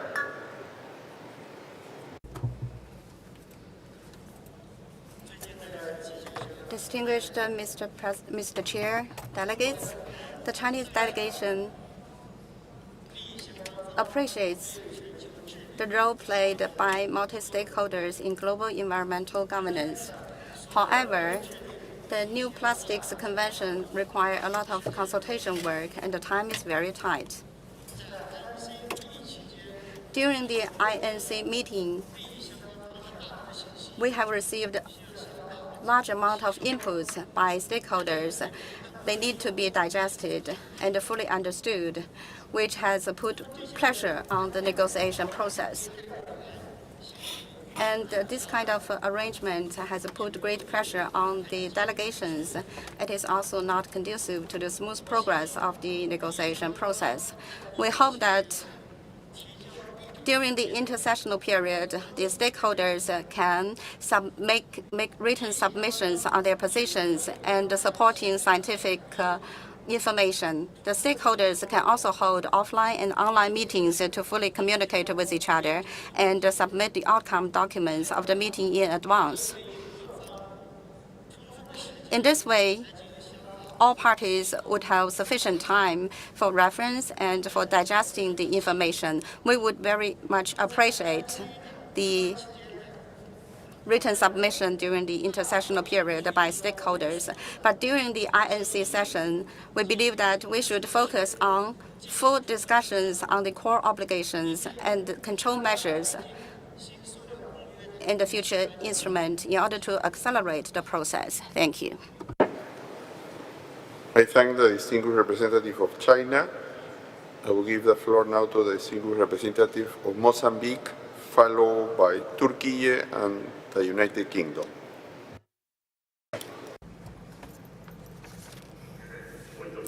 Thank you, Chair.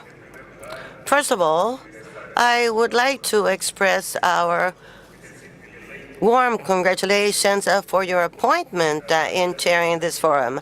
The delegation from Mozambique would like to continue with the position of the African group as here submitted by the delegate from Ghana. The government of Mozambique, together with international organizations' assistance and with the participation of academia, private sector, and civil society, is in the midst of preparing legal provisions in order to ensure the control and plastic management.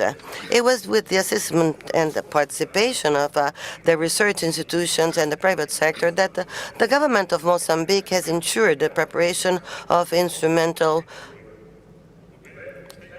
different instruments on plastic management.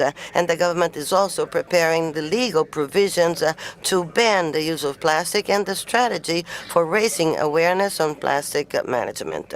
We do believe that the greatest challenge faced vis-à-vis different strategies that have to be adopted to ensure control and management of plastic must be the mobilization of resources and capacity building at national and regional levels in order to respond to all of these challenges and to adopt different measures as suggested by this forum. And finally, we do believe that this forum should guide us on the type of instrument that should be adopted and implemented by different member states, and this should be in harmony with different multilateral agreements as approved by UN. And among these, I mentioned Basel on the cross-border movement of hazardous waste. We thank you for the opportunity to be here and to hold the floor. Thank you. Thank the distinguished representative of Mozambique. I now give the floor to the distinguished representative of Turkey. Thank you, Mr. Chair. Turkey has previously stated the importance of wide stakeholder participation in process.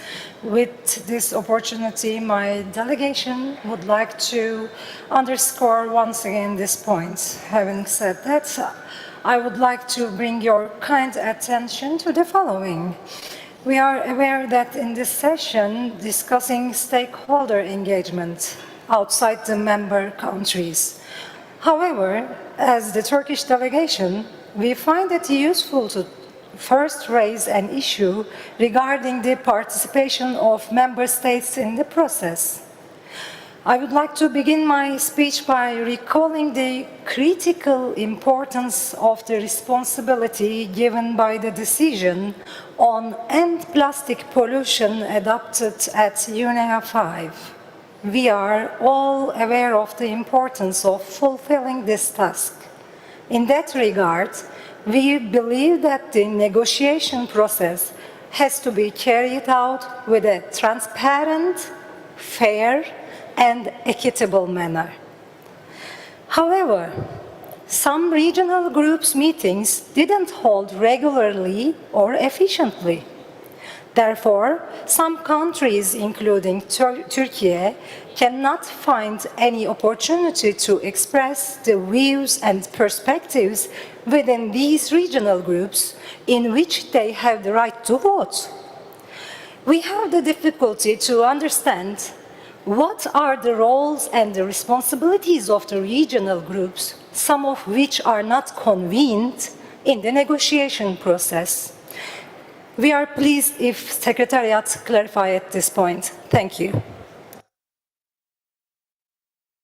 Thank you. I thank the distinguished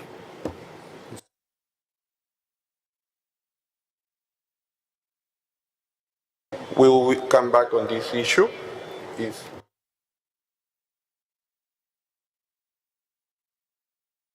I now give the floor to the distinguished representative of the United Kingdom.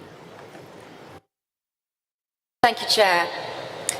Firstly, the UK would like to briefly reiterate its position regarding stakeholder participation in the INC process. Like many others, we recognise the importance of stakeholders being able to engage in a meaningful way. For the UK, this means that intersessional engagement should be sequenced in such a way that they can inform country positions and written submissions. Everyone has mentioned the importance of making sure stakeholders have an active role in the INC process, and we expect the same to apply to the new treaty. And it is important that everyone is able to participate across different stakeholder groups, different communities and regions. Front and foremost to do this is to enable effective participation of the informal waste sector and marginalised communities, so that measures at the national and international level take due account of their needs and the effect of a treaty upon them. Secondly, it will be essential to bring businesses into the engagements, as ultimately it will be businesses that will implement the treaty provisions. We need them all to work together in the same direction and united by the long-term objective of the instrument. Thirdly, we need investors. We truly believe that a treaty can provide that long-term certainty to catalyse a wave of investment that is waiting to happen. So we need a process that will enable that investment to happen. And we would like to reiterate the importance of the academic community to tell us what solutions work and give us early warning of issues that might arise in the road ahead. And we need the active engagement of our NGOs, who educate people around the world and hold us to account. Finally, we need the active involvement of our youth. Not only are they going to bear the effects of decisions we make over the next few years, but they're also going to be the leaders of tomorrow who will end plastic pollution. And it is the diversity of stakeholders that means they need to be consulted fully in shaping a multi-stakeholder action agenda. We have heard from many of them who have spoken to us, that they want this action agenda to be more than commitments made on a podium. They want to see transparency and accountability, and the UK agrees that these are essential for an action agenda that is truly able to shift the dial on tackling plastic pollution. Given that the action agenda should help implement the treaty, we believe we need to make further progress during these negotiations on the plan to launching an ambitious action agenda. Thank you. I thank the distinguished representative of the United Kingdom. So I now give the floor to the distinguished representative of the United States, followed by Canada and Japan.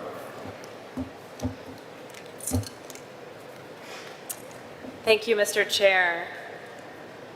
This delegation believes strongly in robust stakeholder engagement and that it is essential to our process in the INC and into making rapid progress in ending plastic pollution. And we hear this same sentiment echoed by many of the distinguished delegates in the room. We appreciate the efforts of UNEP in organizing the multi-stakeholder forum ahead of INC 1 and thank all of those who have come together from national governments, subnational governments, indigenous communities, the private sector, civil society, youth, academics, and others to have a meaningful exchange on aspects of ending plastic pollution and how we can initiate a multi-stakeholder action agenda. We agree with the EU and others that we should continue the forum at INC2 and should improve upon our approach. Our vision for a multi-stakeholder forum at INC2 includes having both a working level and a high-level segment. We would like the high-level segment to be contiguous with INC2 to provide for stakeholder leaders to talk about their accomplishments and commitments and actions to combat plastic pollution. We think such an exchange among these diverse groups of stakeholders would be meaningful to our process. We also think that a high-level segment should provide an opportunity for exchange among stakeholder leaders and national government leaders on the opportunities for collaboration in combating plastic pollution, which we also will think will be meaningful during the INC and as we progress our work in implementing a future instrument. We think such a high-level segment in INC2 can pull inspiration from the Our Ocean Conference. We have heard the call for a virtual intersessional session with multi-stakeholders and think this could offer an opportunity for further exchange ahead of INC2.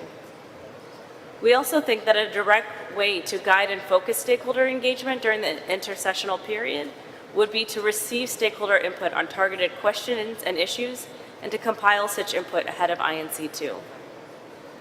Such questions could be developed to inform discussions associated with the draft options paper and would be an excellent way to leverage the tremendous stakeholder energy and knowledge to directly advance and inform our process. We also add our voice to the calls for side events and potentially other activities that give stakeholders opportunities to showcase their actions and innovations. We've heard such calls for a potential pavilion at INC2 and think we should consider all of these that have been surfaced during the informal discussion. These can all help us achieve our goal of ending plastic pollution. On the multi-stakeholder action agenda, the United States supports establishing an innovative multi-stakeholder action agenda that will complement the actions taken by parties in support of the objectives of the instrument. Such an action agenda should seek to promote ambitious actions to address plastic pollution by promoting cooperation with a wide variety of stakeholders. We think the objectives of an action agenda could include promoting stakeholder leader engagement in the new instrument and ambitious actions by stakeholders on plastic pollution, mobilizing stakeholder financial and technical resources, promoting cooperation across national, subnational, and local governance levels, sharing knowledge and awareness raising, and building on existing stakeholder efforts. To achieve such objectives, the action agenda could include holding a high-level forum that serves as a platform for stakeholder leaders to make announcements about major accomplishments and commitments, setting up a portal on stakeholder actions to publicize such actions and how they contribute to achieving the objectives of the global instrument, and sharing progress on stakeholder actions, including with the potential governance body of the instrument. And all together, we view that stakeholder action will be essential as we move forward. Governments cannot solve this problem alone. Thank you very much. I thank the distinguished representative of the United States. I give now the floor to the distinguished representative of Canada. Thank you, Chair. Canada highly values the input of Indigenous peoples, youth, academia, civil society, industry, all levels of government, and others to inform the development of the instrument on plastic pollution. We want to see meaningful engagement of stakeholders throughout the INC process that complements existing initiatives and considers lessons learned from other processes. We would like to see engagement intersessionally in a virtual format. In particular, written submissions relevant to meeting agenda items in advance of member state submissions and before intergovernmental negotiating committee meetings in order to share views and help inform the negotiations. We also welcome webinars and technical briefings, as well as openly communicating and sharing information on the INC website or other platforms to help facilitate accessibility and transparency. Thank you. I thank the distinguished representative of Canada.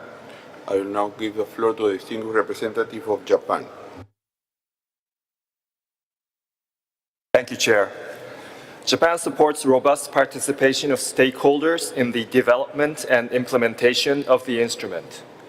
In order for states to promote an essential and effective circular economy on plastic, taking into account national circumstances, involvement and efforts by the stakeholders are critical. We welcome engagement with the stakeholders, including, but not limited to, the civil society, industry, academia, local communities, regional organizations in the INC process. It could take the form of multi-stakeholder forums or intersessional written inputs. The multi-stakeholder forum in INC2 could be 2 days long within the available funds. In addition to expressions of opinions and positions, we look forward to factual and concrete written contributions in a timely manner by the stakeholders so that the richness of their knowledge and experience can be adequately taken into account in each delegation's preparation to the negotiations. Lessons learned, success stories, best practices, scientific findings, information on technological advances are welcome. It will then be up to the delegations to translate the input into legal language. We support the holding of an intersessional online multi-stakeholder forum well in advance of INC2.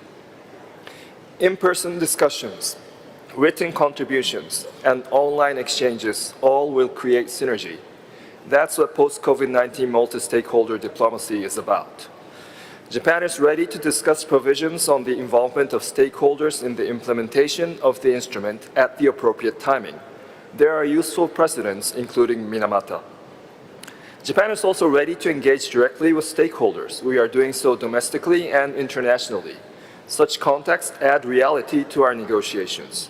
We will continue to engage with stakeholders until the instrument is adopted, but of course beyond in the implementation phase. Thank you. I thank the distinguished representative of Japan. I now give the floor to the distinguished representative of Sri Lanka, followed by Kenya and the Russian Federation. Thank you, Chair. Sri Lankan government values the engagement of multi-stakeholder engagement, including private sector, scientists, waste pickers, civil society, including youth and other all groups, as they can provide valuable and productive input to the development of INC instrument.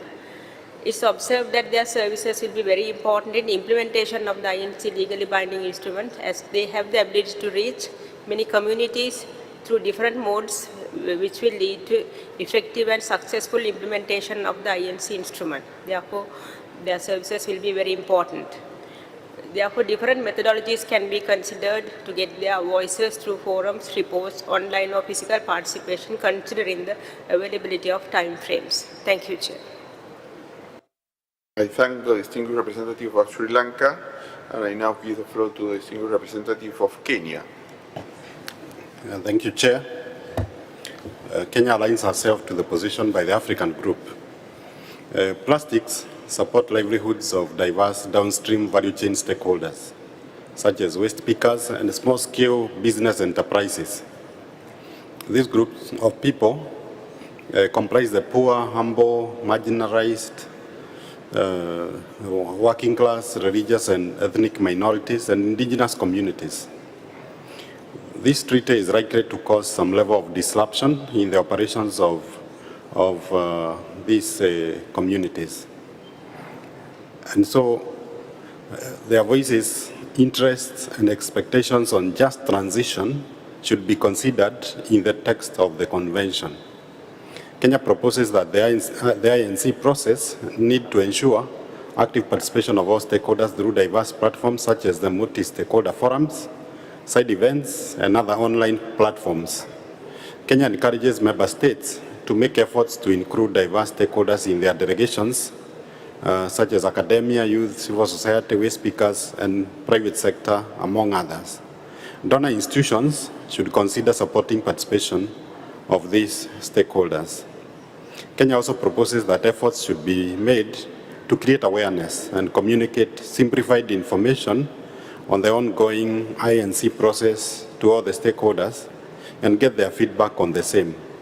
This will ensure that we carry these stakeholders along through the entire process of the treaty development. Thank you, Chair. I thank the distinguished representative of Kenya. I now give the floor to the distinguished representative of the Russian Federation. Thank you so much, sir. The Russian Federation backs the involvement of interested stakeholders, first and foremost representatives of the scientific community, into the work of the preparation of the text of this new environmental protection agreement. We would like to underscore the necessity to comply with the principles of equal geographical representation, including among the ranks of the NGOs in the work of the INC. In this, our delegation believes that the INC is first and foremost an intergovernmental mechanism, and its main participants are representatives of states. It is their view that should be taken into account first and foremost. Now, the representatives of interested parties have a right to participate, but only as observers. Now, our process has to be fully transparent. It has to be inclusive, and it does have to be depoliticized. I thank you, sir. I thank the distinguished representative of the Russian Federation. I now give the floor to the distinguished representative of South Africa, followed by Malaysia and New Zealand. Thank you, Chair. South Africa aligns itself to the statement made by Ghana on behalf of the African Group. South Africa appreciates that all stakeholders are on the table in the sharing of knowledge and best practices to ensure that negotiations are well informed. To this extent, South Africa urges the INC to recognize the role of waste pickers that it plays in the curbing of our plastic pollution. South Africa calls on the INC to consider measures that are inclusive of the informal waste picker and further support waste picker integration, and also to ensure that there is just transition. The livelihoods sustained by waste picking should be protected by the instrument measures. South Africa therefore calls on the INC Secretariat to support the in-person attendance of the waste pickers to inform and participate in the ink process. South Africa further urges member states and businesses to include waste pickers and other informal sector stakeholders as part of their delegation to the upcoming ink meetings. South Africa supports that intersessional work on multi-stakeholder agenda, including socio-economic impacts of the control measures that have emerged from statements from the Ink 1 as part of the preparation for Ink 2. Thank you, Chair. I thank the distinguished representative of South Africa. I now give the floor to the distinguished representative of Malaysia. Thank you, Mr. Chairman. Malaysia reiterates its acknowledgement and recognition of the important roles played by multi-stakeholders as well as non-state actors and expresses appreciation on the contributions by the stakeholders thus far.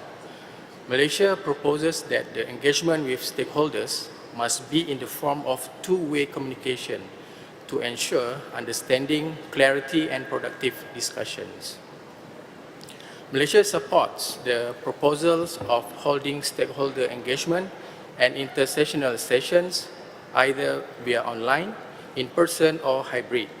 However, consideration must be given on the issue of time differences across regions to ensure effective and maximum participation by all stakeholders, including member states, if it's done virtually. Funding to mobilize stakeholder engagement sessions should also be borne by stakeholders to ensure fair and balanced sharing of responsibility and financial burden across the boards. Funding should also be provided for participants from member states to ensure inclusive participation. Submissions by stakeholders should focus on exploring creative and innovative solutions rather than in form of statements or demand lists. We are all in this together, and only together we can address this huge task presented before us.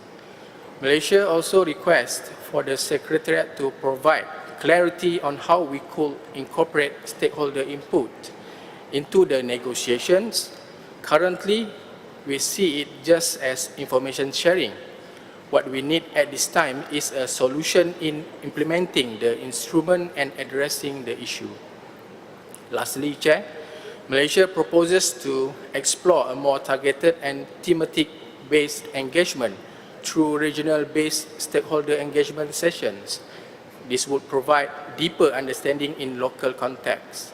This is instrumental for the negotiations, as the instrument must take into account national circumstances and capabilities. Thank you, Chair. I thank the distinguished representative of Malaysia. I would now give the floor to the distinguished representative of New Zealand, followed by Argentina. Thank you, Chair. New Zealand recognises the importance of the engagement of stakeholders and Indigenous peoples in the development and implementation of this instrument, and we support multiple mechanisms for doing so. We are supportive of intersessional stakeholder engagement, which would give us sufficient time to consider and be informed by inputs, building on previous and existing stakeholder engagement. We would like to underscore the importance of eliminating plastic pollution to Indigenous peoples and the importance that traditional knowledge plays in the sustainable management and protection of the environment. For this reason, we would like to see the effective participation of Indigenous peoples in the development of the instrument, and we would like to see provisions in the instrument that would facilitate Indigenous perspectives. Thank you.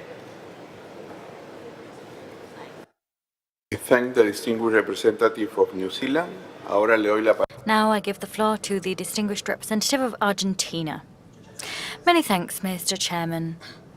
The delegation of Argentina supports the involvement of various stakeholders, multi-stakeholders indeed, in the negotiating process to prepare this international treaty and during the discussion process within this committee.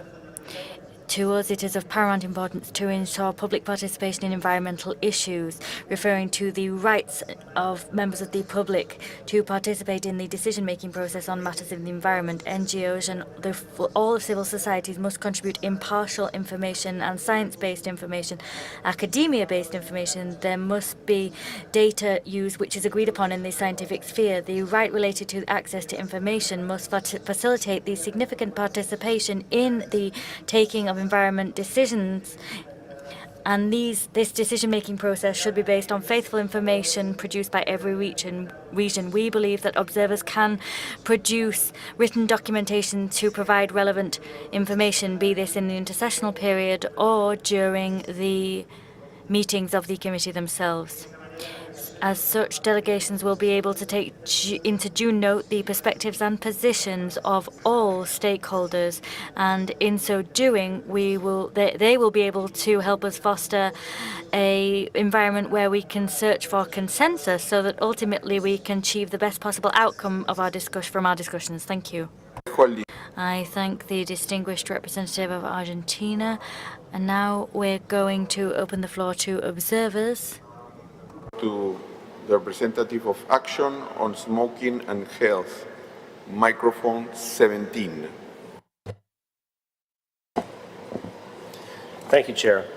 The discussions this week have been profound, mirroring the profound challenge we are to face. I wish to again discuss an issue that has received increasing consideration but is yet to be dealt with directly: the role of stakeholders in these negotiations, and specifically the role of businesses that have profited while flooding the world with plastics. In that regard, I would like to call attention to the words of the Honourable Delegate from Canada, who noted the importance of learning from other processes. Indeed, this body is not the first to face this issue, and we can look to historical processes to instruct our thinking. I believe two examples are most illuminating. The United Nations Framework Convention on Climate Change was inaugurated 30 years ago with a mandate to tackle the biggest threat of our time. COP27 was held in Egypt just a short time ago, and many people here today came directly from that meeting. After decades of misinformation and obfuscation, fossil fuel companies have been embraced in the FCCC process since the beginning and have spent untold resources influencing the discussion and outcomes. And what has been the result of 30 years of effort? Greenhouse gas emissions have increased virtually every year. Juxtapose that with the experience of the WHO Framework Convention on Tobacco Control. Early in that process, the perpetrator of the tobacco epidemic, the tobacco industry, was formally excluded from participation, also after decades of misinformation and obfuscation. As a result, the FCTC has become an effective roadmap for national and regional action. Those countries that have fully implemented the FCTC, including our host country, have seen drastic reductions in tobacco use prevalence, and many millions of lives have been saved. In efforts to solve global problems, it is no coincidence that allowing the involvement of those who have caused those problems has led to failure. The United Nations has adopted a common set of exclusionary criteria as part of its guiding principles on business and human rights. This mechanism could be extremely helpful in creating deliberations free from conflict of interest and misinformation. Thank you.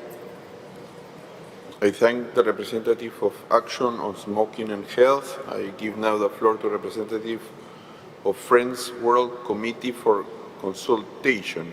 It's an online intervention.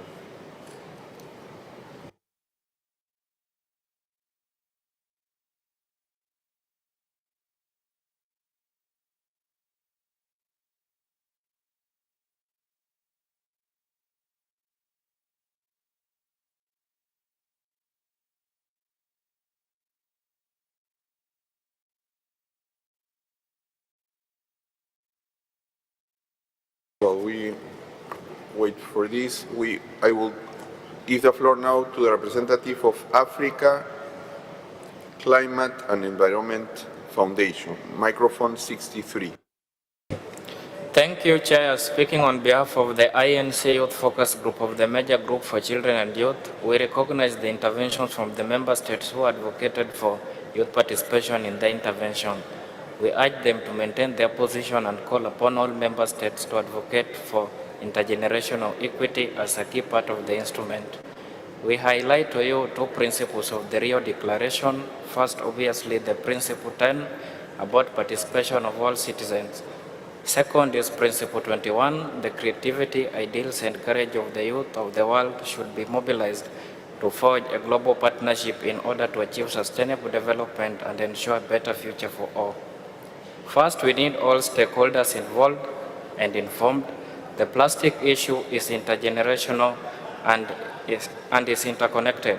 Therefore, we urge member states to develop mandatory education and capacity building programs in all school, curricula, and other institutions. Second, it is not enough to engage those from grassroots and minorities. We need frontline communities in leadership. Collective success depends on collective cooperation. Third, we want to advocate for the equity in stakeholder engagement. The access of stakeholders should be determined by the resources or size of that stakeholder group, but by their disposition. Fourth, we want to highlight that there is a difference between stakeholders and the rights holders of the process.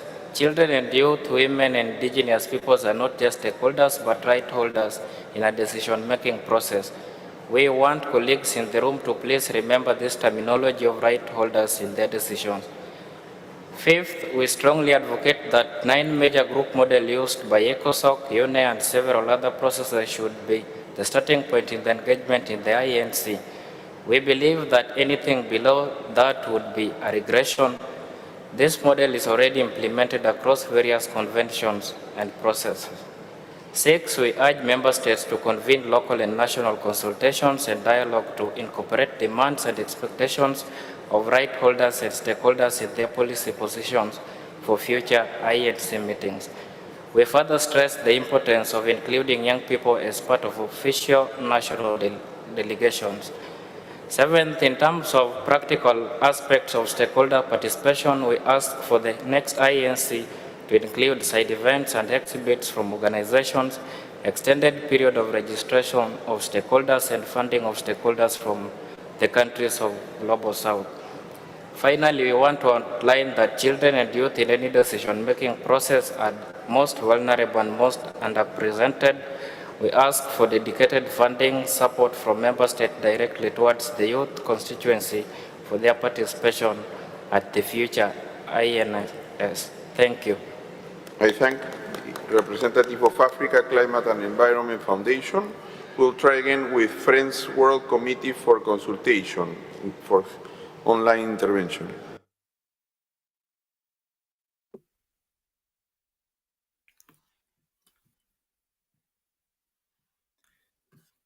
Thank you very much, distinguished chair, and congratulations on your appointment and that of Ecuador's chairpersonship during the latter stages of the negotiation process. My name is Andrés Naranjo. I am a project officer for Sustainable and Just Economic Systems, and I will deliver this intervention on behalf of the Friends World Committee for consultation. Based on experiences felt in Uruguay, our movement feels that the following principles are essential for any future multi-stakeholder engagement under a global instrument. Firstly, fair and equitable access, including translation and interpretation by different constituencies to meetings, including funding and translations to support participants from marginalized groups most affected by plastic pollution. In order for such engagement to be more than tokenistic, there should be no sponsorship or funding from major polluting industries. Secondly, funding should be channeled through a common pot, and other structural safeguards must be implemented to prevent funder agendas from shaping the framing or outcomes of any future meetings. Thirdly, no duplication of existing multi-stakeholder spaces on plastic, given existing infrastructure and capacity/funding challenges. Concretely, the best approach would be for UNEP's global partnership with Marine Leader or Basel's plastic waste partnership to jointly host future multi-stakeholder spaces on plastics. It is worth considering whether future multi-stakeholder forums are truly necessary. In particular, we request that a multi-stakeholder forum not be conflated with the provision of Resolution 5-14, calling for a multi-stakeholder action agenda that will endure beyond the work of the INC. These two are separate processes and should be treated as such. Moreover, we are concerned that the forum in its current format diverts scarce time and resources away from the negotiation process. Any available funding should be focused on travel support for participants, as well as interpretation in contact groups. Meanwhile, existing multi-stakeholder spaces that could encompass this agenda are already funded and could serve the same function as this multi-stakeholder forum, having structures for engagement in place. Distinguished Chair, yesterday we heard several concerns about the role of plastic producers in driving the plastics crisis. So we question, how can we have equitable inclusion free from conflicts of interest when these stakeholders are represented in this negotiation space and potentially funding the dialogues? Finally, our movement experiences with the forum was that it was too broad to produce useful input by not focusing on specific sectors and value chains. So we recommend the future engagement of stakeholders be focused around specific stakeholder groups or areas of the value chain. For example, fishing gear and agricultural plastics, or on communities such as those living in heavily impacted areas or indigenous peoples, as well as the informal waste sector. Thank you very much. I thank the Friends of the World Committee for consultations. I now give the floor to the distinguished representative of Tonga.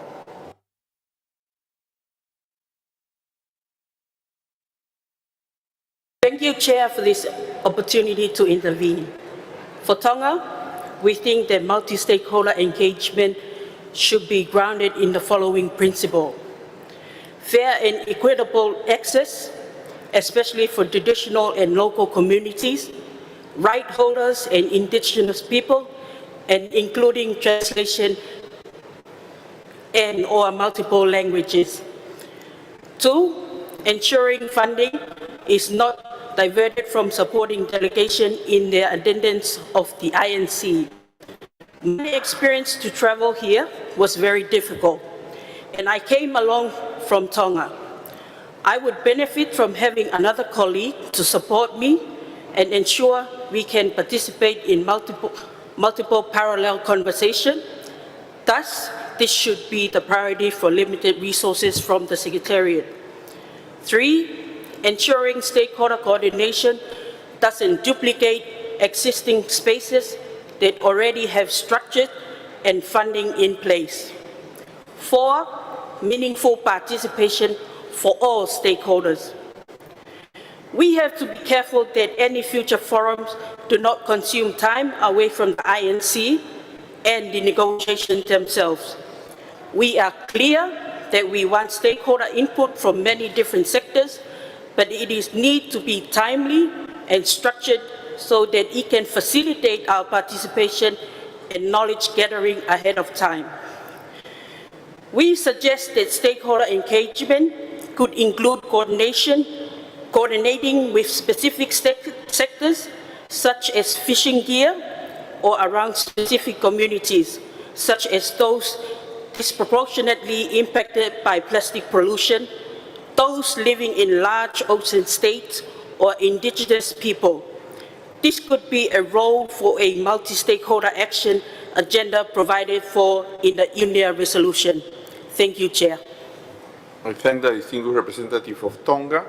I give now the floor to a representative of IPEN, microphone 77.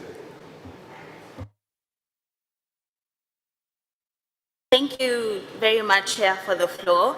I'm making this intervention on behalf of the IPEN Youth Caucus. Plastic pollution is an intergenerational problem. Plastic and its toxins stay in the environment for a very long time across generations, and some chemicals like the biphenyls A have intergenerational impacts. Hence, as plastics are a problem now, they will become a problem in the future. Youth would like to contribute actively through the INC process. In order to do so, we need to remove barriers to participation, particularly financial ones. However, we do not believe that the multi-stakeholder forum, as organized before INC1, is the best way to involve the youth in the process. For the future, we would recommend using the large amount of resources used for this forum to support participation of more delegates from developing countries, youth members, and interpretation in the contact groups. We would rather want the INC to guarantee and integrate the youth stakeholders' contribution in the process and effectively contribute to the negotiations.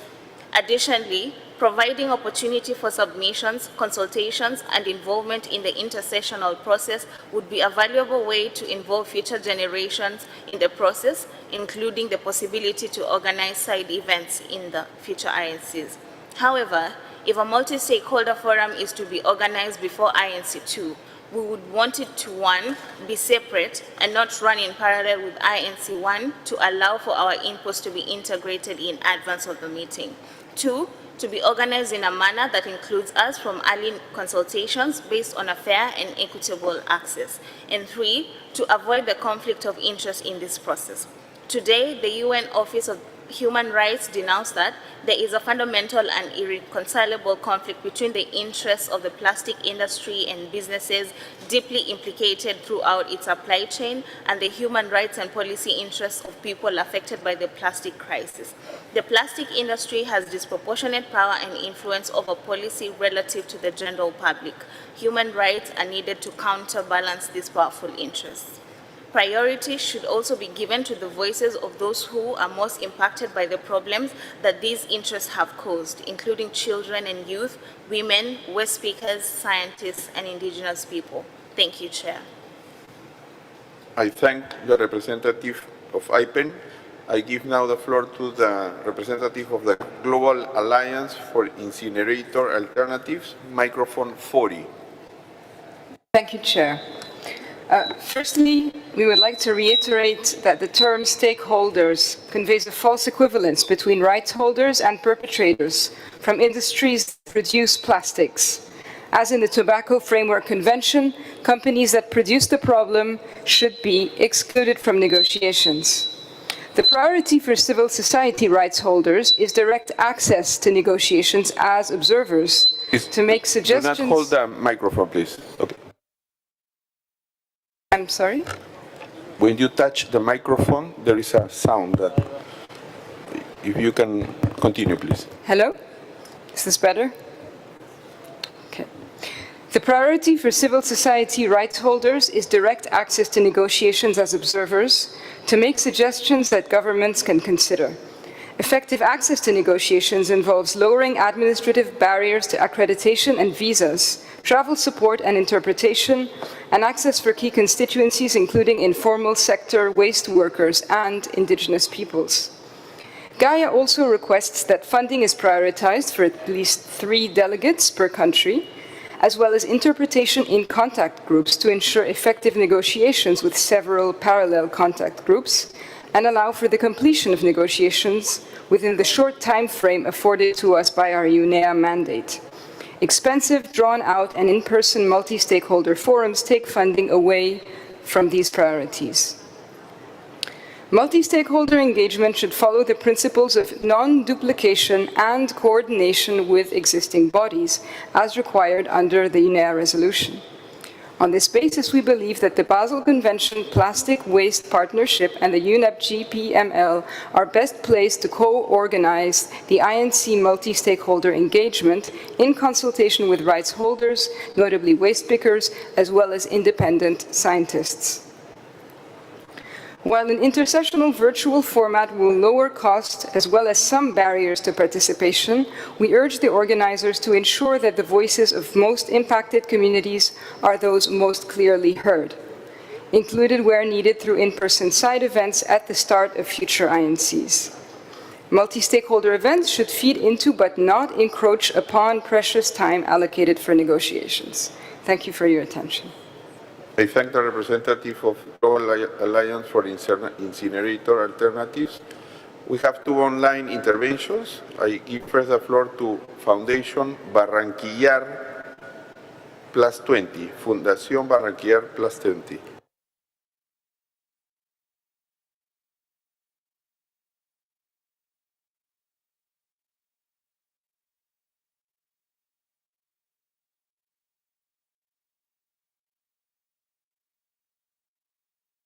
I will now give the floor to the other organization, is Earthwatch Institute Australia.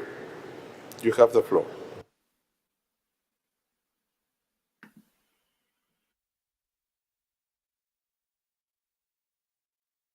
Mr. Chair, can you hear me? Yes. Great. The Earthwatch Institute is a global NGO that gathers independent scientific data, raises awareness on key environmental issues, and helps build capacity for nature-based solutions within local communities. In regard to stakeholder participation and action, Earthwatch would encourage the inclusion of civil society organisations, First Nations people, youth, waste pickers, community groups, and local governments, amongst others, in both the creation of the instrument and the implementation of it. This participation should be fair, equitable, robust, and be conducted both within and between sessions to allow full and open dialogue using a range of modalities. Along with academia and industry, we would also encourage the incorporation of traditional and local knowledge and the use of citizen science in any data gathering, particularly to aid on-ground monitoring in a cost-effective and fully collaborative and inclusive approach. As mentioned by a number of parties, behaviour change is a key element to the success of this instrument. Therefore, we recommend that the behaviour change principles of actionability, clarity, usefulness, accuracy, and appropriateness be applied to any discussions, awareness raising, and education, and note that all stakeholders have a role to play in this. Thank you. I thank for your intervention. This was the last intervention from observers, and with this we have finished there is a request for the floor from Ghana. Ghana, you have the floor.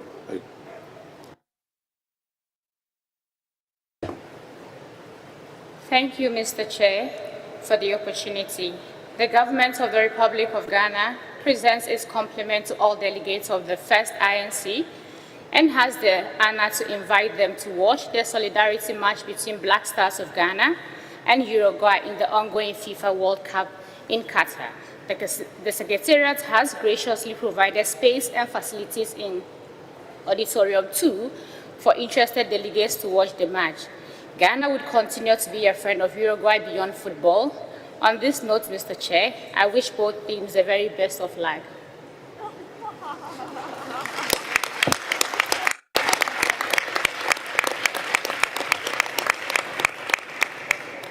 Thank you to the distinguished representative of Ghana. With this, we finish this sub-item 3E, stakeholder participation and action. It's clear that there is a recognition of the need to engage stakeholders from all sectors throughout the INC process and its implementation of the instrument. I heard many proposals for ways that stakeholders can be involved, and it is clear that there is a variety of modalities that can be used. A common theme, though, was for the engagement to be focused and timed so that member states can make optimal use of the input. I also heard concerns that the processes for engagement shall not divert resources from the INC process. You will recall that we mandated the informal group to consider modalities for stakeholder engagement. In plenary, we have had a broad discussion and hearing the voices of members and observers on stakeholder participation and action. In response to requests for the clarification of modalities for stakeholder engagement, I precisely requested the informal group to consider modalities for stakeholder engagement. I hope that these interventions today, this afternoon, will inform the discussions in that group later this evening. In response to the request for the Secretariat to make available the synthesis report of the Multi-Stakeholder Forum, I am informed that the report will be made available on in-session documents. I am suspending further discussion on these issues until tomorrow morning to allow the informal group to complete its work. So we'll hear back from them, this informal group, tomorrow morning. We'll proceed now to discuss the sub-item 4 related to standard articles on final provisions. That is, provisions that are typically included at the end of treaties, as requested by the ad hoc open-ended working group. The Secretariat has prepared for the committee's consideration a description of the standard articles on final provisions based on similar provisions on a number of existing multilateral environmental agreements in the field of the environment contained in document 1/8. I reiterate that, as indicated in the scenario note, early agreement on standard provisions would not preclude their later adjustment, should that prove necessary to bring them into line with other agreed provisions. With that in mind, I open the floor for interventions. The floor is open.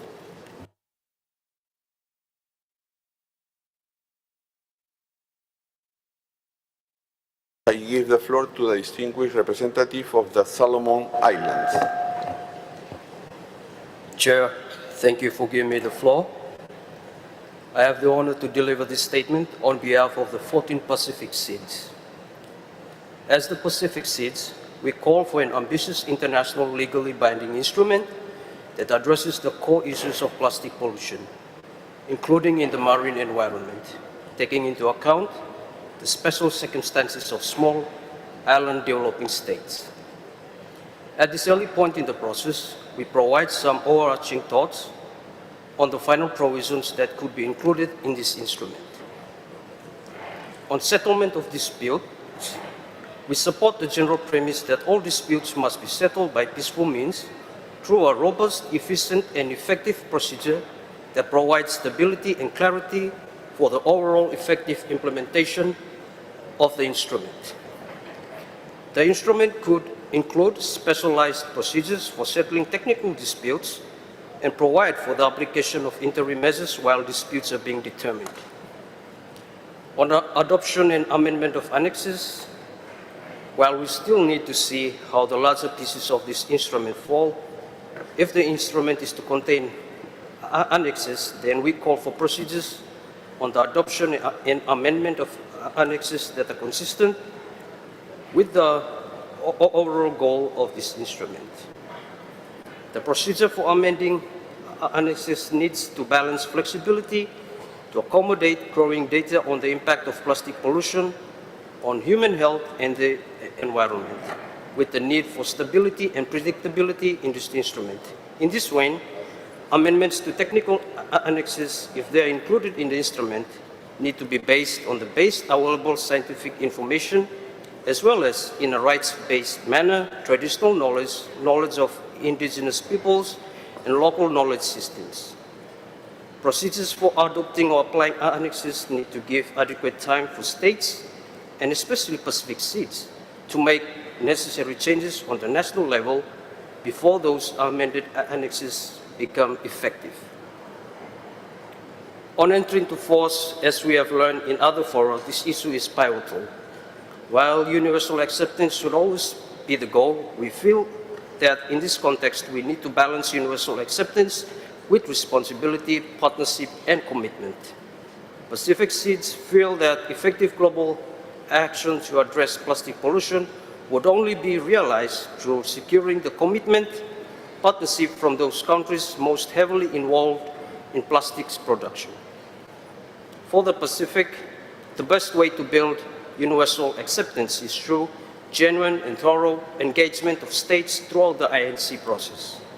Therefore, we call on all member states to commit to open and frank dialogue about their priorities and concerns so that together we can create an instrument that prevents, reduces, and eventually eliminates plastic pollution on our land and in our oceans and seas. I thank you, Chair.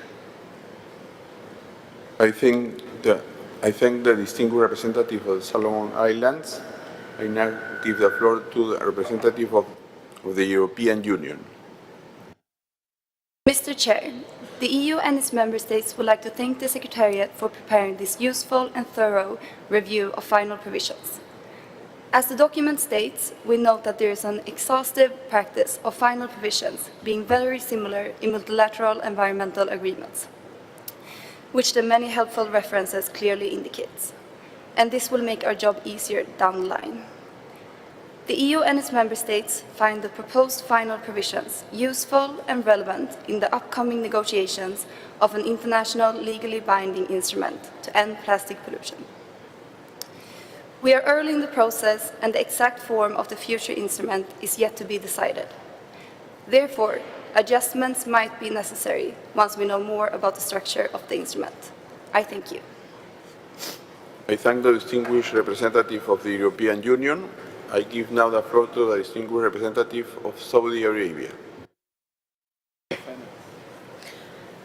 Thank you, Mr. Chair and Secretariat, as well as our colleagues from different delegations for the progress so far. The Kingdom of Saudi Arabia is keen on working cooperatively and with high level flexibility with all the delegation, and we are keen to reach the end of 2024 with the draft instrument as UNIA decision had stated. And as you know, the work of the first INC is still incomplete. By this, we mean that we have not touched upon many other important aspects, and in that we must focus on working towards the main elements of the agreement before discussing the final form of the agreement, and we reiterate our keenness to complete the preparation of the instrument, and we are also listening to all opinions put forward by colleagues on these issues, and we look forward to seeing the outputs in the upcoming INCs so that we can determine their impact. All thanks and appreciation. I thank the representative of Saudi Arabia. I give now the floor to the distinguished representative of Canada. Thank you, Mr. Chair. Canada would like to thank the Secretariat for putting together the very useful compilation of standard articles on final provisions in MEAs. These standard articles are a very good starting point for our work. Canada will keep these standard articles under consideration during our negotiations as the architecture and substantive content of the treaty come more clearly into focus. I would like to signal to members that Canada was one of the main proponents of the provision in the Minamata Convention that is highlighted in footnote 7 on page 9 of the compilation document, relating to the entry into force of amendments to annexes. Such a provision, along with an accompanying provision in the article on ratification, acceptance, approval, or accession, provides useful clarification and legal certainty with respect to countries like Canada, who treat amendments to annexes as treaty amendments, and where, accordingly, the precise timing of the domestic processes necessary to obtain the authorities to ratify, etc., is difficult to predict in advance. Thank you, Mr. Chair. I thank the representative of Canada. I now give the floor to the distinguished representative of Japan. I join others in thanking the Secretariat for producing this excellent basis for discussions on the final provisions. I listened carefully to the delegation of the Solomon Islands on the clause of entry into force. Indeed, this is a very important part of our discussions. We join other delegations in wishing that this instrument will be one where all states can join and therefore join efforts in ending plastic pollution. So the entry into force language seems to be important, and we have several precedents, one of them being the Paris Convention, where we talk about a certain group of countries. On amendments, what kind of amendments will be possible or what kind of additional protocols will be possible will depend, of course, on the content of the objectives, goal, and measures that we'll be agreeing upon, so it is early to say. Depending on how we make possible amendments or additional protocols, we might have also to discuss what kind of reservations are we ready to accept. Thank you very much.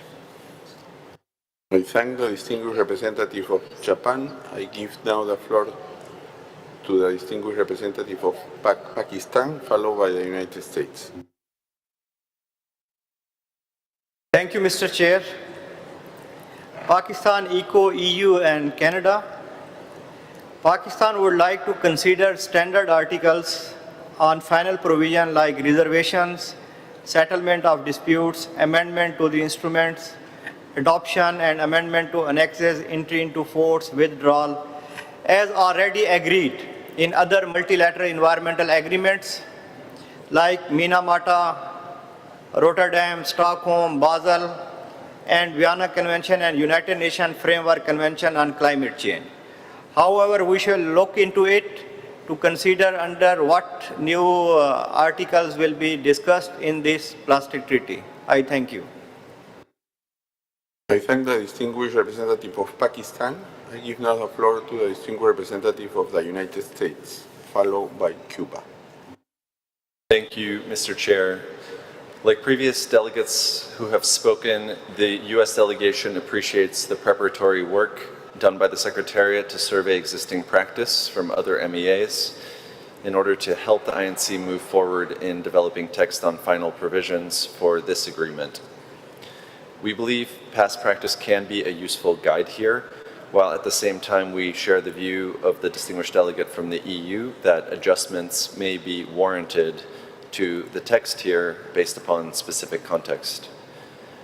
With respect to many of these articles, the United States would be comfortable with negotiating on the basis of the draft text proposed by the Secretariat. With regard to the sequencing of text negotiations, like others who have spoken, we would note that if the text of any final provisions is negotiated before the agreement's substantive provisions are developed, it may be necessary to return to the final provisions and consider the need for any revisions after the substantive provisions have been further elaborated.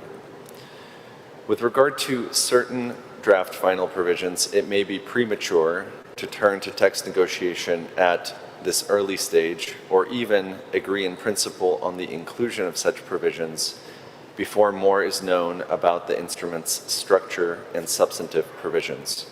For example, we do not see utility in considering the need for procedures on the adoption and amendment of annexes before it is known whether the structure of the future instrument will include annexes.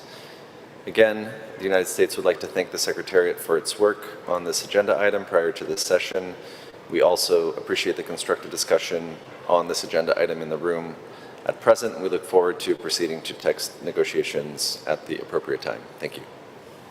I thank the distinguished representative of the United States. Ahora le voy a dar la palabra. Now I give the floor to the distinguished representative of Cuba, followed by Chile. Thank you, Mr. Chairman. First and foremost, we wish to express our gratitude for the document INC/1.5 prepared by the Secretariat. It's a good document not only for this agenda item, but also for all of the others that we've been discussing. The final provisions are very important indeed, and they will ensure the entry into force, relevance, and adoption of legal commitments by countries that will be party to the new instrument. However, we do agree with what was said by other delegations. First of all, we must make progress in the negotiation of other central provisions such as obligations, control measures, etc., etc. Consequently, we would be in favor of having these provisions being analyzed at a later stage of the negotiating process. Thank you. I thank the distinguished representative of Cuba, and I give the floor to the distinguished representative of Chile, followed by the distinguished representative of Uruguay. Many thanks indeed, Mr. Chairman. First of all, we wish to thank the Secretariat for preparing the documentation because it provides us with a broad perspective of the articles which are all usually used in other multilateral environmental agreements. That's a vast source of information which will allow us to put into perspective the experience acquired through other instruments. We understand that for these purposes, we need inputs both from the intersessional group and from the Secretariat, such as to allow us to have a specific overview of the options put forward so that we can make expeditious progress on these types of matters. All of these matters need to be broached with legal inputs. Even though we are at the beginning of the process that will establish a multilateral environmental agreement, Chile nevertheless believes that to faithfully uphold the mandate of Resolution 514, in other words, the mandate for the preparation of an international legally binding instrument on plastic pollution, including in the marine environment, and as occurs with the Minamata Convention, Stockholm, Rotterdam, Basel Conventions, the United Nations Conventions on the Fight Against Desertification, the Framework Convention on Climate Change, the Ozone Convention, Biodiversity Convention. This agreement should not allow the issuance of reservations. Thank you, Mr. Chairman. I thank the distinguished representative of Chile, and I give the floor to the distinguished representative of Uruguay.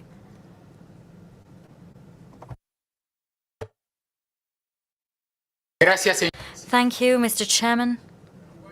Uruguay is grateful for the documentation prepared by the Secretariat on the final provisions, the standard final provisions for multilateral environment agreements. Our delegation expresses its fact it is in favor of the habitual practices in terms as provided for, and we share the view that these final provisions must be analyzed at a later stage of this process. However, we believe that it is up to us now to indicate that these provisions must be brought in line with the principles and traditions of international environment law. And we fully share and endorse what was said before me by the delegation of Chile.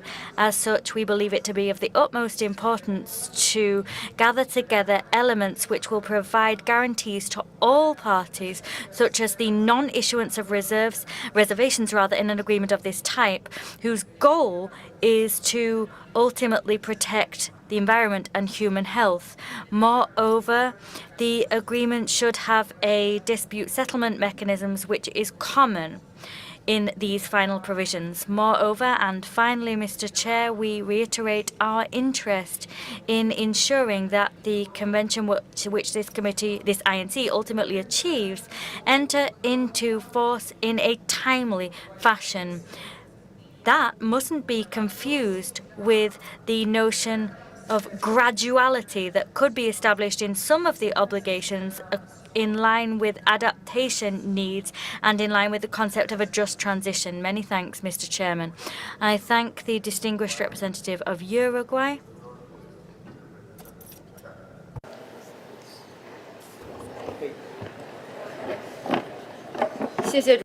Thank you, Mr. Chairperson. I would like to thank your leadership and the Secretariat for the hard work.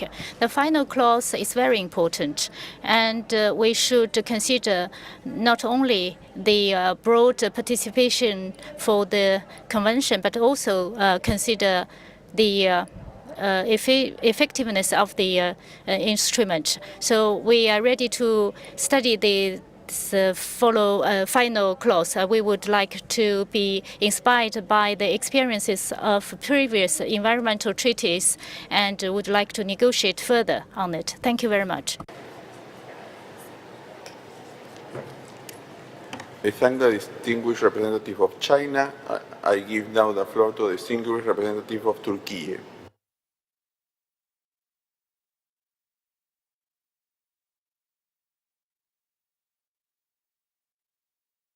Thank you, Mr. Chair.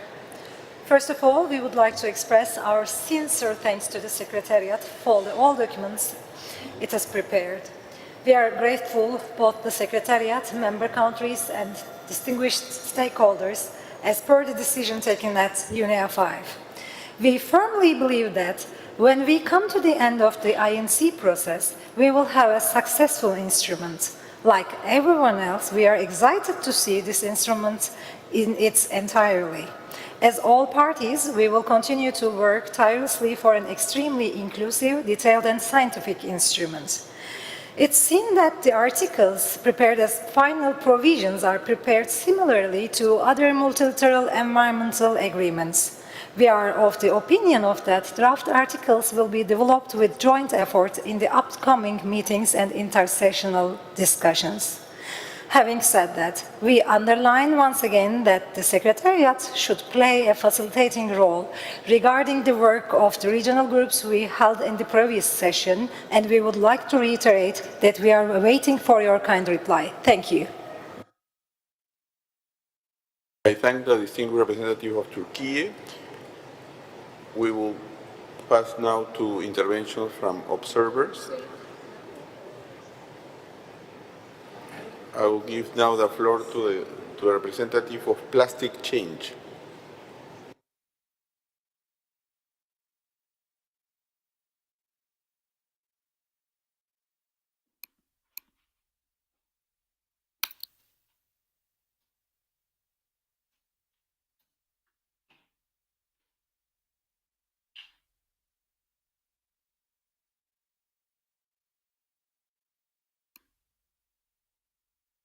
No more requests for the floor.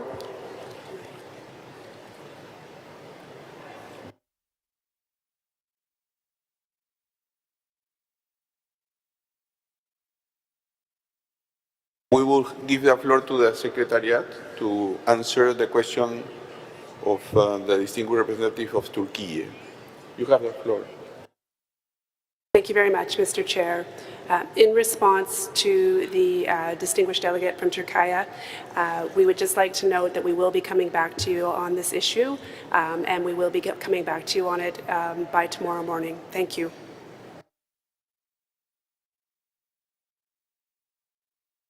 So we have no more requests for the floor on this. So we heard different interventions regarding this important issue of final provisions. I heard that the Secretariat document has been very helpful for all delegations as a starting point. These final clauses are very important. Several delegations mentioned that probably it's a bit early to discuss them, and we need some time to know how the final document would look, but it's very useful to have from the beginning this information of previous documents, instruments on environmental issues. We have one more delegation that requests the floor, so I will give, before these comments, the floor to the distinguished representative of Mexico for an online intervention.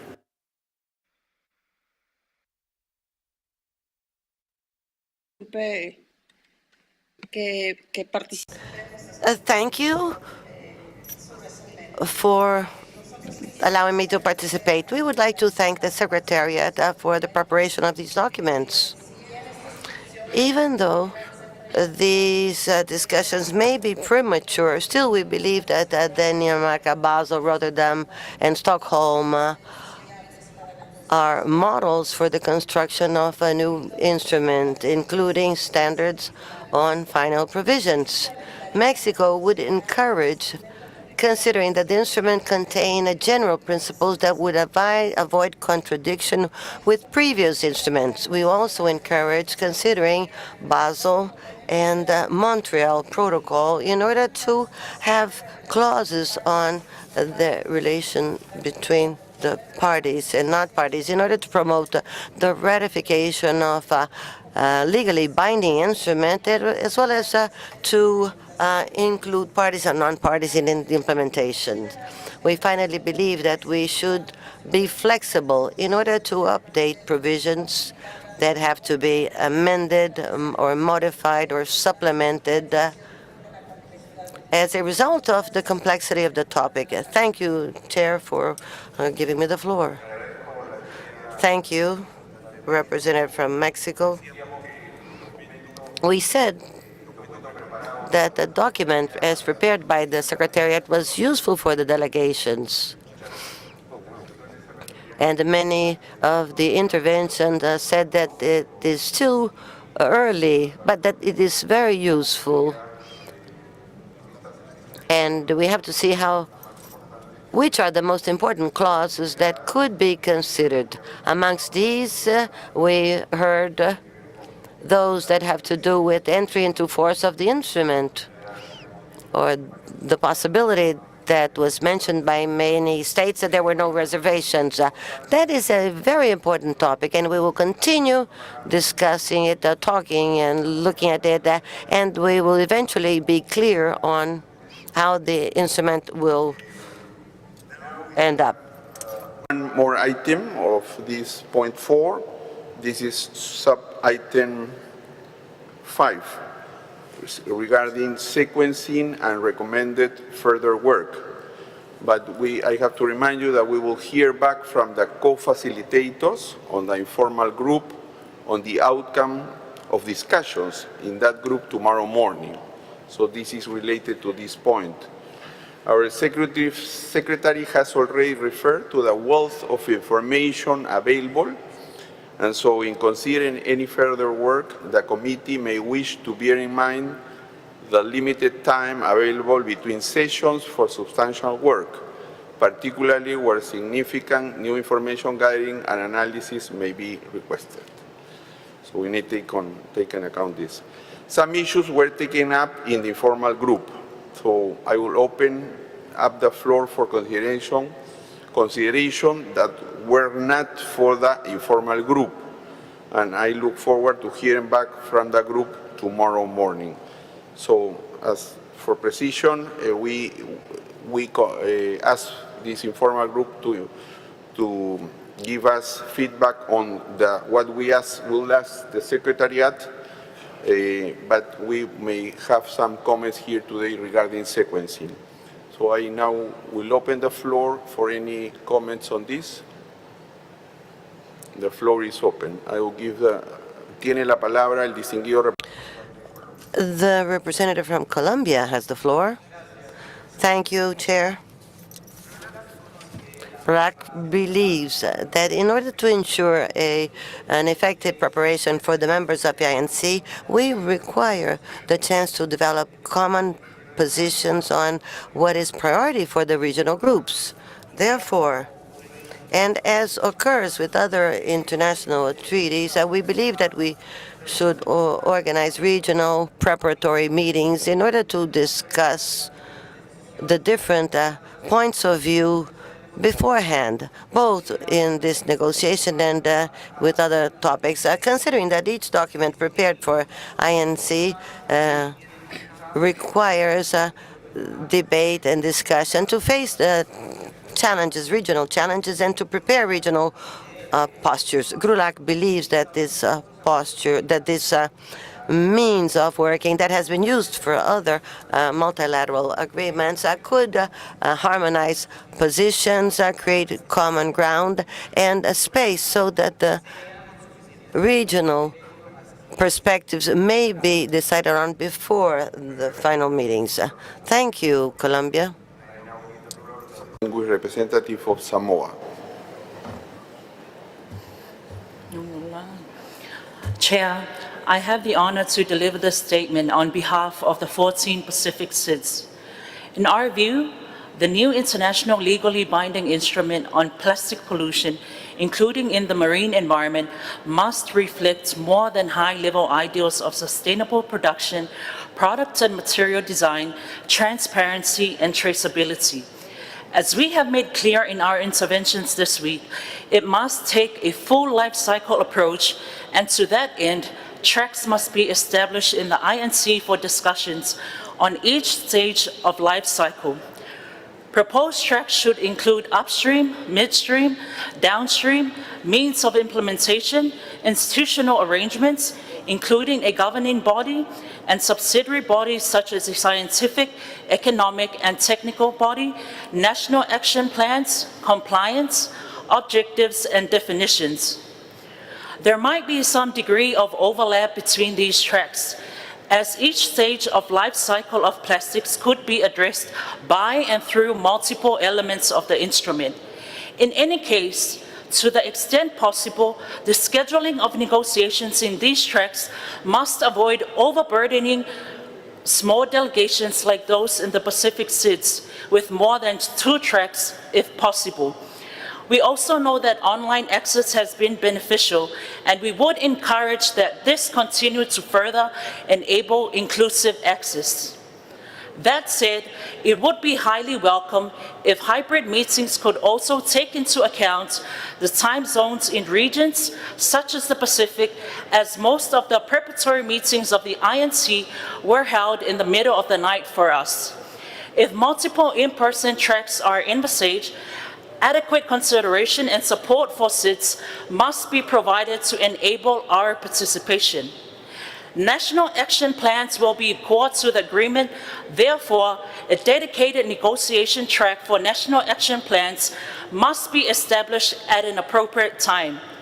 National action plans must set out the specific policies and measures taken or to be taken to comply with the obligations and other related commitments under the instrument. This negotiation track will contribute to elaborating provisions for the delivery of financial and technical assistance for the preparation and implementation of national action plans, for example, through a financial mechanism which could include a dedicated multilateral fund. Regarding the means of implementation, including finance, capacity building, and technology transfer and development, importance should be placed on establishing a timeline for negotiating the means of implementation. In this track, the arrangements for providing financial assistance and other means of implementation from contributor countries to recipient countries, in particular SIDS, must be country-driven and could support enabling activities, incremental cost of compliance, and other forms of financial assistance.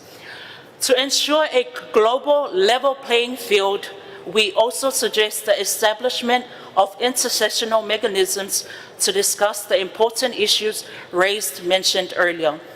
Thank you, Chair. I thank the distinguished representative of Samoa. I give now the floor to the distinguished representative of the European Union. Thank you, Mr. Chair. Firstly, the EU and its member states would like to thank all the participants for the interesting and constructive interventions during the week, both here in plenary and in the contact groups. We are encouraged to see the broad and active participation from delegates and stakeholders, which is essential for us to proceed constructively and collaboratively in the negotiations. The EU and its member states would like to again stress the urgency in tackling plastic pollution, given the short time we have to negotiate an ambitious legally binding international instrument. For the EU and its member states, it's important to have targeted discussions along the whole life cycle of plastics in line with the mandate of ENEA Resolution 5/14. In that regard, the EU and its member states see that based on a discussion we've had at this INC, there may be the need to set up contact groups starting from INC 2 and onwards. We acknowledge the concerns from small-sized delegations and agreed that no more than 2 groups should be running in parallel with the plenary. One possible way of dividing the discussion into 2 groups could be that one group deals with substantive provisions and another on institutional issues, supportive measures. The organization of the work of the contact group on substantive provisions will need to be carefully considered with different thematic work streams that could be staggered throughout the INC sessions based on the progress of the negotiations. One example could be to divide the work into 3 thematic work streams. 1. Sustainable design and production. 2. Reduction of plastic production, consumption and use. And 3. Waste prevention and waste management, including collection, sorting and recycling. The contact groups could be established as needed based on this substantive clustering. Another option could be to build the clustering on the 4 strategic goals as proposed in UNEP/PPP/INC.1/7 in order to follow a start and strengthen approach and prioritize the way we tackle the different issues. In conclusion, the EU and its member states would take a flexible approach on this and are ready to listen to other suggestions from the floor as long as the organization is in line with the mandate and clearly addresses the different stages of the plastic life cycle. We look forward to listening to other delegations' positions regarding the sequencing and clustering of work. I thank you. I thank the distinguished representative of the European Union. I now give the floor to the distinguished representative of Saudi Arabia. Thank you, Mr. Chair. We welcome workshops and side events along INC's sessions focusing on the technical aspects. We believe of the benefit from in-person session as the virtual settings is challenging for engagement for most countries. Chair, we would like to stress the importance that this process is committee-driven, and this is a legal treaty that will be adopted by committee member.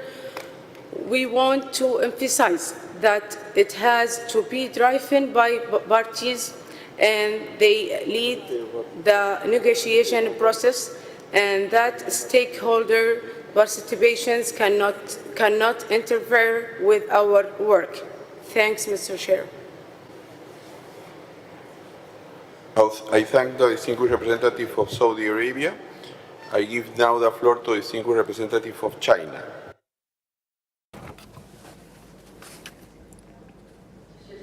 I thank you, Mr. Chairperson.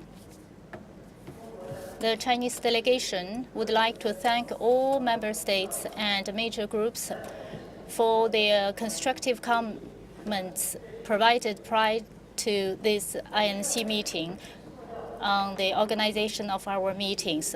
We think that the whole life cycle of plastics should be considered as a whole. As such, control measures at different stages of the life cycle should be discussed in the holistic way, and all stages of the life cycle should be given equal treatment. Therefore, the management of the life cycle of plastics should be discussed in a single working group to ensure a holistic consideration. In addition, given the small size of some delegations, clustering further this issue to discuss this issue is not conducive to a broad engagement of all countries. Thank you, Mr. Chair.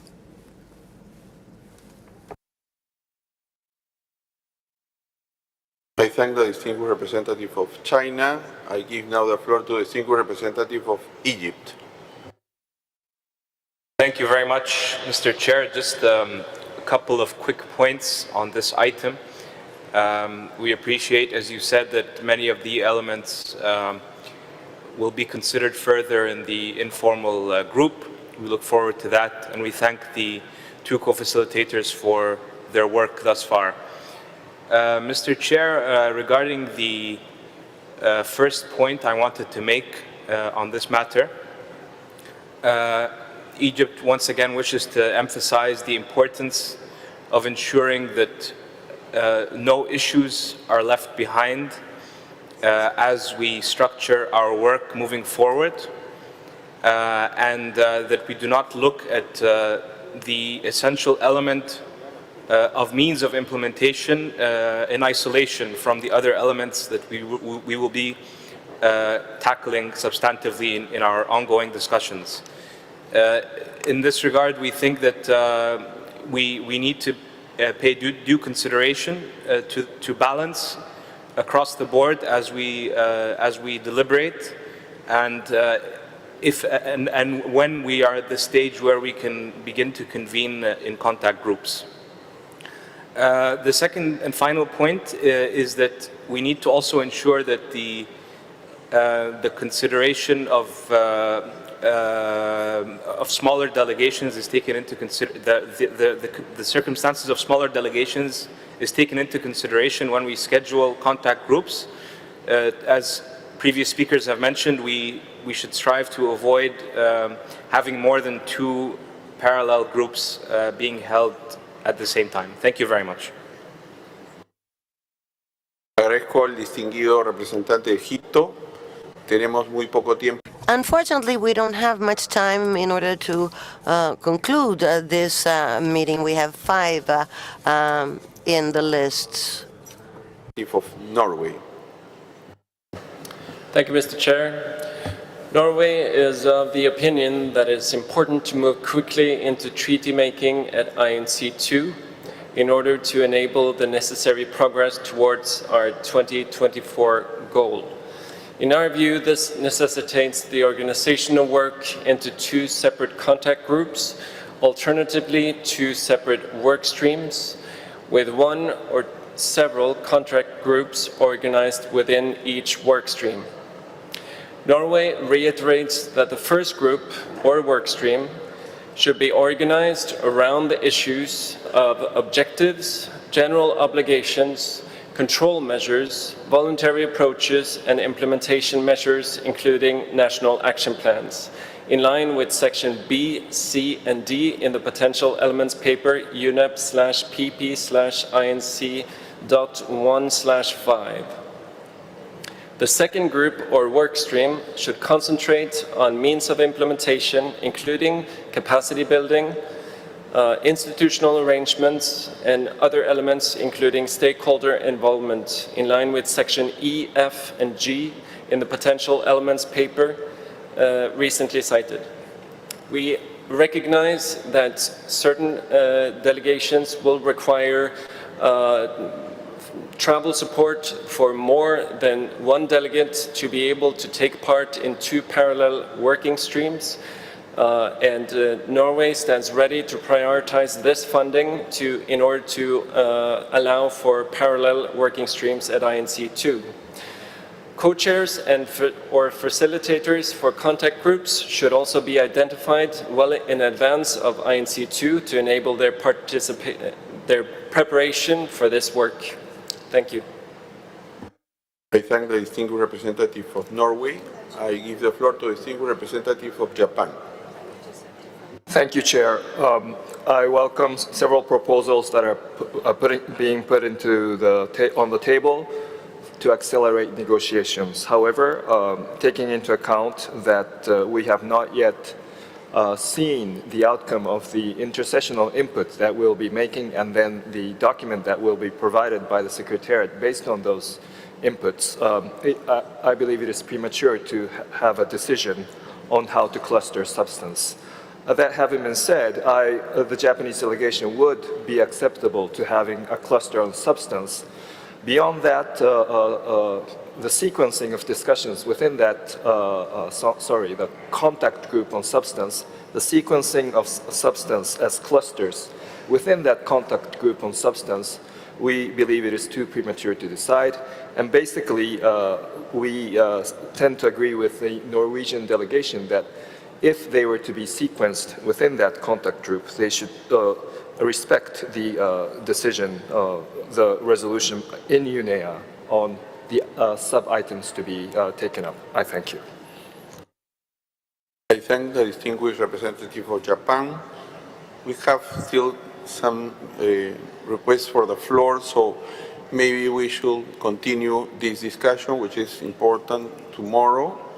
We will start with a list to end with this sub-item 5, sequencing and recommended further work to be undertaken. And we also will hear from the co-facilitators of the informal group, so that I mentioned is related to this point. So we will also continue after this point with the other points of the agenda, no? Particularly, we will have to discuss future INCs, the agenda for INC 2, also the issue of rules of procedure, the election of officers, the adoption of the report and the closure of the session. So we still have work for tomorrow, but I think this has been a very important and fruitful session. So I wish the best for our colleagues from Uruguay and Ghana. We'll be following closely. And I think I need to remind you about the discussions on this informal group that will take place from 7 p.m. to 9:30 p.m. And we will reconvene tomorrow them at 10 a.m. So may I invite the Secretariat for some housekeeping remarks? Thank you, Chair. We invite delegations to send your written statements to the Secretariat. The host country has prepared the schedule for the return shuttles to the Montevideo Airport. It is now available on the meeting website under the Overview tab. Should you have further questions on the return shuttles, please consult with the registration desk. Thank you. Thank you very much. So with this, we finish our session for today. Thank you very much to everybody for a very good job. The meeting is adjourned.